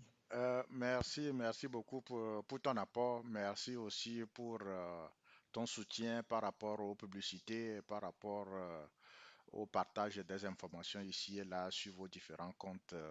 Vraiment, vous avez été d'un soutien remarquable. Bon, par rapport à la question concernant comment est-ce que le HTCE pourrait intervenir, c'est une question cruciale que je pense qu'on a déjà essayé d'échanger une fois, je ne me rappelle pas exactement, avec M. l'ambassadeur qui maintenant n'est plus chef de mission au Togo, mais qui a été muté sur la Côte d'Ivoire. Donc, nous allons essayer de voir ça ensemble avec les nouveaux délégués du HTCE et essayer éventuellement aussi de contacter le ministère des Affaires étrangères, vu que nous avons des canaux au niveau de l'ambassade. Nous allons essayer de les contacter pour voir dans quelle mesure est-ce qu'il y aura plus de visibilité. Parce que là, il faut vraiment dire que c'est très opaque. C'était très opaque. Et en temps normal, il ne faudrait pas que quelqu'un se présente à 22h, à 23h pour pouvoir décrocher un rendez-vous. Mais je pense malheureusement que il y a des personnes qui viennent, qui bloquent des rendez-vous pour pouvoir les revendre aux autres. Malheureusement, les gens aujourd'hui passent par tous les moyens que possible, imaginables, non imaginables, pour pouvoir gagner de l'argent. Et ils font feu malheureusement de tout bois. Donc, je ne sais pas si M. Nayanté aura quelque chose à ajouter sur ce point. Oui, bon, en fait, je viens de te partager un truc sur ton WhatsApp. Est-ce que tu as la possibilité de montrer ça sur l'écran pour que notre compatriote qui s'insurge contre la diaspora sur la formation, pour qu'ils voient si la NPE n'a pas eu le temps de leur montrer les preuves du travail que nous avons abattu ensemble en tant que diaspora HTCE pour pouvoir faciliter, et disons, ne serait-ce que les auxiliaires médicaux. Et devant moi, j'ai la lettre du ministre même qui dit qu'au Togo, à ce jour, ils ont 14 630 agents, toutes catégories au profit confondu, dont 1028 infirmiers et infirmières d'État. Donc, c'est dans ce cadre, pour le dire, que nous ne ménageons aucun effort pour permettre à la jeunesse togolaise de se faire former décemment et qualitativement pour, n'est-ce pas, revenir appuyer les efforts des autorités ici en matière de santé publique. C'est très important. Ce truc, personne ne nous a demandé de le faire. C'est de bon gré que nous l'avons fait. Est-ce que, DP, tu as ça? Tu peux me montrer l'image pour qu'il voit? Je l'ai envoyé à mon technicien. Monsieur Olivier, si tu m'écoutes, il faut partager l'élément. Partage-moi l'élément. Okay, voilà la lettre de reconnaissance de diplôme des auxiliaires médicaux qui ont étudié, qui ont fait leur formation de 3 ans ici après le bac, que moi-même, j'ai fait. On avait pris une dame de la NPGE pour pouvoir, puisqu'on ne pouvait pas reconnaître tous les diplômes d'un seul coup. Donc, on prenait les diplômes un à un. Et c'est avec elle qu'on a commencé. Et c'est une lettre de 4 pages dans laquelle on nous a demandé ce qu'il faut faire pour que la reconnaissance puisse passer, à savoir l'apprentissage de la langue, et ainsi de suite, et les 360 heures d'une formation en Allemagne, ainsi de suite. Donc, les preuves sont là. Nous, on ne parle pas pour la forme de parler. J'ai voulu quand même que notre compatriote là dorme la tête tranquille et qu'il puisse lui-même se lever, et même ils peuvent copier l'adresse qui est en haut, et avec ça, il envoie à Bétique Requiron du Düsseldorf pour la reconnaissance de ces diplômes, parce qu'en Allemagne, comme c'est un État fédéral, ils ont cédé les jours selon les pays. Si c'est le Togo, c'est ici. Si c'est le Bénin, c'est ici, ainsi de suite. Donc, voilà en quelque sorte ce que j'ai voulu ajouter sur les deux. Pour ce qui concerne les rendez-vous, c'est dommage. C'est devenu rendez-vous business. Oui, les gens ont les moyens de pouvoir bloquer plusieurs rendez-vous et de les revendre. Et ce qui fait que même si les gens ont des contrats avec leurs partenaires en Europe, en Allemagne, les délais qu'on les donne, ça fait qu'ils traînent beaucoup et les gens sont désespérés. Mais c'est celui qui demande qui a toujours la main longue. Essayez quand même de ne pas se désespérer. Attendez un jour et ça va vous sourire. Merci.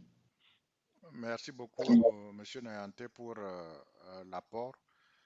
Je pense qu'on avait déjà donné la parole à monsieur ou bien madame Seirou, non? Ou bien?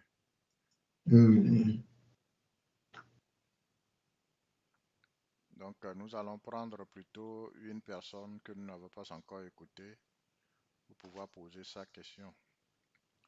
Donc, monsieur ou bien madame Tane Marcel. Bon, je viens d'activer votre micro. Vous pouvez le faire de votre côté, poser votre question.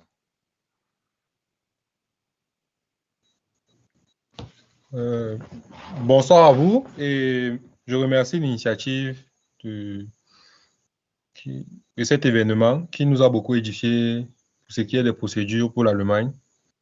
Et j'ai remarqué que pour ce qui est de la formation, vous parlez beaucoup plus pour ce qui est des soins infirmiers. Qu'en est-il des autres domaines? Moi, particulièrement, je fais dans l'agronomie, je fais dans la production animale.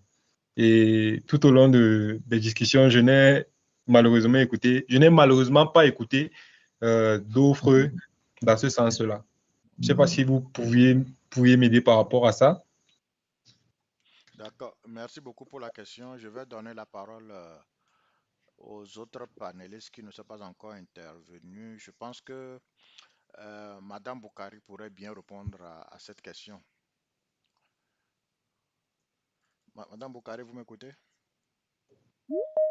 Oui, sorry. Oui, je vous écoute, mais je ne sais pas, il vient de question il pourrait reprendre sa question parce que j'ai entendu un truc concernant l'agronomie. D'accord, je vais vous résumer sa question. Il disait que depuis le webinaire, on parlait juste des possibilités aux gens de venir se faire former dans le domaine médico-légal. Oui. Donc, du coup, on n'a pas parlé des autres domaines. Qu'en est-il?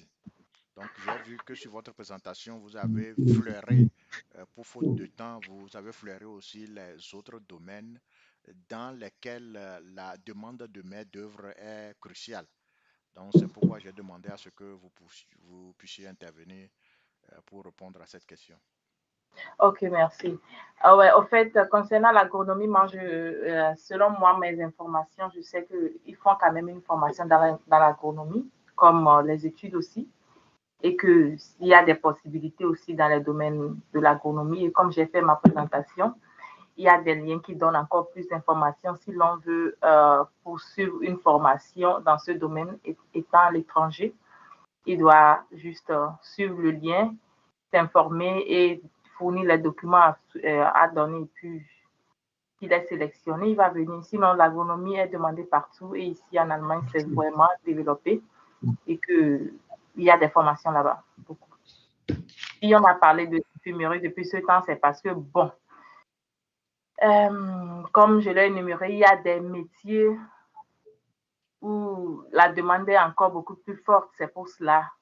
Il y a depuis là, on ne parlait que de l'infirmerie. Sinon, l'agronomie, vraiment, ils en ont besoin aussi. Merci. Je ne sais pas si. Non, c'est bon. Merci beaucoup. Avant de donner la parole à M. Baloki, je pense qu'il a voulu intervenir.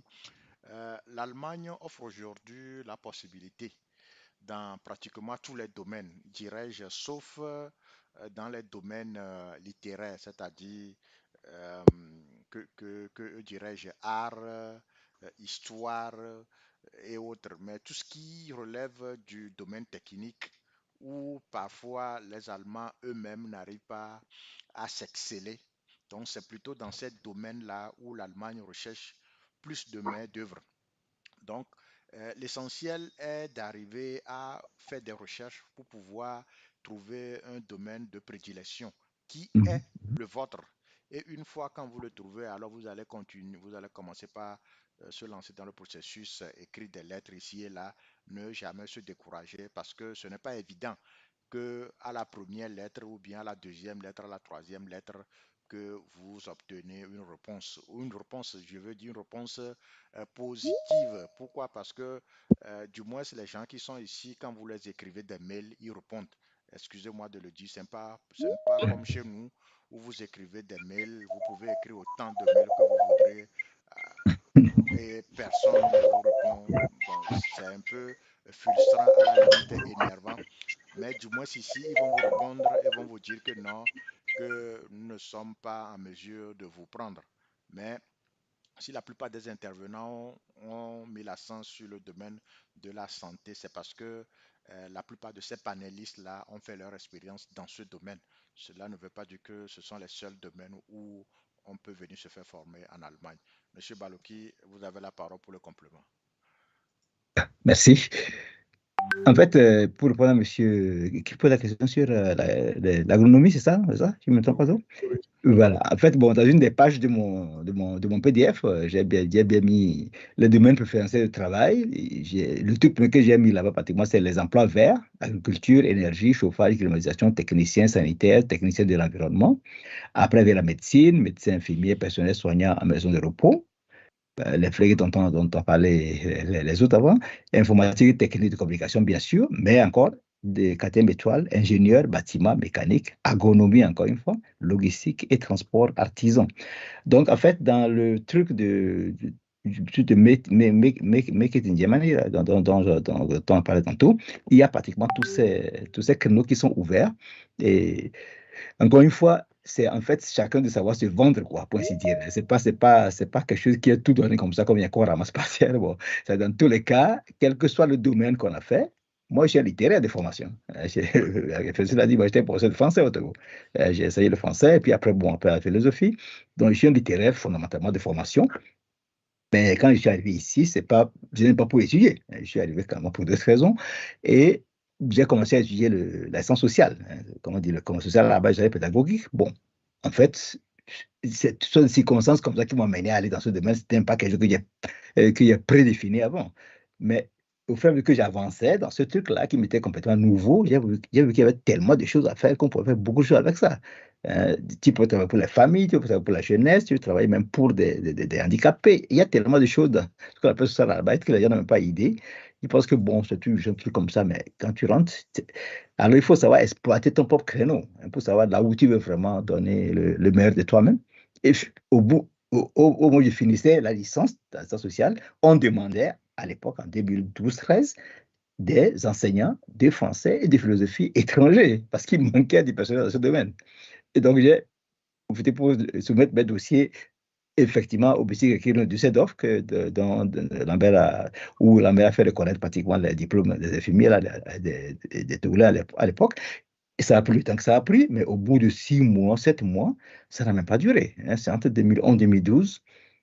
Bon, les papiers présentés des universités à Lomé, et puis après le centre salésien à Côte d'Ivoire, avec tout ce que j'ai fait, tout a été recensé, vérifié par l'ambassade à Lomé. Moi, je ne suis pas allé là-bas, je n'ai rien fait. Ils ont tout fait tout seul, et puis ils ont envoyé la confirmation en Allemagne, et puis c'est fini. On m'a admis pour la formation d'enseignement. D'accord. Ouais, donc, merci beaucoup pour... Fétus, je vais ajouter quelque chose sur l'agronomie. Je pense que j'avais fait référence de l'agronomie, quand on parlait du retour au pays, que les gens n'ont qu'à choisir des filières qui sont des filières d'avenir ici au Togo aujourd'hui. Donc, en Afrique tout entière, où nous avons 34 millions d'hectares de terres qui ne sont pas, qui doivent être exploités. Donc, si je parlais de l'agronomie, j'ai parlé de Göttingen. J'ai parlé, il y a l'université Georg August Universität à Göttingen, qui, en Allemagne, après celui qui se trouve à Gummersbach, qui sont spécialisés dans l'agronomie. À Grand-Vicente-Chapeau, en 4 semaines, semestres, on vous forme en Master of Science et les inscriptions se font en juillet et en janvier. 15 juillet et 15 janvier. Donc, il y a ça, on en a parlé. Donc, voilà, on s'est tourné vers le FLEG, disons, les auxiliaires de santé, parce qu'il y avait aussi beaucoup de demandes autour de ça. C'est pourquoi on a parlé de ça. Mais en gros, il y a beaucoup de besoins en Allemagne dans plusieurs secteurs. Voilà ce que je voulais ajouter. D'accord. Merci beaucoup à M. Nayante pour l'apport. Nous allons donner la parole à M. Ignace pour poser sa question. Bon, je rappelle aux uns et aux autres que nous sommes en ligne déjà depuis 5h41 minutes. Alors, la fatigue commence par prendre là-dessus, mais nous allons quand même essayer de prendre les autres questionnaires pour que nous puissions clôturer cette séance qui était normalement prévue pour durer 3 heures de temps, le temps de libérer les panélistes que j'ai commencé par séquestrer depuis 2 mois. Donc, Monsieur Ignace, ouvrez votre micro et posez votre question. Alors, bonsoir à tous. Bonsoir, nous vous écoutons. Vous avez la parole. D'accord. Et je tiens également à vous remercier pour l'initiative. Et c'est vraiment intéressant. Alors, moi, j'aimerais en venir au niveau de l'ambassade. Bon, moi, gloire à Dieu, j'ai fait l'interview. Mais après l'interview à l'ambassade, il faut combien de temps avant que l'ambassade ne donne la réponse? Puisque, bon, j'ai fait l'interview, bon, bientôt 3 mois, mais aucune réponse jusqu'alors. Donc, j'ai voulu voir si il y a quelque chose à encore faire ou bien, je ne sais pas comment faire. Merci. Ok. Par rapport à cette question, je pense que la vidéo de Madame Volk et Anne que nous avions jouée, elle a essayé de répondre à cette question-là. Elle a dit que généralement, que les dossiers qu'ils reçoivent de double copie, et une copie reste ici, l'autre copie est envoyée dans la ville où vous voulez, où vous devrez normalement atterrir. Donc, du coup, qu'ils ont besoin de 3 semaines pour pouvoir travailler sur ces dossiers-là. Bon, peut-être que par rapport à d'autres activités dont on avait fait mention, peut-être qu'ils n'ont pas encore eu le temps de traiter le dossier. Moi, je pense que aussi, si ça dure longtemps, alors c'est une bonne nouvelle. Si ça dure longtemps, alors c'est une bonne nouvelle. Cela voudrait dire que les dossiers ont néanmoins quitté le territoire togolais. Ils sont en route quelque part vers l'Allemagne. Ils sont en train de travailler. Mais généralement, s'il veut donner des rejets, c'est vite fait. C'est vite fait. Alors, je pense qu'à votre niveau, si ça dure, alors c'est qu'il y a plus d'espoir. D'accord. Donc, je vous souhaite bonne chance. Sûrement qu'on va se retrouver quelque part ici dans une rue et boire une bière allemande ensemble. Inch'Allah. Donc, nous Merci allons infiniment. prendre monsieur ou bien madame Gbede Gbebou. Si vous m'écoutez, votre micro est activé, vous avez la parole. Ok, bonsoir à tous. Je remercie les différents panélistes pour leur intervention et les apports par rapport à nos questions. J'ai deux petites questions, mais trois petites questions, ce n'est pas de grandes questions. La première, c'est à M. Eloge. Par rapport à la traduction, j'aimerais savoir, pour quelqu'un qui veut faire une reconnaissance de ses diplômes, tout traducteur agréé togolais, quand il traduit, est-ce qu'il peut ne pas y avoir de problème au niveau de la reconnaissance des diplômes? Parce que des fois, nous rencontrons certaines personnes qui nous disent que non, pour ces diplômes-là, il faut que ça soit reconnu nécessairement en Allemagne. C'est-à-dire qu'il faut un traducteur en Allemagne pour faire la reconnaissance. Ça, c'est ma première question. Ma deuxième question, c'est à Mme Folly. Avant, il y avait la possibilité d'aller à l'ambassade, à la bibliothèque pour faire des recherches. Je voulais voir si c'est toujours continuel. C'est possible que quelqu'un, en apprenant, peut venir là-bas, faire des recherches ou soit faire une demande de livres pour pouvoir apprendre. Maintenant, la dernière question, c'est par rapport au diplôme dans les écoles privées. Quelqu'un qui a été formé peut-être dans une école privée, est-ce que ces diplômes peuvent être reconnus? Je prends par exemple l'exemple d'une école de formation médicale privée au Togo, qui est reconnue par l'État togolais, bien évidemment. Est-ce que ces diplômes peuvent être reconnus par l'État allemand? Merci beaucoup.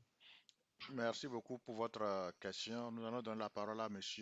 Koshidonkor pour pouvoir intervenir sur le premier volet de la question qui lui était directement adressé. Merci beaucoup pour la question.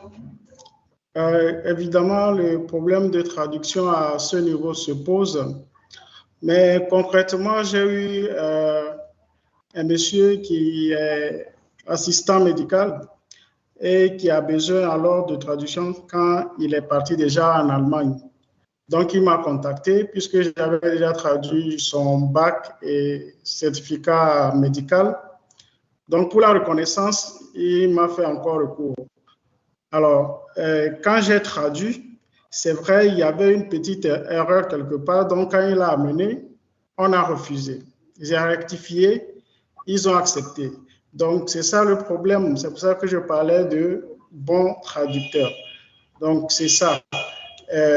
Il faut voir que nous sommes encore moins chers par rapport à ceux qui sont en Allemagne. Donc, évidemment, je crois qu'en Allemagne, on aurait aimé leur trouver aussi du boulot.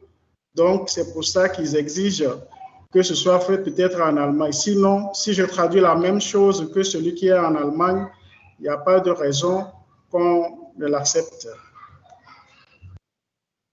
Je vais t'ajouter un truc. Essaie de faire un jumelage avec un cabinet de traduction en Allemagne.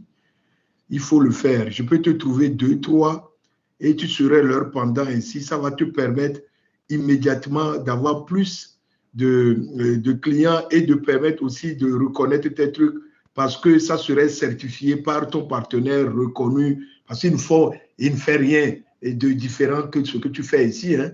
Mais quand tu auras un partenaire, c'est comme les cabinets d'avocats qui essaient de signer des partenariats avec des gens. Moi, c'est ce que je peux t'ajouter. Il faut vraiment, tu es depuis longtemps dans ce domaine, il faut le faire. Je me rappelle même pour la traduction des diplômes de la dame de ANPE, là, c'est toi qui les avais traduits, mais ils ont reconnu ça.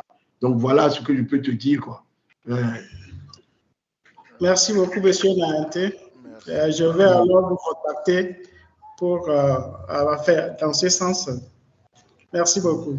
Merci beaucoup, M. Nahanté. Je pense que c'est un apport très pertinent. D'autant plus que ce qui nous manque parfois ici en Afrique pour qu'on soit plus crédible, c'est ce qu'ils appellent ici une accréditation. C'est-à-dire qu'on vous reconnaisse dans vos droits. Et généralement, pour qu'on puisse vous reconnaître dans vos droits, vous devez faire le jumelage avec une autre entreprise qui est déjà connue. Donc, vous travaillez en partenariat, en synergie pour l'évolution de vos entreprises. Donc, merci beaucoup pour l'apport. Donnons la parole à Madame Folly pour répondre à la question liée à l'utilisation ou bien au suffrage à l'Institut Goethe. Madame Folly, vous avez la parole. Oui, merci beaucoup pour la question. Notre bibliothèque est toujours ouverte. Nous sommes là. Vous pouvez venir faire vos recherches. Il y a des livres qui sont mis à vos dispositions. Vous pouvez venir faire des prêts. Et nous sommes toujours ouverts de lundi à vendredi. Merci. D'accord, merci beaucoup. La troisième question, est-ce qu'il y a un panéliste qui aimerait intervenir sur la troisième question? Il peut ouvrir son micro et répondre à la troisième question.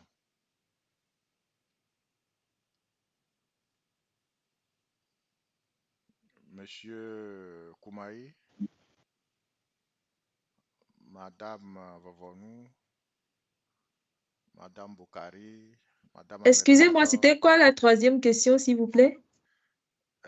Nous allons demander à l'intervenant de reposer la troisième question parce que là aussi, moi-même, ça m'échappe.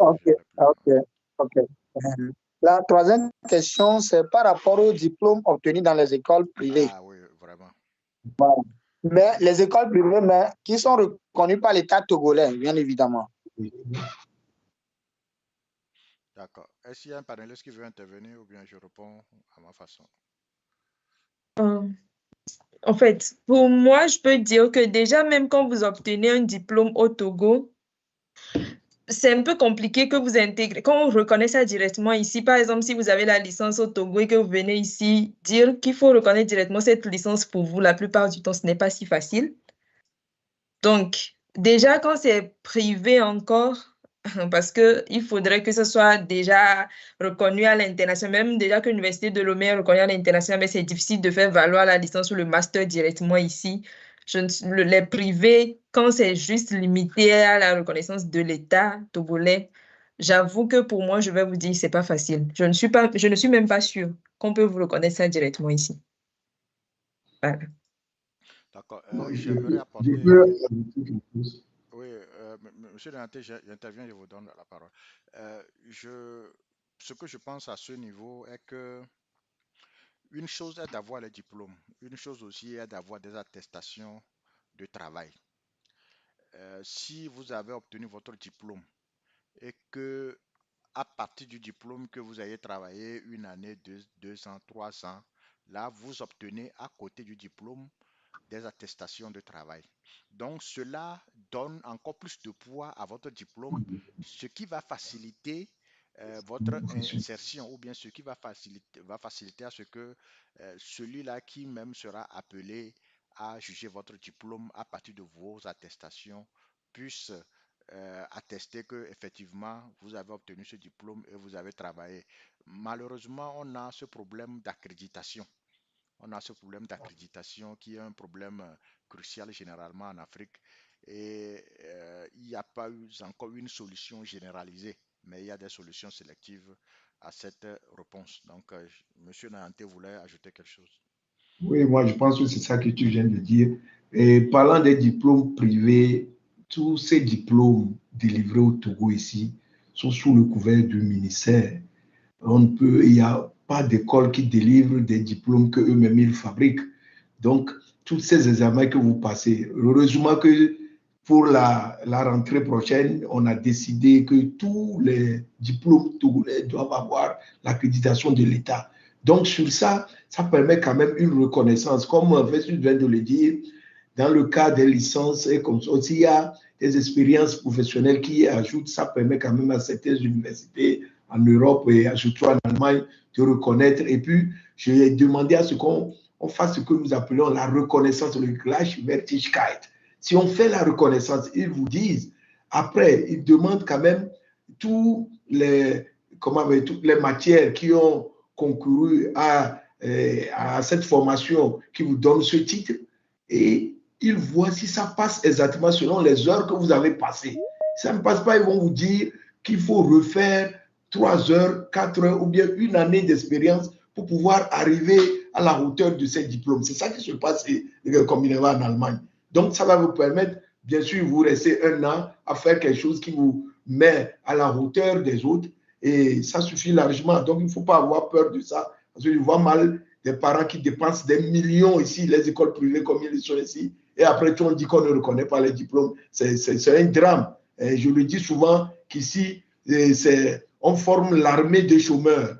Oui, l'armée des chômeurs. Les gens sortent avec des diplômes, ils ne peuvent même pas aller sur le marché, et puis ils ne peuvent même pas étudier. Donc voilà ce qu'il faut faire le plus souvent. Monsieur Dayanté, l'expression est grave et mérite ton introduction dans l'Académie française. Je donne la parole à monsieur Baloki. Je pense qu'il voulait intervenir sur le même sujet. Tout à fait. Oui, bon, vraiment, c'était intéressant comme expression, une armée de chômeurs, effectivement. Oui, en fait, ce que vous avez ajouté sur ce point-là, c'est le côté pratique de la fonction en Allemagne. C'est le diplôme en tant que tel, tout seul comme ça. Ben, bon, vraiment, je ne sais pas trop. Hein. Je ne sais pas si dans mon cas, j'avais des vacances en Allemagne juste avec ma licence fraîchement faite à l'époque ou bien une maîtrise quelconque. Encore une fois, le CV que tu écris, montrant ton parcours, vraiment, le Lebenslauf, comme on l'appelle, vraiment ton parcours de vie, depuis le diplôme, qu'est-ce que tu as fait, bon, quelle expérience tu as accumulée par-ci, par-là. Dès qu'on a un truc comme ça, entre 2 et 5 ans en Allemagne, c'est vraiment comment dire, c'est un laisser-passer, quoi. C'est-à-dire, ils se disent, ah ben, bon, depuis le diplôme, il a travaillé. Il a quand même fait quelque chose avec ce qu'il a appris. Et en Allemagne, ce n'est pas aussi théorique que le système français qui nous a bourré la tête de théorie comme ça, simplement sans suite, quoi. On veut savoir si ce que tu as appris là, tu en as fait quelque chose. Est-ce que tu as travaillé, tu as acquis une expérience avec les hommes, ça a donné quelque chose sur le terrain. Voilà. Bon, je crois que peut-être c'est ça. Et malgré ça, ça n'a pas été, dans mon cas, une reconnaissance automatique. Hein, malgré le CV, malgré les diplômes traduits, les notes, chaque matière vérifiée, le volume horaire de chaque matière, tout, pour dériver le Gleichwertigkeit, eh bien, on m'a demandé encore ce qu'on appelle un Aufbaustudium. J'ai encore fait une année à l'université de Bochum, une année entière, hein, et passer encore un examen écrit et oral devant une commission. Donc, bon, en gros, ça compensait les heures manquantes. On ne me l'a pas dit comme ça, mais bon. Et quand on m'a demandé de faire ce complément d'études d'un an, malgré tous les diplômes que j'ai alignés, malgré le CV, malgré tout le travail que j'ai fait par le passé, et pas seulement dans mon domaine, mais bien encore dans d'autres choses. Donc, il ne faut pas t'attendre à une corrélation automatique juste en appuyant sur un bouton, un bouton quoi. Hein, ouais. Ça pendant le temps que ça prendra, mais bon, si vous patientez, vous battez, ça aboutira à quelque chose. D'accord. Merci beaucoup, M. Baloki. Nous allons donner la parole à M. Paul. M. Paul, vous avez le micro à vous.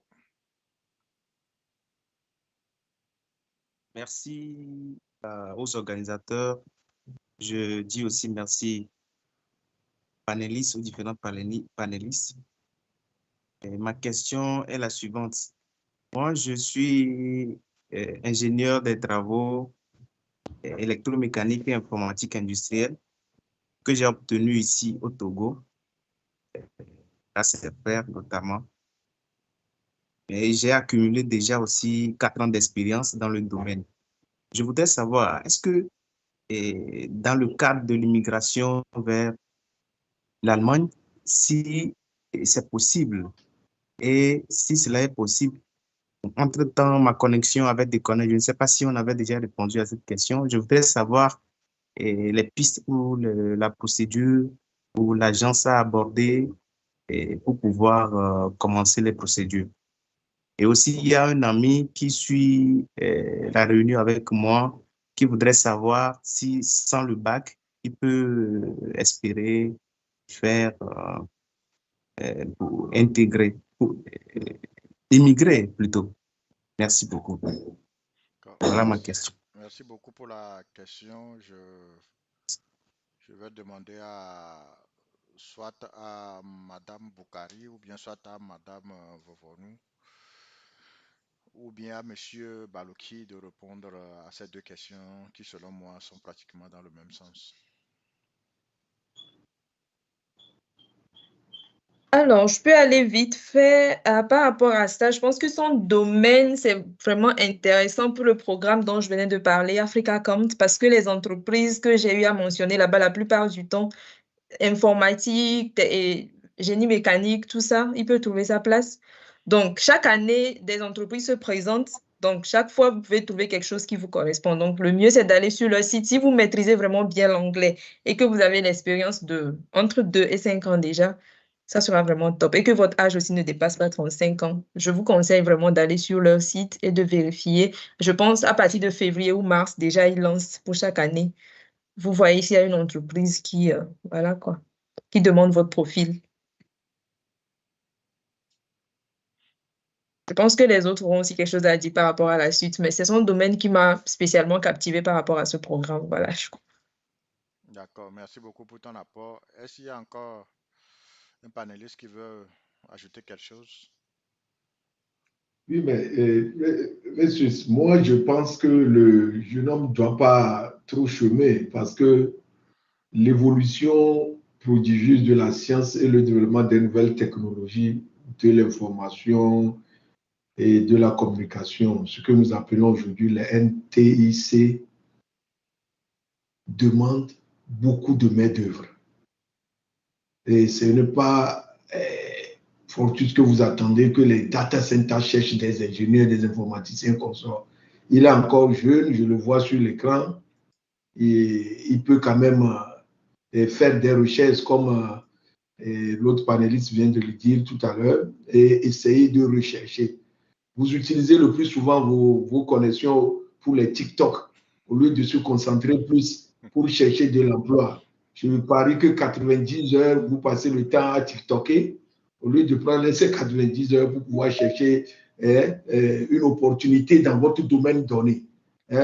Donc, il faut bien écouter ce qu'on a dit et puis vous pouvez quand même, on vous encourage à chercher plus, à ne pas se divaguer. Parce qu'aujourd'hui, vous vous divaguez trop dans vos TikTok là, qui fait qu'on n'avance pas. OK? Merci beaucoup pour l'apport, M. Nayante. Si aucun panéliste n'a plus quelque chose à ajouter par rapport aux deux questions de M. Paul, nous allons prendre encore deux questions.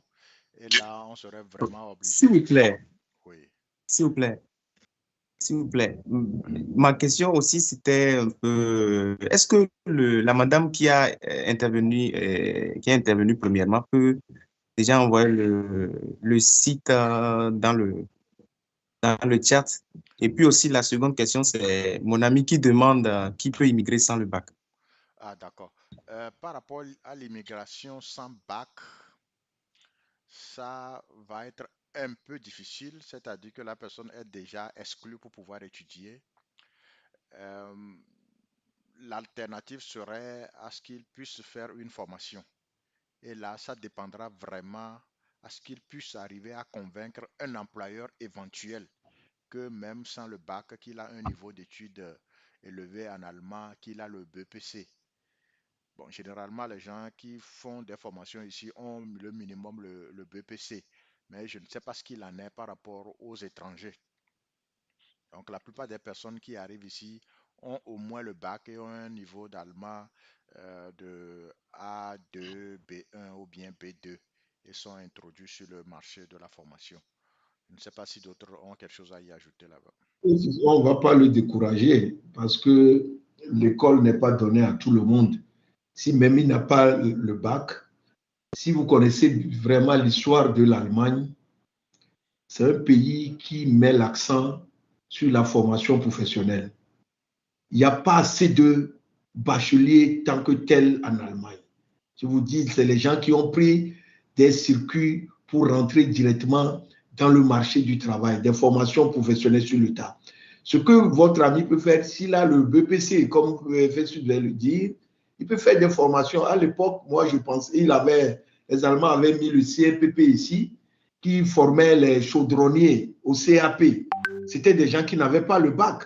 Mais ils sont tous en Allemagne aujourd'hui. J'en connais beaucoup qui sont des chaudronniers qui fabriquent les tanks pour mettre le pétrole et qu'on soit là. Donc, s'il peut se faire former, faire une formation professionnelle, et il n'a qu'à s'approcher de comment vous l'appelez d'aujourd'hui, de la Chambre de commerce et des industries et la Chambre des formations professionnelles ici, qui a été mise en place par la Chambre de commerce et des industries de Cologne ici à Lomé. Donc, c'est très important d'avoir ces informations pour qu'il aille voir quelles sont les voies et moyens qui peuvent le permettre de faire une formation qui puisse être reconnue, où il va trouver une formation professionnelle en Allemagne.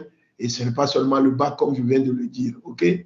Donc, c'est tout ce que nous, on peut vous dire. Il y a des pistes. Hein. C'est la raison pour laquelle on fait ce genre de web binaire pour pouvoir vous montrer les pistes. Il ne faut pas qu'il aille se jeter dans la mer parce qu'il n'a pas le bac, il veut aller clandestinement là, quelque part. Hein. OK? Merci. D'accord. Monsieur Hunkwe voudrait faire un apport. Avant de lui passer la parole, je vais répondre à un des volets de la question de Monsieur Paul par rapport au webinaire. Donc, je le disais tantôt, je ne sais pas si vous l'avez raté, toutes les présentations qui ont été faites ici seront disponibles d'ici 24 heures sur le site web que j'ai déjà posté dans le groupe. Donc, toutes ces informations-là seront disponibles là-bas en PDF que vous pouvez télécharger en temps réel et en faire de quoi utile, à tout fin utile également. Donc, monsieur, vous avez la parole pour votre rapport. Merci pour la parole. Ce que je peux dire à l'ami de monsieur Paul, c'est que avec le BPC également, votre ami peut venir en Allemagne faire une formation, mais ça va dépendre de l'État. Si on prend par exemple l'État de Baden-Württemberg, eux souvent ils reconnaissent les diplômes du Togo comme également en Allemagne. Par exemple, si on prend le bac, la plupart des bacs togolais sont reconnus également au Baden-Württemberg comme le bac allemand. Mais si on prend par exemple le cas de Hessen où moi j'habite, là, lorsque tu viens avec le bac togolais, par exemple, ils vont te reconnaître ça comme forme de BPC. Maintenant, si tu viens avec le BPC du Togo, tu viens en Allemagne, avec ça, tu vas voir qu'ils vont vraiment reconnaître ça très, très bas. Et pour faire une formation de Pflege, par exemple, maintenant, on demande souvent le réel Schulabschluss. Et maintenant, si quelqu'un a le Hauptschulabschluss, on lui demande maintenant de faire la formation de 1 an d'abord. Et lorsqu'il va terminer la formation de 1 an, il peut continuer après la formation de 3 ans. Ouais, donc, je peux dire qu'il peut tenter sa chance en faisant les cours d'allemand et également en faisant reconnaître son diplôme en allemand, surtout dans le Baden-Württemberg. C'est ce que moi je peux le dire. Merci beaucoup pour l'apport de par tes expériences dans le domaine. Prochainement, tu seras invité sur la liste des panélistes. Donc, tu as déjà l'invitation. Donc, nous allons donner la parole à monsieur Nata Kondo ou bien madame Nata Kondo. Je rappelle que c'est l'avant-dernière personne que nous allons prendre parce qu'on doit lentement aussi libérer les uns et les autres. Monsieur Nata, vous avez la parole. Vous pouvez activer votre micro et poser votre question.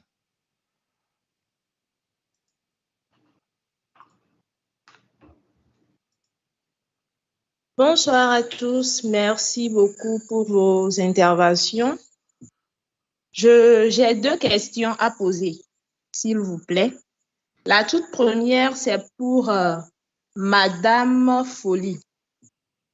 Bon, j'ai suivi le webinaire et tout, mais j'aimerais savoir, par exemple, pour nous les personnes qui ne nous sont pas confiées aux agences et qui voulons, parce que j'ai suivi, madame avait dit qu'il y a une association qui peut vous accompagner avec des conseils, comment faire et tout pour la procédure.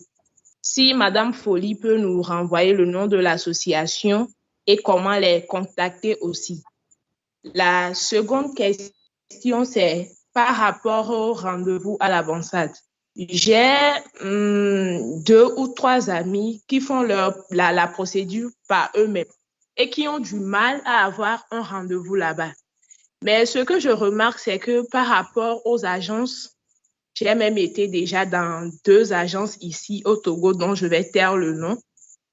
Ils sont allés jusqu'à promettre que si vous débutez la procédure avec eux, disons par exemple en ce mois de septembre 2023, jusqu'en juillet 2024, vous avez votre visa, le rendez-vous, tout ça là n'est pas un problème, vous avez votre visa et vous allez partir à des sommes un peu exorbitantes. Donc, j'aimerais savoir si vous ne pouvez pas agir un peu au niveau de l'ambassade pour que les gens qui ne se sont pas confiés aux agences, qui n'ont pas la somme à payer à l'agence et qui font leur procédure en solo, puissent également bénéficier des rendez-vous. Merci bien. Merci beaucoup pour votre question. Je vais laisser Madame Folly répondre au premier volet de la question. Et en ce qui concerne le deuxième volet, nous allons essayer aussi d'y répondre après que Madame Folly aurait répondu à la première question. Madame Folly, vous avez la parole. Oui, merci pour les questions. Et notre projet s'appelle AMIF. Et donc, notre bureau se trouve au sein de l'Institut Goethe de Lomé, comme je l'avais dit. Et pour le moment, nous avons commencé avec les travailleurs qualifiés qui veulent partir et ceux du regroupement familial, les personnes qui désirent rejoindre leurs conjoints et conjointes en Allemagne. Donc, si vous faites partie de ce groupe cible et que vous voulez participer à nos séances de conseil gratuits, et j'ai remis le lien du site à M. Tamaklu tout de suite par WhatsApp. Et vous pouvez essayer de l'envoyer dans le chat avec mon email et notre numéro de téléphone. Il suffit de nous contacter et il y a nos formulaires d'inscription en ligne sur le site. Vous allez pouvoir vous inscrire et là, on peut suivre vos dossiers. Merci. Merci beaucoup, madame. D'accord. J'ai déjà posté les informations que vous m'avez envoyées dans le chat et à tout fin utile. Bon, par rapport à votre deuxième question, je pense qu'on a déjà un peu débattu sur cette question de rendez-vous et que nous avons promis faire l'essentiel et le nécessaire. Nous ne promettons rien, mais nous allons essayer d'activer nos canaux, nos contacts, puisque nous sommes bien introduits là-bas. Nous allons essayer de voir ce que ça donne. Et sûrement que vous aurez gain de cause à ce niveau pour voir comment est-ce que cette possibilité-là à ce que les gens puissent toujours vouloir profiter de la bonté des autres, vouloir tout vendre et à tout moment, comment est-ce qu'on peut essayer d'endiguer. Vous savez, le webinaire là que nous sommes en train d'organiser ici, ces informations-là que nous donnons, ce sont plus ou moins les mêmes informations-là que d'autres personnes vous vendent. Ce sont les mêmes informations que d'autres personnes vous vendent, mais nous autres ne sommes pas des vendeurs d'illusions et nous n'allons pas promettre le ciel et la terre et vous allez vous retrouver à 6 mètres sous terre. Pas du tout. Mais néanmoins, on va essayer d'activer nos réseaux, activer les leviers si possible et voir dans quelle mesure est-ce que ce phénomène récurrent de rendez-vous à l'ambassade pourrait être dissipé. Je ne sais pas si quelqu'un d'autre a quelque chose à ajouter à ce niveau. Je t'ai envoyé le lien là où les jeunes qui n'ont pas le bac, qui peuvent se faire former sur les métiers d'avenir. Je viens de t'envoyer ça. Donc après, quand tu auras le temps, tu partages ça sur la plateforme pour nous voir. C'est un truc créé par, on appelle ça l'Union des chambres régionales de métiers du Togo, qui a été appuyé par la GIZ et le ministère allemand de l'économie. Donc, c'est situé dans les 5 régions du pays. Donc, leur bureau, pour ceux qui se trouvent à Lomé, se trouve à Toko et Casablanca. Donc là, ils peuvent, dans la région maritime, contacter les gens et se faire former et choisir l'excursus qu'ils veulent et pouvoir valider un métier en main avant de vouloir aller en aventure. C'est ça que je voulais te dire. Merci. Merci beaucoup. Je suis en train de préparer à envoyer le lien dans le groupe, bien que tous ces liens-là vont se retrouver plus tard aussi sur le site. Mais ceux qui sont pressés d'aller feuilleter rapidement, alors je viens également de l'envoyer dans le chat. Donc, nous allons prendre une toute dernière question là. Nous sommes vraiment désolés parce qu'on risque de s'éterniser ici jusqu'à demain. Il y a besoin de pouvoir libérer les uns et les autres pour qu'ils puissent vaquer à d'autres occupations. Donc, nous allons faire l'honneur à une toute dernière personne. Les autres peuvent poser leurs questions directement par les contacts qu'il y avait sur les affiches que nous avions gracieusement distribuées. Donc, la dernière personne à qui nous voulons donner la parole s'appelle... on a déjà eu Monsieur Seydou, Madame Kondo, déjà Monsieur Alassani aussi. Nous allons donner la parole à Monsieur Tete Kossi. Ça, c'est la toute dernière personne. Bon, il y a Monsieur Seydou là-bas qui lève la main. Je ne pense pas qu'on l'avait écouté parce que son visage ne m'est pas familier. Monsieur Seydou, vous avez la parole pour poser votre question. Je viens d'activer votre micro. Voilà, merci beaucoup. Je ne suis pas pu intervenir tout à l'heure parce que je vous entendais, mais je n'ai pas pu dire quelque chose. Donc, je vous remercie, je remercie les panélistes. J'ai apprécié la qualité et la pertinence des débats depuis que vous avez commencé à 13h.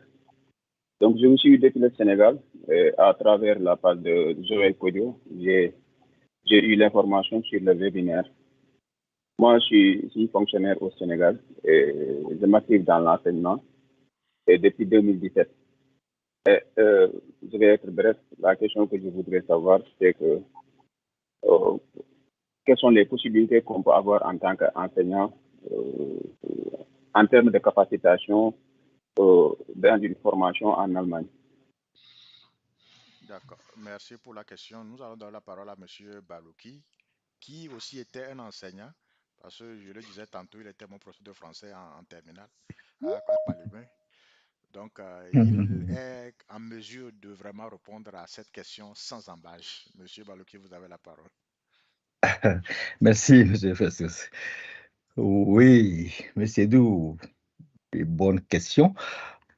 Vous êtes dans quelle matière? Quelles sont les matières que vous enseignez? Ou alors la matière, puis en Afrique, on a souvent une matière. Je suis dans l'enseignement primaire. Ah, voilà, l'enseignement primaire. Bon, d'accord. Et pardon, combien? Combien d'années d'expérience? En ma 6e année d'expérience. 6e année d'expérience depuis l'école normale, c'est ça? Depuis vous avez fait l'école normale d'enseignant, c'est ça? C'est ça. Oui, maintenant, ce sont les centres régionaux de formation des personnels de l'éducation. D'accord. Avec l'école normale, l'ex-école normale. D'accord. Oui, bon, c'est ce que je saurais dire. Ce n'est pas...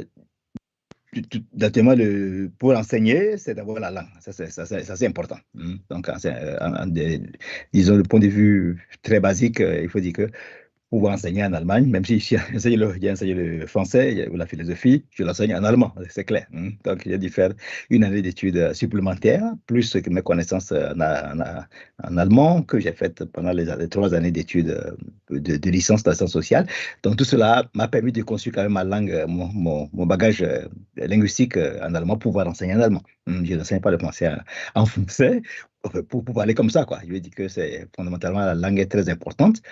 Cela dit, si vous avez vraiment un niveau de langue qui correspond à un minimum de ce qu'on a donné comme référence, ce sont des références, quand on parle de B1, B2, C1, C2, le test des DAF ou le DSA, qui est le diplôme requis pour s'inscrire dans toute université en Allemagne. Donc, c'est le niveau de base, quoi.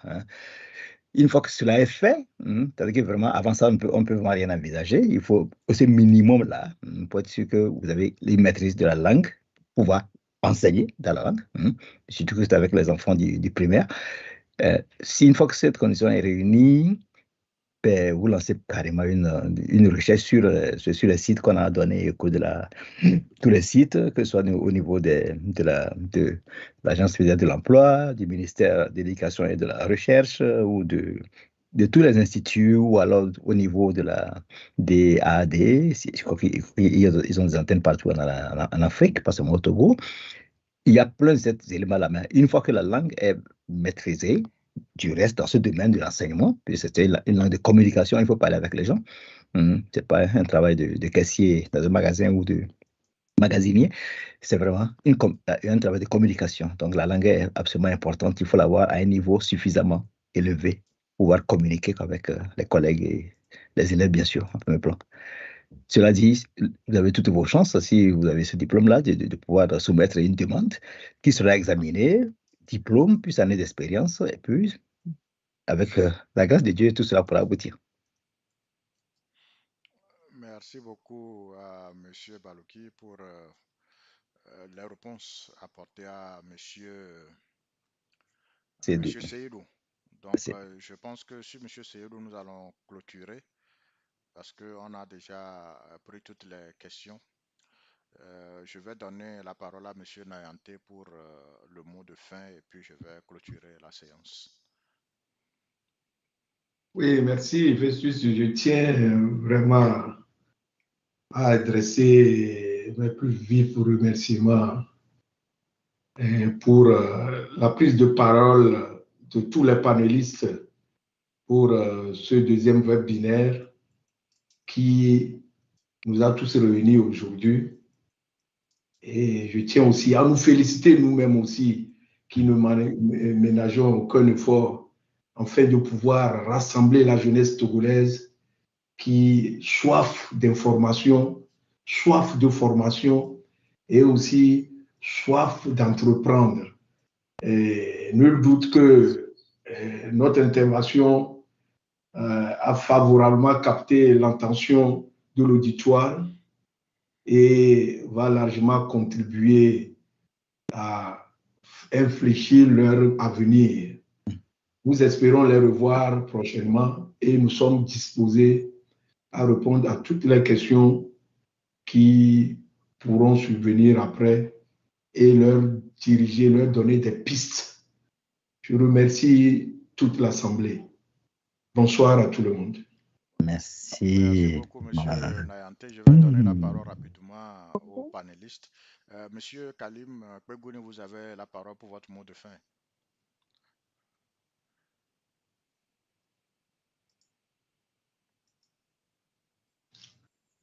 Merci, Monsieur Festus. Et comme vient de le dire Monsieur Nayante, c'est encore une fois te dire merci.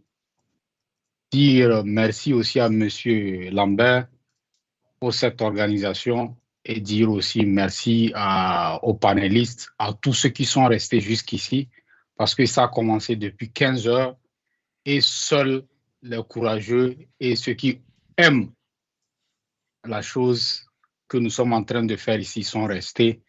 Et je vous remercie, je remercie tout le monde et je vous souhaite encore une bonne santé à vos familles, bonne chose dans vos activités et merci. Que Dieu soit avec nous. Inch'Allah, Amen. Monsieur Baloki, vous avez la parole pour votre mot de fin. Ok. Je peux me joindre, comme on dit, Mich Anschließ, je me joins à tous les remerciements pour cette organisation. Je suis pour la première fois, je suis complètement ravi parce que je ne sais pas dans mes habitudes de rester 5 heures sur place comme ça. Ce n'est pas vraiment dans mes habitudes. Et j'ai dû annuler pas mal de choses en me disant, bon, en tout cas, pour ces 3 heures-là, je prenais le temps, mais je vous remercie vraiment pour cette initiative. Je trouve que c'est la connaissance, quand on la donne, on la perd pas, elle se diffuse, elle se multiplie en fractal. Et je crois qu'à partir de ces participants ce soir, ces connaissances vont encore motiver d'autres personnes d'aller chercher aussi ailleurs. On n'est pas un arbre ou comprendre quelque part qui va mourir là où on l'a planté. Nous sommes des hommes, nous sommes nomades, on peut se déplacer. Et ça ne nous empêche pas, quand nous sortons du pays, de pouvoir encore contribuer à la construction du pays. Donc, je ne suis pas de ceux... À un moment donné, j'avais pensé effectivement que c'était une façon d'encourager de faire quitter les gens, mais non, on est pourtant une minorité. On a beau être quel nombre à l'étranger, la majorité de Togolais vivent encore au Togo. Les millions ne sont pas dehors, donc ils sont encore au pays. Et c'est à nous, disons, à travers ces actions envers la jeunesse, qui doit se sentir motivée en écoutant des gens qui ont tenté quelque chose et qui ont réussi, ou malgré les difficultés, de pouvoir dire, eh bien, la chance est toujours de notre côté et merci d'avoir offert cette possibilité à toute cette jeunesse-là qui a été en direct ou sur les réseaux, sûrement que beaucoup ont été sur YouTube et sur Facebook. C'est extrêmement une contribution précieuse pour l'avenir de la jeunesse au Togo et pour le pays tout entier. Merci encore. Merci beaucoup, M. Baloki. Monsieur Ahadi Boris, vous avez la parole pour votre mot de fin. Oui, merci à tous.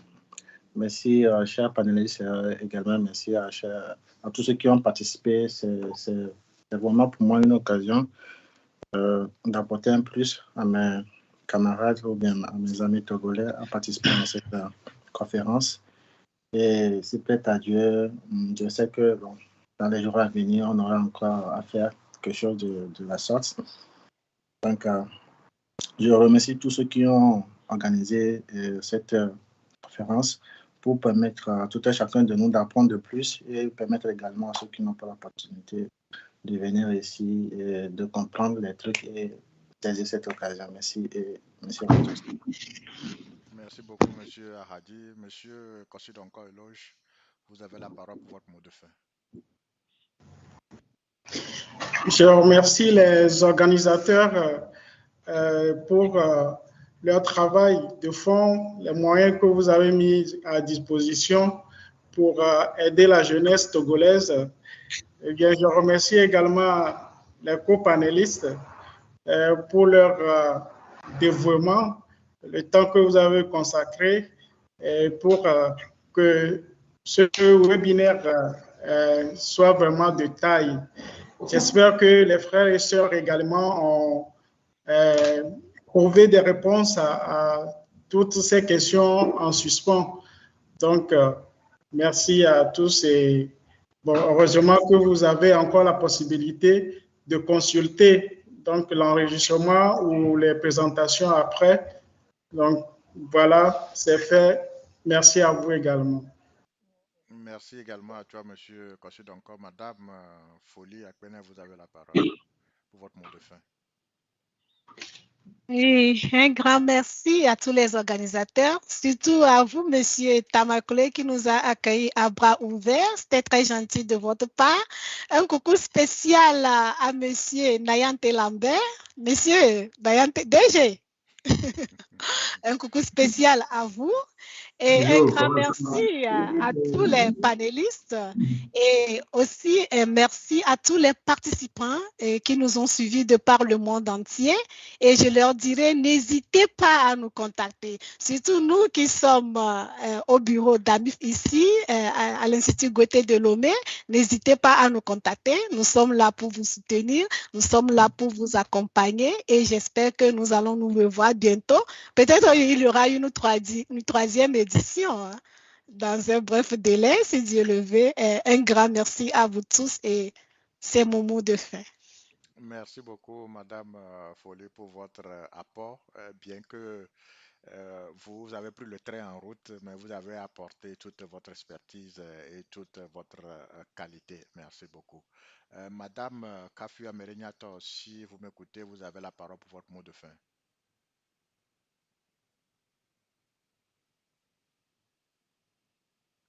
Merci pour la parole. Je remercie tout le monde. Je remercie l'organisateur. Je remercie les invités. Je remercie tout le monde. L'initiative a été très bonne et nous prions tous que, comme Madame vient de le dire, pour la troisième édition, nous sommes là. Donc, je remercie tout le monde pour votre présence. Merci. Alors, Monsieur Koumaï Abdou, vous avez la parole pour votre mot de fin. Je ne sais pas si votre micro fonctionne maintenant, si jamais... Oui. Bonsoir à tous. Merci pour l'opportunité de pouvoir placer mon mot de fin.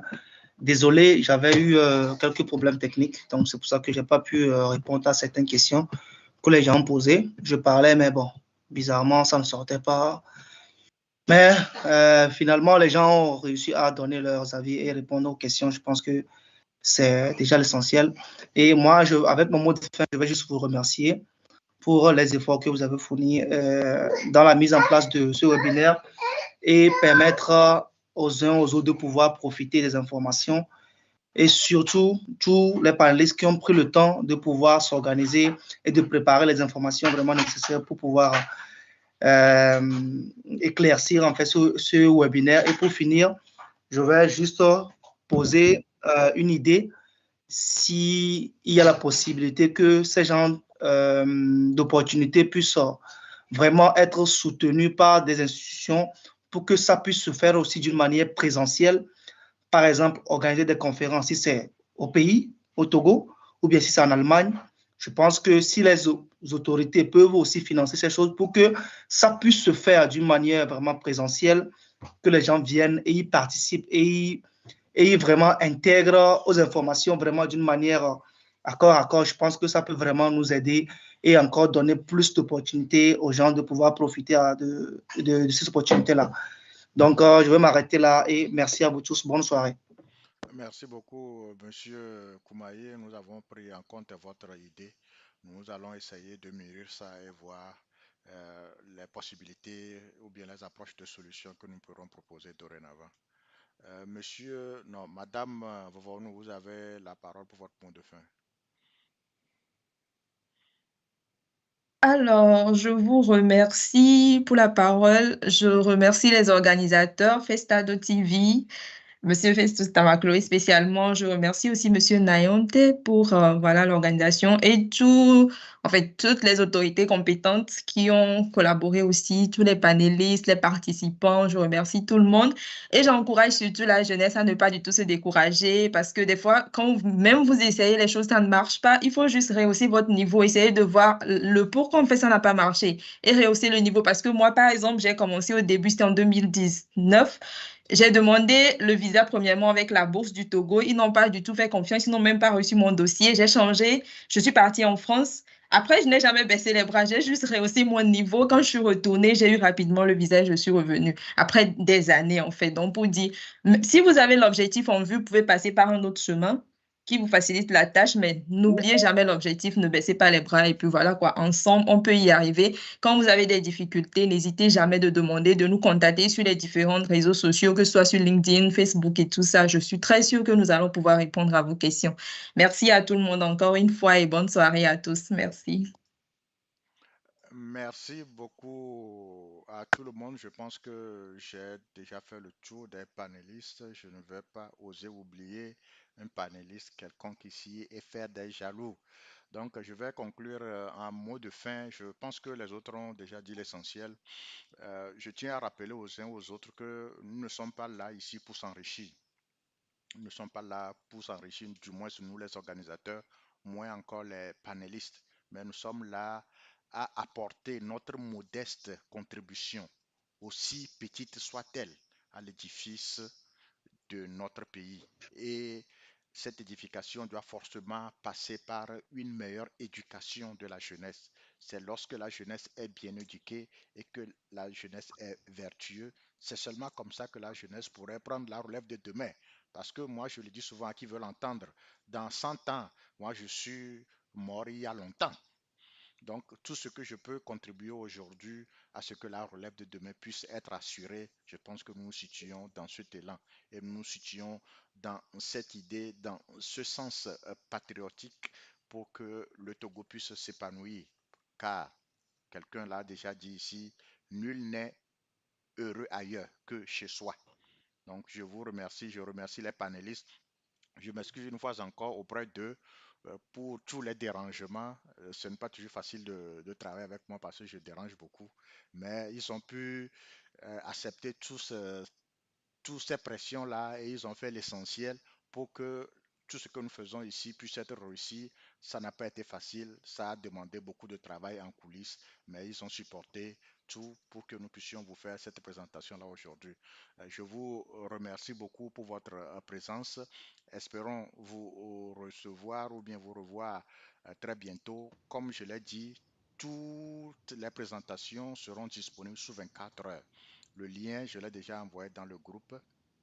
C'est htce-europe.org. Le nom est resté parce que le premier webinaire, on l'avait fait sous l'égide du HTCE. Et vu que le lien était déjà partagé à l'époque, nous n'avons pas voulu changer ça pour que les liens anciens qui ont été partagés tombent dans le vide. Donc, quand vous arrivez sur le site, vous allez voir qu'il y a webinaire première édition, webinaire deuxième édition. Donc, ce que nous faisons actuellement, c'est la deuxième édition.